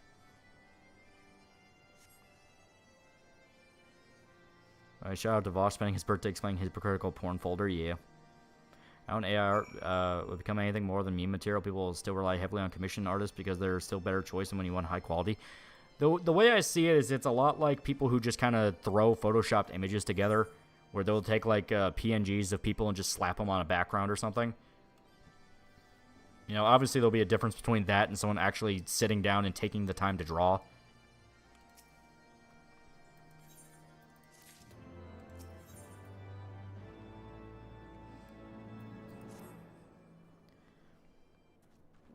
I think people hated it due to a waste of Corey Taylor cameo. They hate it for a lot of reasons.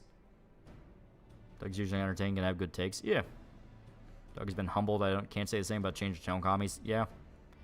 Never watched his wall review. Was during the time I didn't watch his stuff. It's not something I really cared about since I'm not a Pink Floyd fan. Yeah, I don't know. I'm just talking about, like, the Pink Floyd one and the wall one was, like, the big one that got him. Like, every fucking channel was talking about that. And, like, and talking about how much, you know, fell off and, you know, Nostalgia Critic's so over, that kind of thing. Like Doug's video on being on Goofy being a badass. It's funny and informative. As I say, people are kind of going back and watching some of his editorials and realizing, like, you know, Doug actually does know what he's talking about, and he actually does have takes where it's like, holy shit, yeah, that does make sense. The one I see people quote a lot now is specifically of Aladdin, the classic Aladdin, and talking about the difference between, you know, how Genie moved in the original movie and how Genie moves in, like, the straight-to-DVD sequels, where, like, Genie in the original movie is, like, water flowing in and out, and he's very fluid, and it kind of speaks to the high energy of the film, where he's, like, always moving around in interesting ways. Then you get to the direct-to-DVD ones, and it's very static, and you just feel the difference. And it's like, yeah, he's not wrong. Doug's The Wall is still terrible, though. Yeah, the music's awful. Music is awful. Genie was like Vapor, yeah. Very dynamic movement. I think Doug wasted years of his life with a Nostalgia Critic character. He did try to get rid of him. He did, and he just couldn't, you know. He does truly appreciate good animation. Yeah. He's one of the more understated animation reviewers, I guess you could say. Because, like, I know he does his Disney December videos where he specifically talks about, like, Disney movies he grew up with and shit like that.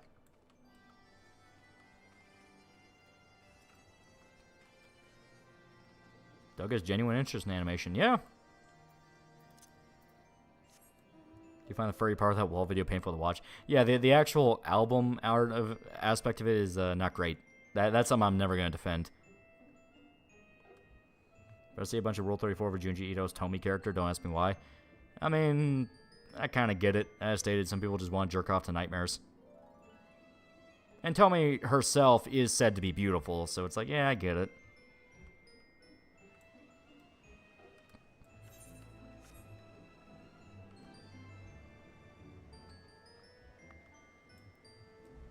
Doug took the joke from SpongeBob on the chin. Yeah, he actually responded to that in a pretty good way.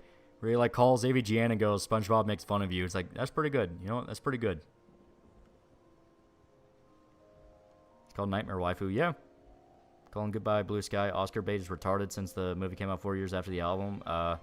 Also, it's one of my favorite songs in the album. Yeah, as stated, it's a thing where I think he's just kind of fucking around and kind of trying to get a rise out of people.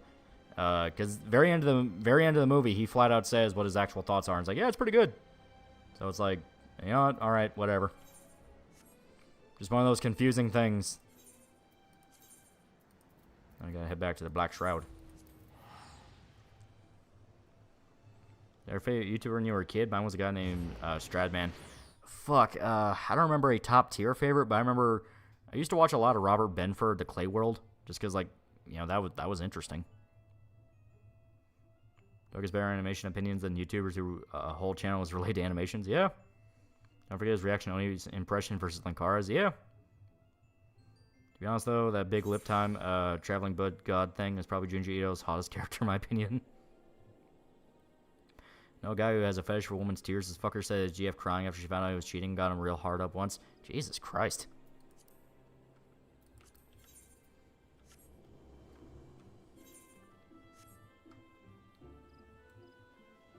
One of my first Let's Players was Nintendo Capri Sun. Yeah. I mean, also, yeah, I used to watch a shitload of Super Best Friends. I mean, that Super Best Friends probably has had the most impact on my humor.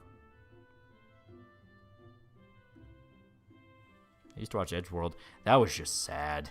That was just fucking sad. Because, yeah, I had a buddy, it's Art Bro. He used to really like Edgeworld when we were in school. And, like, man, the day Ed died, he's like, what the fuck, man? Because, like, you don't usually think about that. You don't think of, like, a YouTuber you're watching, you know, when you were our age. Because we were, like, middle school, just getting into high school. It's like, you don't think of a guy like that just up and dying. That was genuinely depressing, yeah.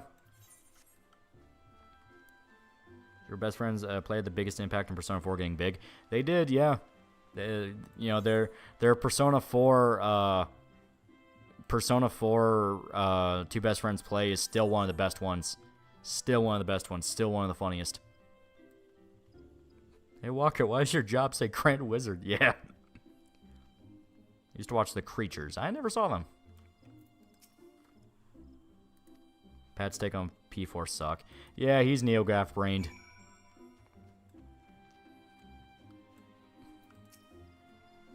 I love Super Best Friends. 2014 was the golden year. It really was. It's like they had the site, they had the podcast, everybody was there. It's like, God. Sorry, what's Edgelord? How did he die? Eddsworld. Eddsworld was a animator. You know, he was an animation guy who did a series with Tomska, which some people might know of Tomska, others might not at this point. But eventually they were setting up a much bigger project, and they were gonna hang out and do something together. But Ed contracted cancer, and he ended up dying from it. Two of the YouTubers I watched as a kid were out as pedophiles, Mini Lad and Lion Maker. Yep, two of the most egregious ones, too. Two best friends is what got me and Broham to play shit David Cage games of Resident Evil. They had the most impact on my sense of humor. Sayano Uta is the Eldritch guy that Chatter should check out. Great novel by the guy who wrote Madoka Magica. Yeah. Speaking of dead YouTubers, I really miss Mitten Squad. Alcoholism is so brutal. It takes another sip of beer. Your best friends made David Cage games and made him the biggest meme for the community back then. God. That was legitimate nostalgia. I think Ed's friends or family are still making animations on the channel.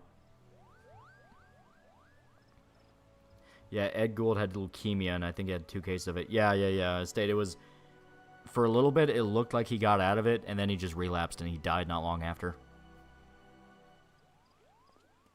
Is there actually any evidence against Two Matt being a pedo? People are saying it's there. I'm holding off for now. I don't know. Oh, hey, hourly reminder of Total Niji death. Yeah. Remember I used to watch Edgeworld's vids almost every day for playing Dragon Fable or Adventure Quest? Yeah, remember, right? Holy fuck.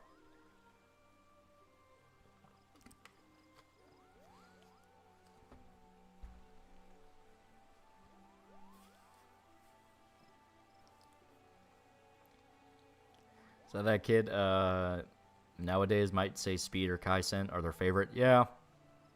No soul. No soul. Yeah, Pet says some retarded shit about Kanji and Naoto. Yeah, I say he's NeoGaf brained. He just repeated the Kanji's gay, Naoto's trans thing. Head Gold has a cenotaph in a graveyard in London. I believe it's where his ashes are interned. Yeah. I read the Grand Unified Rart, and I 100% believe Niji En is run by Elira. Dragon Fable's still going on. Jesus Christ. I'm stuck between despising Pat or Matt more. I don't care how retarded they get. I will forever be like, listen, they're old men. You gotta understand. They have disabilities. You can't be mad at them. I have compared my characters 5'8" and a head shorter than Roberta. That's a huge bitch. She's not even the tallest one.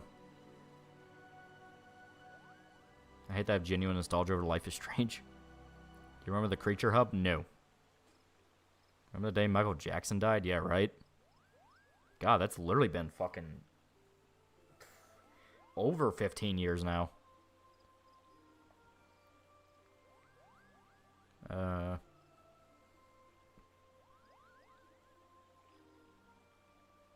where did the internet go wrong? It wasn't perfect back in the early 2000s, but holy shit, we spiraled down so hard.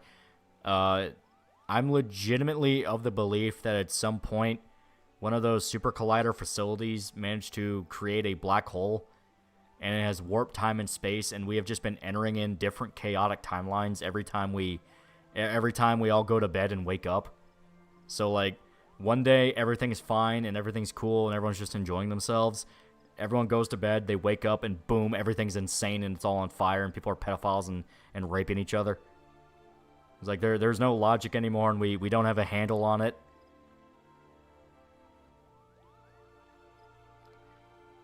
Will it be cool if he stayed on in Oreo? Yeah. Ferret multiverse theory. Basically. I was in rehab when MJ died. Wake me up inside. I can't wake up. Well, you know, it's like, you know, you have shit like, you know, you're watching, I don't know, your movie sucks, and it's like, you know what, this guy's really cool. He really likes movies. He has a good sense of humor. It's great. You go to bed and you wake up one morning and it's like, holy fuck, he fucks animals and, like, is an ultra spurg about politics, and, like, oh god, oh god.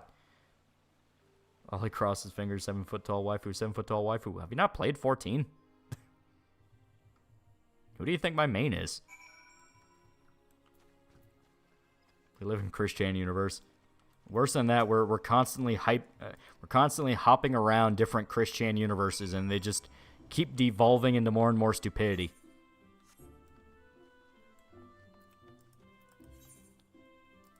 Yeah. Now we gotta go to Travania. Only one of the Super Best Pens members that hasn't fallen down is Willie and maybe Liam. Not kids, but Indigo White did say Too Mad was known to be pretty aggressive and threatening to e-girls and DMs in their circles. As stated, I don't know.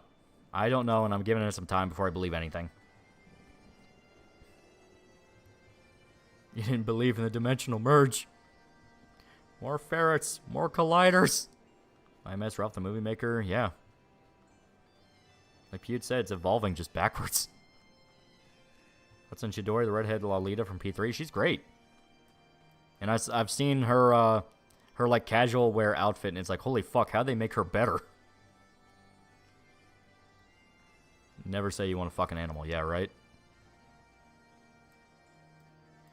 Show me the evidence, I will believe nothing without evidence, and they'll criticize the evidence. Yep, the guy is dead. I mean, he is dead, and they're specifically claiming this after he died. So you have to be skeptical. Been following Rooster Teeth as a legit fan since Season 3 of Red vs. Blue. Was a massive fan till 2018. Legit 15 years, and I lament the good old days. Yeah. As stated, it's like, you go to bed one day, and you wake up, and next thing you know, those people you used to watch are fucking awful. You just don't know what happened in between. You just don't know. Do you know about Deadwing Dork? Yeah, I watch his stuff.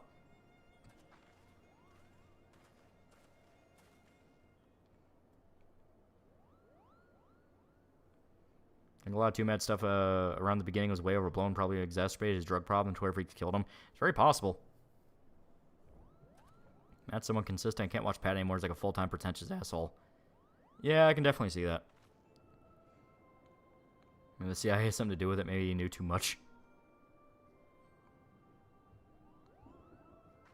Deadwing seems like he's fallen off. No, I remember the period where he did. Because it was when he was getting drunk literally every stream, to the point even his viewers were kind of like, hey, you're kind of going nuts there.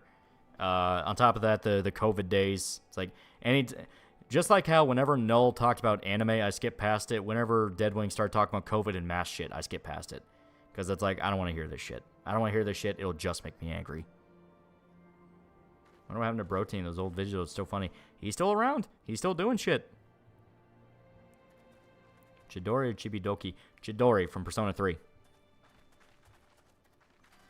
Chidori being able to be saved is a mixed bag to me in interviews with the theme. I like it. I like it because it means that, like, just because death is inevitability doesn't mean you stop trying.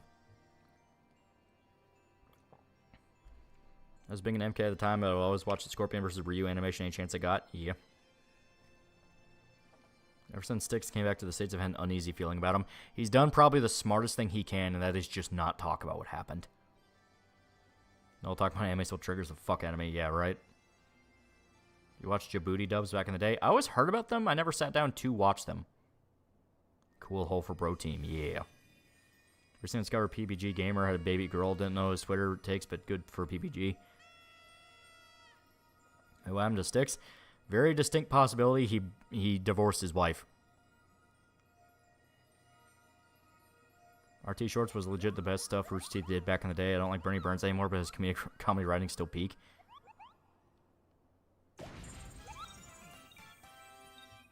Moogles.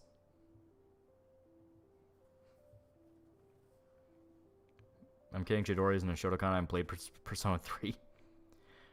Review Tech USA was never good, and I would die on this hill. He was only good in the sense that you had him on in the background and barely listened to a word he said. He did have some funny moments, though.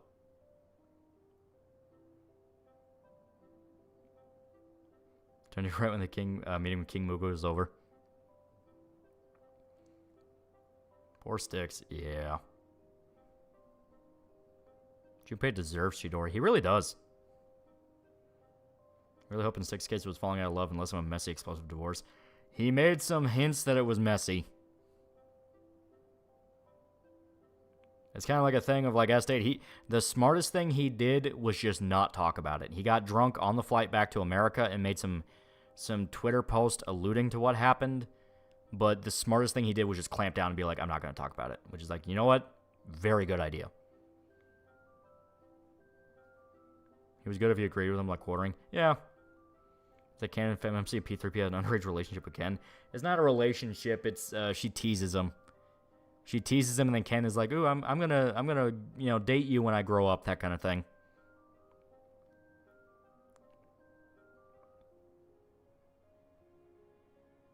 R2's DSP fixation will backfire on him. Everyone who stood against Phil has died. And she dies, yeah, right? Certain timeline, FMMC was a pedo. Never drink and stream. Don't be drunk and post. Yep. Ken Amada is a honey trap for Shotacons, I swear to God. Ken is hag maxing.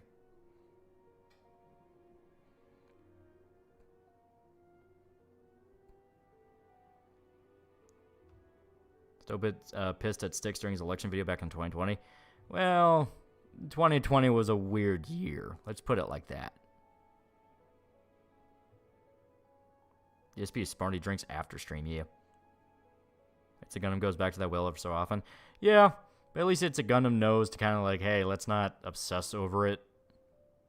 And he was going to be in the fucking documentary, so what am I saying?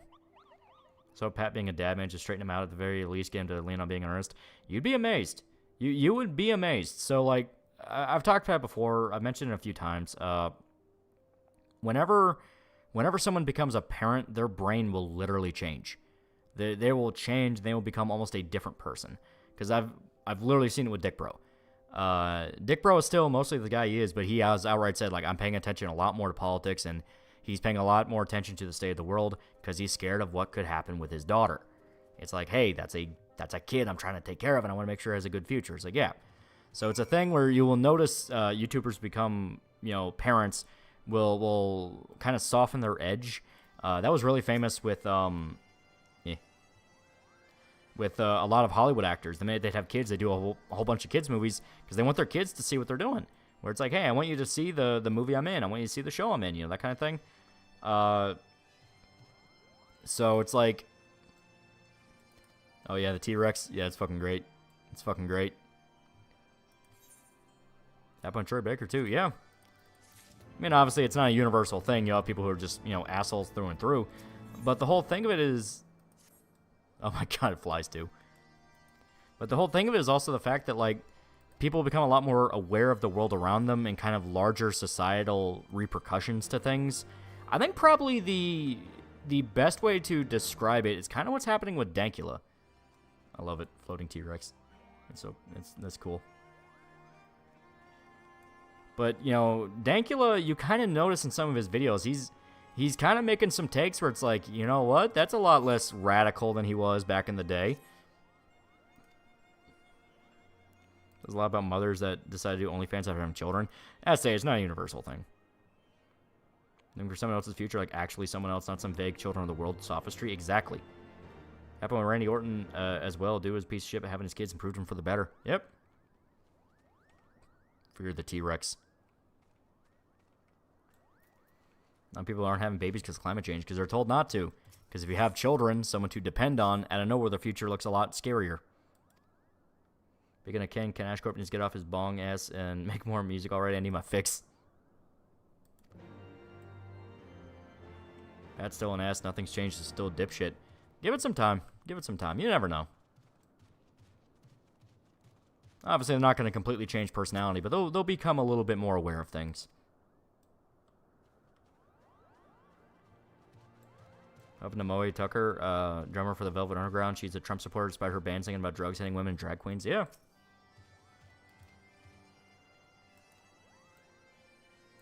China and India and Africa didn't get the memo. Estee, it's not a universal thing. Just it can happen to individuals. Because Estee, Dankula is the one where I've noticed it sometimes, where he's complaining more about, like, drug needles around and, like, hey, can you get this graffiti off the wall? It's like, sound a bit of like a boomer there, Scott, man. And it's because, yeah, now he has kids, and it's like, well, shit, I don't want my kids to see that. It's like,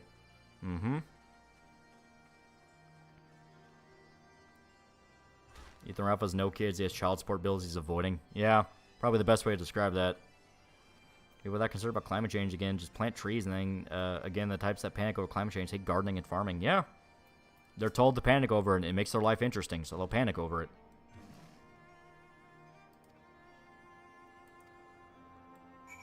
It's always been rough. Disease, raiders, starvation, still have kids, still carry on, still enjoy life. Day after Hiroshima, Japanese dudes were having sex with their wives.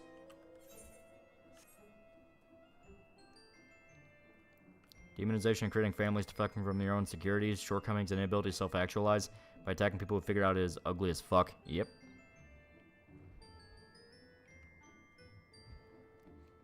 Not to say people who don't have a desire to have children are bad or evil or anything. It's generally not for everyone. Some people legit cannot support a family, but it kills me to see. Yeah, and obviously the thing I just read, yeah. Yeah, I understand some people are like, hey, that's never going to be for me. I understand that they think that, but my kind of standpoint on a lot of this is you're fighting against millions of years of evolution. You're not going to win.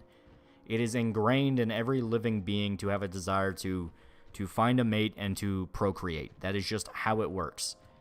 So what we have right now are just people who are a little too aware of what's going on, a little too self-aware of themselves, and they kind of get scared of the prospect. So it's like, it is a thing where I understand that at the moment they feel uncomfortable, but they will just eventually hit a point where they're like, fuck, why didn't I do that? Why didn't I not do that? Yeah, just like rabbits. Yep. No Japanese conscripts or overseas 12, 15 years of war in mainland China, and their wives are still faithful in raising kids they never met. Now that's devotion. Yeah. Ralph has a superpower of turning balls into Maker's Mark and unpaid child support. Nature's amazing.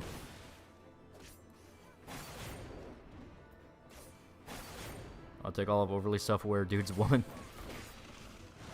I love big ass comes from men looking at women's hips and deciding she's most likely to survive childbirth. Yeah.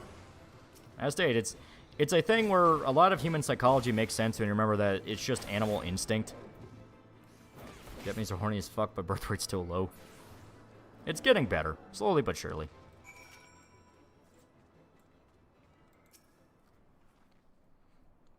I've seen more cases of adoption families basically seeing their children. They're generally good people, more like very, very important, expensive pets. Yeah. I'm not against adoption. Adoption is a genuinely humanitarian thing. But yeah, designer baby stuff makes me uncomfortable. That's something to where I'm like, man, that's kind of fucked.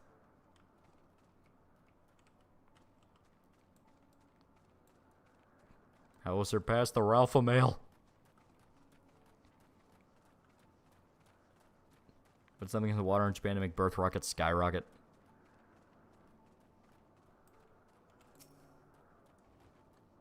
Yep. Not like I didn't try, but unfortunately I keep my V-car close, lest I end up getting me too by some crazy narcissist bitch. Yeah. Obviously that's not saying like go hook up with the first woman you meet, because that's usually a very bad idea. But at the same time, it's like human instinct, dictates all. Here, revive Lol in case he dies somehow. Fertility rates, what would you say is the biggest culprit? I don't know.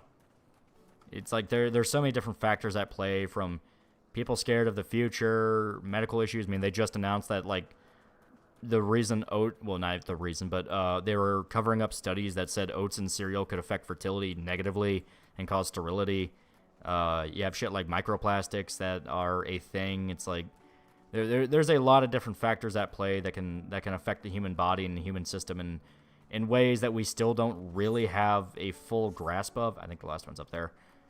So we just don't know. Don't smash on the first date. I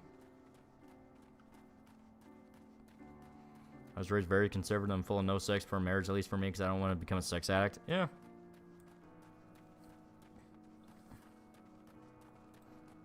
I just don't have a job to support a family, but I'll get there. Yeah.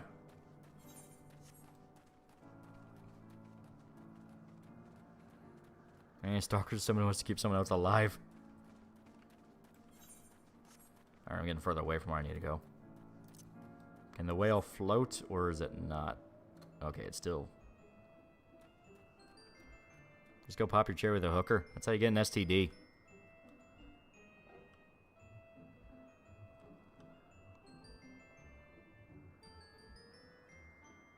These people who come in needs, they literally sit and impatiently wait for the day. Love bots are a legit thing. Yeah, it's like that's not gonna fix anything. Like, you know, it's. You know, I know people talk about like, oh, sex bots will make prostitution irrelevant or something like that. It's like that's not gonna cure the overall issue. You know, I think probably the biggest example of what I'm talking about is specifically the Elliot Rodger scenario.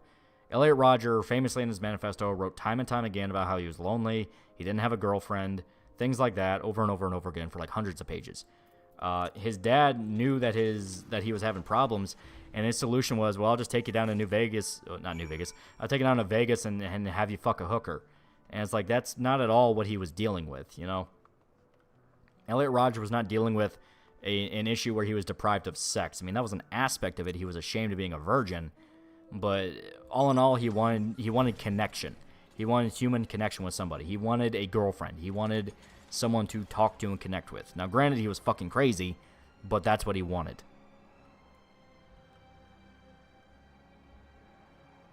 Not morally against things like increasing intelligence or weeding out birth defects or hereditary illness. And to me, it's a bad road. We already don't trust the government with so much. Why give them the right to determine what kid lives or dies?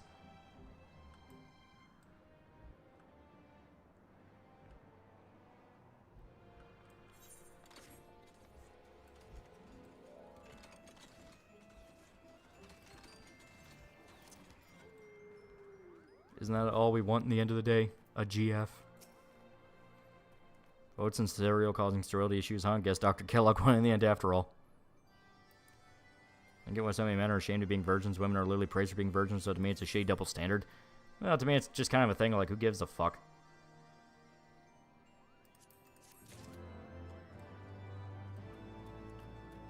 Brandon Rogers was a fucking loser too. He would always get into fights with guys after creeping on the girlfriends. Well, there you go. Why is there such stigma towards being a virgin? Because as I say, it's kind of a...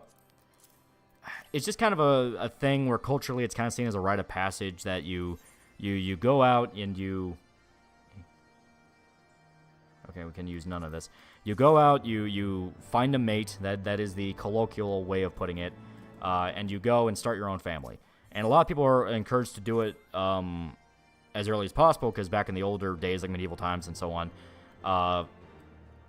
you know, you could die very young. You know, a lot of families were started when they were like 13, 14 years old. You know, by the time you were 19, you already had 4 kids, that kind of thing. Obviously, things have changed for the better, because now our lifespans are a lot, you know, a lot longer, and we understand more about human psychology and the effects of the effects of having very young people have sex and try to become family patriarchs as early as possible. It's not a very good idea. It caused a shitload of problems. But, you know, nowadays it's still kind of a thing where we have that holdover and you know, kind of that you know, one-upsmanship. You know, it's like, oh, you don't have sex? Well, I'm drowning in pussy, that kind of thing.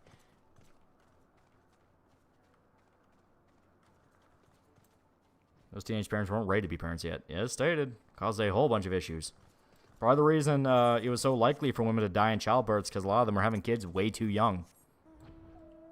Great-grandfather just chucked a ring at his next-door neighbor and asked to get married. They were, like, married for 60 years. In fact, infant mortality rates used to be abysmal. Mm-hmm. That's why people had so many kids, because there was a possibility they could die. I notice that the people who shame virgins simultaneously make sex seem insanely unappealing. Yeah. I'm trying to get pussy, but of a different kind. I own 5 cats. Yeah.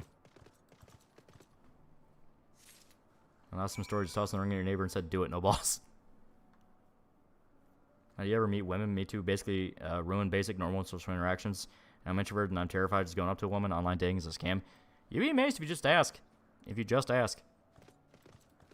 I mean, that's how Shota gets a lot of, you know, women he talks to, or Irishmen, or hell, even Weed Bro. They literally just ask.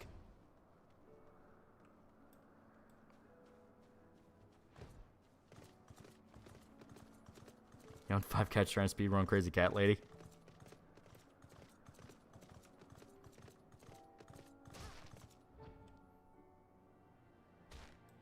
Yeah. What name is named Albert Whiskers. There we go. You'll go to a bitch and ask you, oh, you want to fuck? Don't be an autist. Okay, still can use none of this. It's not hard, chat. Just be a decent human being. Yep.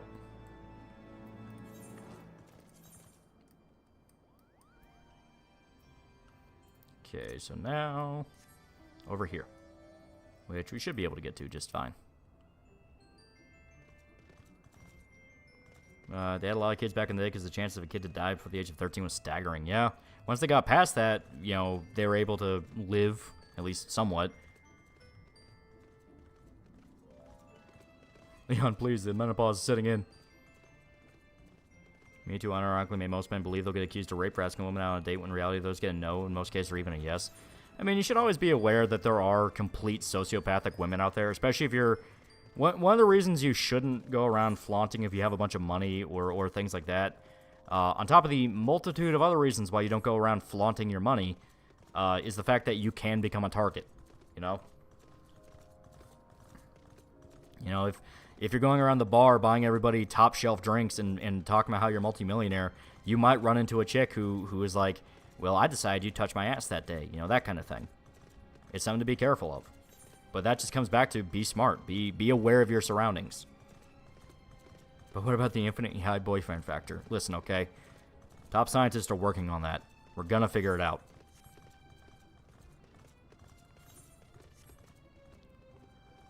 Alright, so we do have to climb the cliff.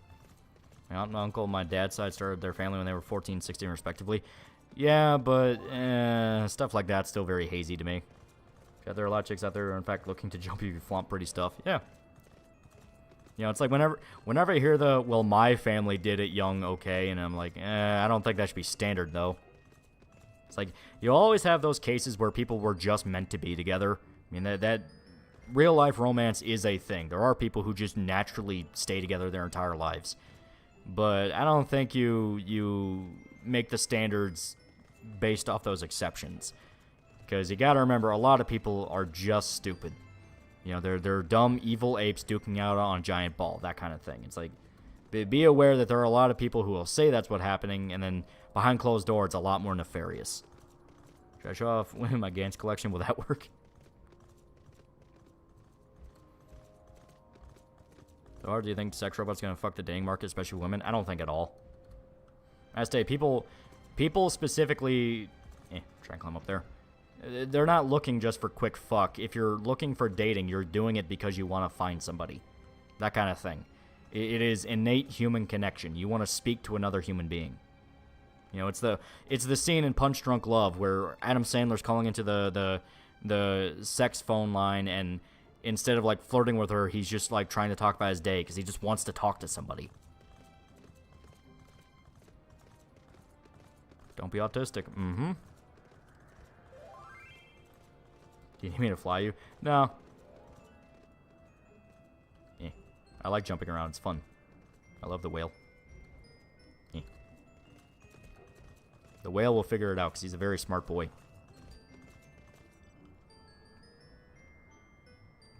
Punch Drunk Love was a sweet movie. It's a very, very good movie. It understands loneliness in a way that a lot of other movies didn't really. Like, especially nowadays.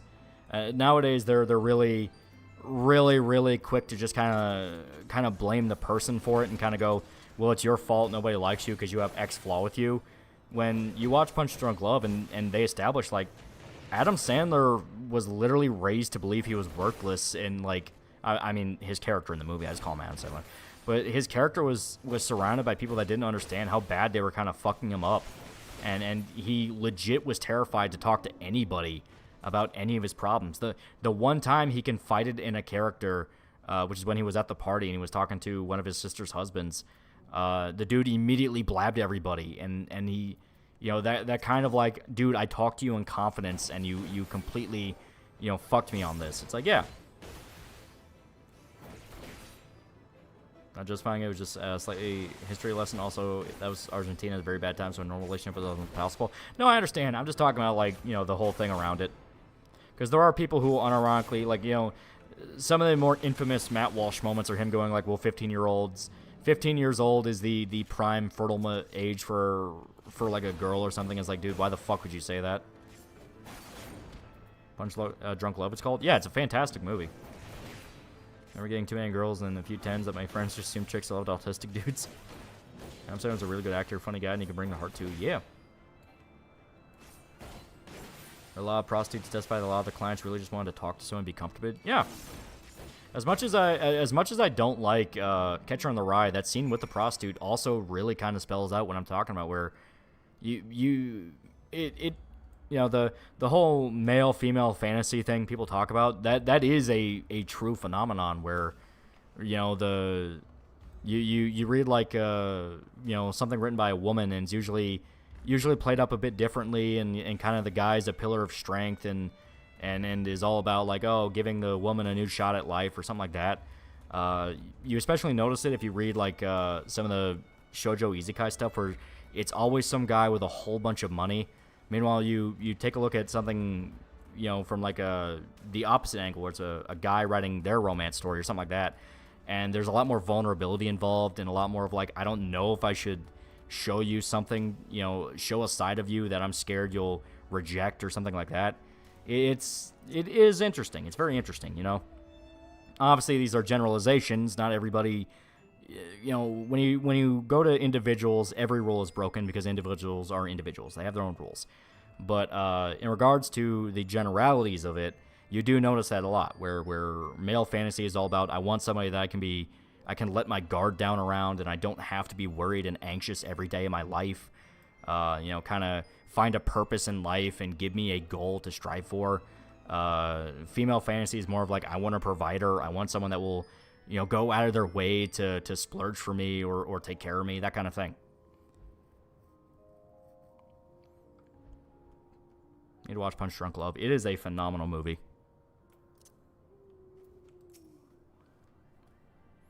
Woman wrote 50 Shades of Grey. I'm just saying women can be very crazy and horny. Yeah, 50 Shades of Grey is probably the best example of what I'm talking about, along with, you know, the Twilight movies. The guys in that were all about what I'm talking about, where they were meant to be the protective provider, and they catered to every need and whim, you know, that kind of thing. Well, you watch something like, as stated, Punch Drunk Love, and Adam Sandler is a very vulnerable guy. He has so many different problems he's dealing with, and he's scared to even admit he's in love with a woman. And it takes the entire movie for him to realize he shouldn't be ashamed of himself.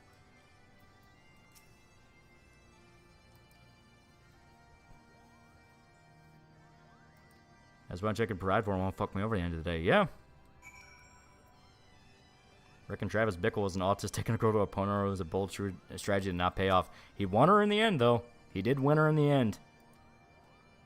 Interesting enough, I met my current GF probable wife in the future because of a similar mindset she had. Her mother was extremely abusive to her and made her anxious around folks. Yeah. Nope.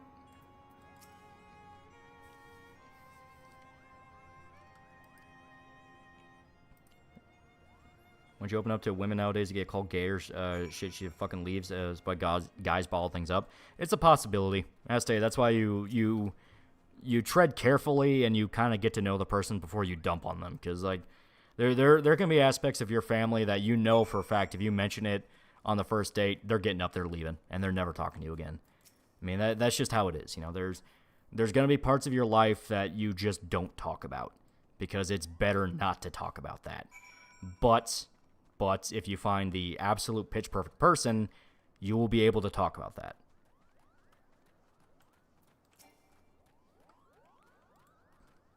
I used to not get Twilight until a friend of mine told me it's a reverse harem. Yeah. People talk about that too.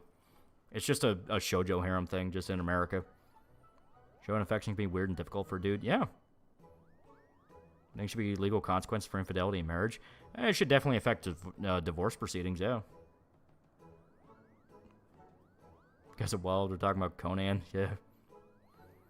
It's more interesting when you see that sexual urges for men are primal in a very different way to women. Differences in men and women is immense. Yeah. It's not an insult, but lately I feel like I gotta keep the face that girls want and realize that opening up wouldn't work. It is until you know you can do it, you know. Yeah. Gretzko is an amazing example of both these tropes. Retsuko wants the easy life, but learns living requires effort. Haida wants to impress Retsuko and is constantly jealous of her boyfriends. Before realizing he can't just be idle. Haida confesses and forces Retsuko to open up even at his own vulnerability. Yeah. Honestly, I think, you know, you have My Dress Up Darling, which is going right now, which is made by a woman, but that actually kind of understands the male loneliness aspect pretty well, because the current arc is Gojo once again dealing with, like, oh, fuck, what if I lose her? It's like, you know, that kind of thing. Pretty general, men crave stability and women want spontaneous acts of passion. It's something you notice if you read enough stories. Men want someone to return to. Yeah. These streams usually get depressing after a while. Taxi Driver's so damn good. It's one of the greatest films ever made. Everyone talks about the you talking to me part, but to me, the robbery is such a fantastic scene. He just blows the guy's head off right there. Because it says so much.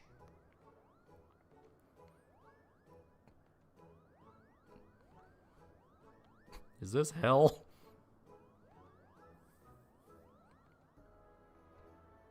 No, men want someone to return to, and we're called sexist for it. Yeah, well, you know, it's a thing where, once again, you kind of look at, you know, you kind of look at, like, Berserk and how it handles the romance, where, you know, Guts is kind of given women at every opportunity, where, like, Luca thinks he's handsome, Farnese thinks he's handsome, all these different things, and he's just devoted to the one woman that he's actually able to be vulnerable around.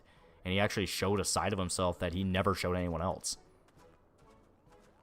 Guy who did the soundtrack for Taxi Driver died the same day it was completed. Yep. Went down in history, though. Went down in history.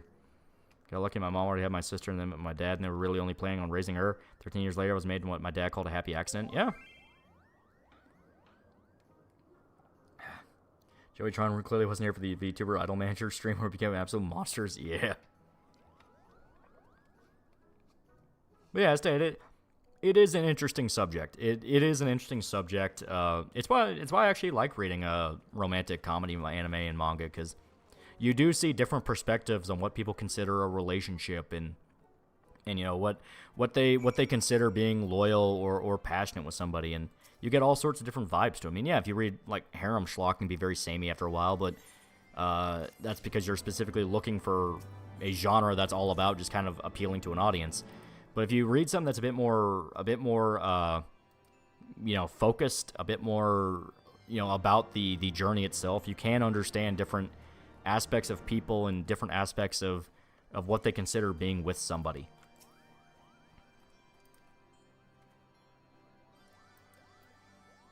Divorce rates, do you think divorce is made too easy, or there's not enough pressure to stay together? I think people all around, you know, kind of in the modern era, are just encouraged to give up too much. They're just encouraged to say, fuck it, don't make it work. Don't even try to get better. Going through Berserk videos and I see TheAlmightyLoli, what the fuck? Yep.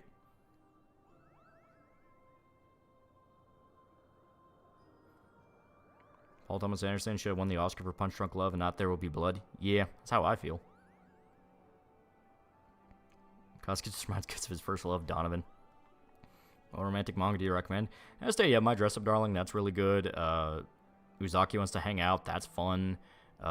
Check out A Silent Voice, the manga. The manga is really good.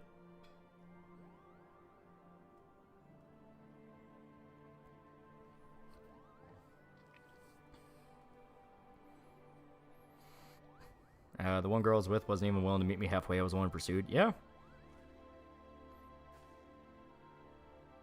Their pacing issues, Bunch Drunk in my opinion, very good but flawed. I can see that. I still loved it, though. It's still one of my favorites.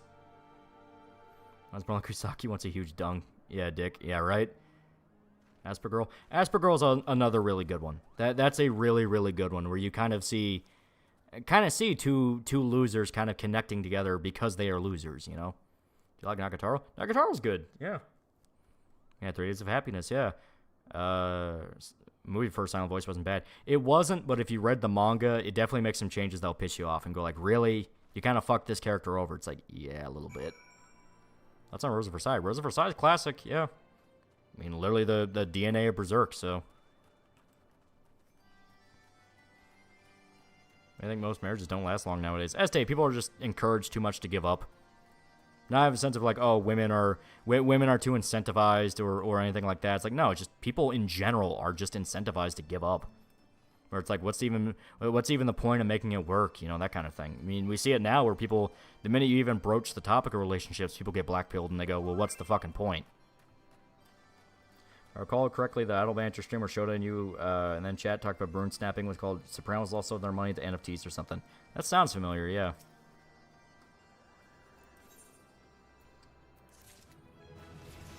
President from Nagato is really good. Yeah. I was assuming I like it as a guy who gets a harem who doesn't really want a harem. Yeah. Estee, that's more along the lines of just all-around kind of sexual titillation. I'm talking about specifically, like, focused romance stories or focused kind of drama stories that are... I mean, obviously, some of the ones I list out, like Uzaki's a comedy. But they're about kind of just showing two different people and their perspectives on things and how they connect.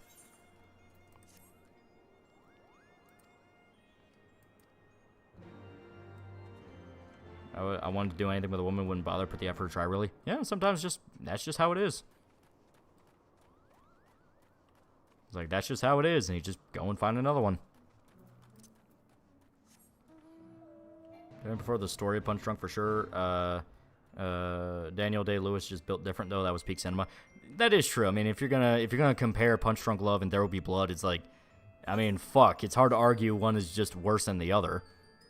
It's like, yeah, they are both phenomenal movies. You know, a Shonen Jump manga called Blue Box that goes into romance. Yeah, that's what I mean. It's all women's fault at all times, so Black Guild guy. Yeah. Eureka 7's good story. Yeah. Skip and Loafer's been great read. Now I'm caught up in pain. Main Girl's cute and I need more of her. Yeah.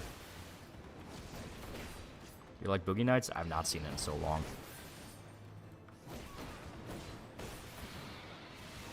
This when men and women could have friendships. Yeah. Recommend Maid Sama Peak Romance.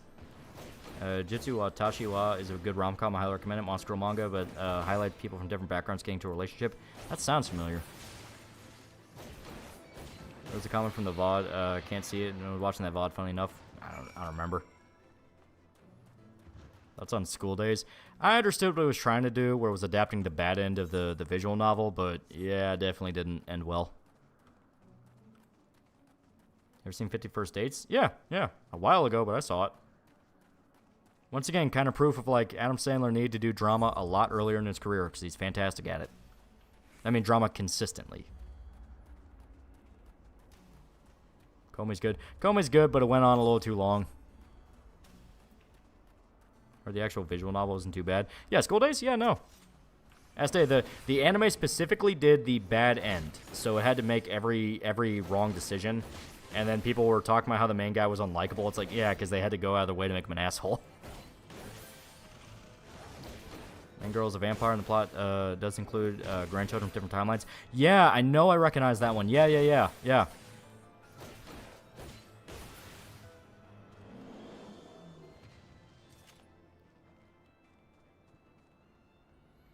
I know Remain is still probably my favorite Adam Sandler performance. It is good. Comey kind of outstaged Welcome a little bit. Miss Kobayashi, Dragon Maid, aside from the artist, his interest, he managed to write a great relationship, lesbian relationship. Yeah, you know that's a pretty good one where you kind of see the natural evolution of Toru and Kobayashi becoming genuine friends and then actually starting to care for each other. I'm saying this guy who hanged himself, right? No, he's still alive. Wedding Singer is really good. Wedding Singer is really good. I remember watching School Days on YouTube back in the day. I didn't hate it, and to be honest, it was a really nice boat. Promise Cinderella was good enough for me to import the physical English tankobons from Malaysia, despite the 10-year age gap. Male lead and female lead emotionally rely on each other as practical equals. I haven't read it.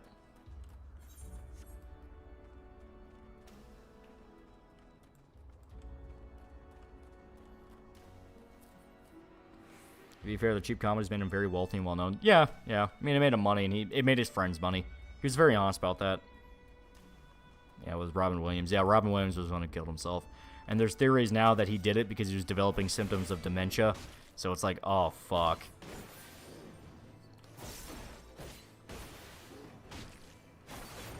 So you mean to tell me the School Days in some dark deconstruction harem genre points to anti-tubers? You lied to me. That's on Click. Click is good. Got bail for sleep. To work tomorrow. Love you, Lolly, and chat. Stay based. Yeah. Uncut Gems was solid. Reminded me of good times. E. At least that media really doesn't get introverts now when it's arguably more important than ever. Yeah. I say that. I like stories where they do kind of delve into the mind of somebody and kind of explore why they end up the way they are. It's a manga called Gachiakuta. You would like it. I think I have heard of that. So he did because they at least have one hand on the wheel. Brutal. Yeah. Supposedly, I say that's a rumor floating around now that Robin Williams killed himself because he was developing dementia. So it's like, ooh boy. I mean, he dealt with depression for years, so people just kind of assumed it was also tied to that.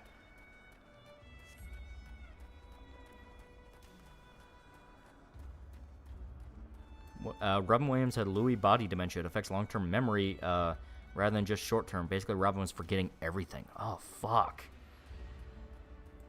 Yeah, that's rough. Have you read any American romance novels? No. I'm not a woman. I won't seek out every single example of the genre. It's mainly just anime and manga, just because, like, I think they handle it in a way where, like, you know what? There's something here. There's something here.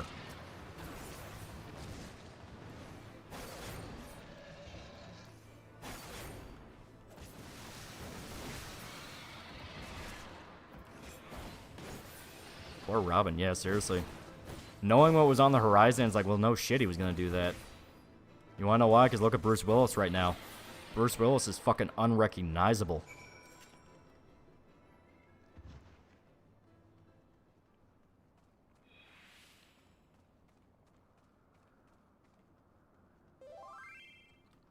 Remember when Zelda tweeted on the anniversary of Robin's death and some favorite YouTuber or streamer, I forgot who told her to stop whining? Ooh, I'd be pissed for her.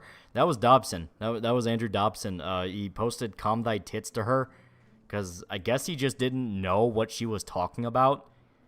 And it's a thing of like, dude, she's talking about when her fucking dad died.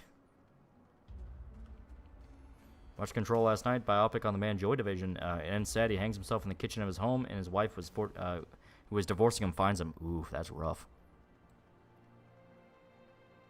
Yeah, calm thy tits. Yeah, it's like, oh god.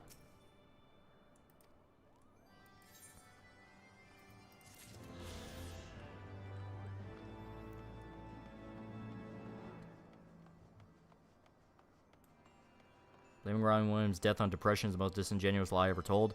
He was being bled dry for an impossible amount of alimony to 3 ex-wives and stole all his possessions.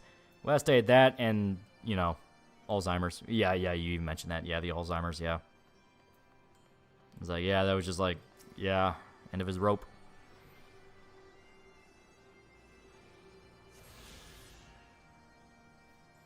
Robin Williams was one of the only celebrity deaths that got me depressed for a while.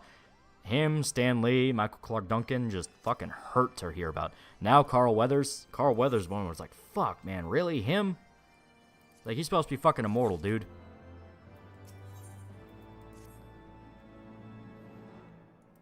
Andrew Dobson, everybody always putting his foot in his mouth whenever he isn't running into rakes. Yeah, seriously. Okay.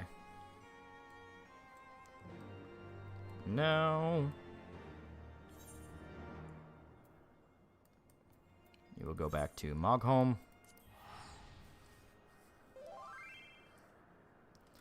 Seeing you gather all the Aether currents after I gather them all is funny. You just look like you're staring intensely at a rock. Yeah. You have to do it in order to get your whale to fly. But I'm going to log out here. It is 2 a.m. here, and I want to wrap it up. Getting pretty late, getting pretty sleepy. Okay. Stanley being abused by his fucking daughter genuinely angers. Oh, yeah. Oh, yeah. It's horrible. Horrible. I don't know. It's hard on your family. You offing yourself because you have dementia. Your family watching you slowly fall to pieces. It's... Neither road is good. Neither road is good. It is just an unhappy ending, no matter what you do. 2:30 a.m. here. Yeah. Robin's still alive and healthy. He could have voiced Breath of the Wild. He could have. He could have. Rocky 4 is even sadder now. Yeah, seriously. Well, yeah, there you go. There you go. We had some pretty good times. Pretty good times. Yeah. Thank you for allowing me to keep you company a lot. It makes this game feel less lonely. Yeah. Well, it's an MMO. You're supposed to talk to people. I mean, you're supposed to. I don't do it, but, you know, you're supposed to. When you rank Marine among the Hololive girls, she's pretty good. She's pretty fucking good. She definitely seems like one where she just naturally loves what she does. It's only 1 a.m. here where I live. Nice somber ending to the stream, yeah. My 3 years of living, the greatest pain I ever felt was the day I found my dad in his bed passed away. I'd be livid if I got that shit from some dumbass like Dobson. Oh, yeah. Oh, yeah. This is a depressing stream. It's not meant to be. Maybe I was not supposed to play an MMO like a single-player RPG. Finish early because tomorrow's a work day. Yeah, that's part of it. Also, in general, I kind of want to fix my sleep schedule. It's been all over the place way too long. Way too long. There's a Welsh band called Manic Street Preachers whose guitarist vanished, was never seen again, disappeared near a bridge, famous for suicides. Ooh, fuck. Oh, yeah. So the R9K video, that was rough. Yeah. So you're all making it about death. I was talking about, like, relationship stuff and, like, you know, expectations people have for each other and how to possibly, like, you know, circumvent around that. And it's like, you know, y'all motherfuckers, I took it to dying. I want my kids to kill me if dementia were to get a hold of me. If Sheena has been growing on me, she appears to genuinely enjoy what she does. A lot of the old guard Hololive girls do. Ah, God. Okay. Still, this was a pretty good time. Final Fantasy 14 is always good. It's always good. I'm still working on the Disco Elysium video. How hard is it to fix your sleep? Just close your eyes. Easier said than done. Yeah, what the makers of Sound Hill 2 said, when you think of sex, you also think of death. That is true. But it is a thing. It is a thing where I'm going to get the Disco Elysium video done. I'm like 5 minutes into it. Only because the part of the video I'm at kind of requires a little bit more intricate editing. Afterwards, I'll be a lot more free flow. That's the upside of gameplay. I don't have to worry about copyright as much as with other things. Other things, you can get fucked over real bad if you let a clip play on just a little bit too long. Gameplay, do whatever the hell you want. It's your gameplay. But I'm going to get that done. It's going to be a long video. It's probably going to be like hour and a half long. So, probably going to do Premiere for it. Ever going to stream something that isn't Final Fantasy? Probably not. Probably not for a while. Kunoism will save the world. But yeah. Better make it before H. Bomber guy made a video out. I think he already did. Still, I'll be so upset when Keanu Reeves dies. Same. Alright, kids, you all have been poisoned. The antidote's in my chest cavity. You have 2 hours. Alright, I'm going to get some sleep. Thanks everybody who showed up. See ya. Oh, before that, let me catch up on... make sure I didn't avoid any, fucking... There we go, okay. Yeah, I'll feed his end. Yeah.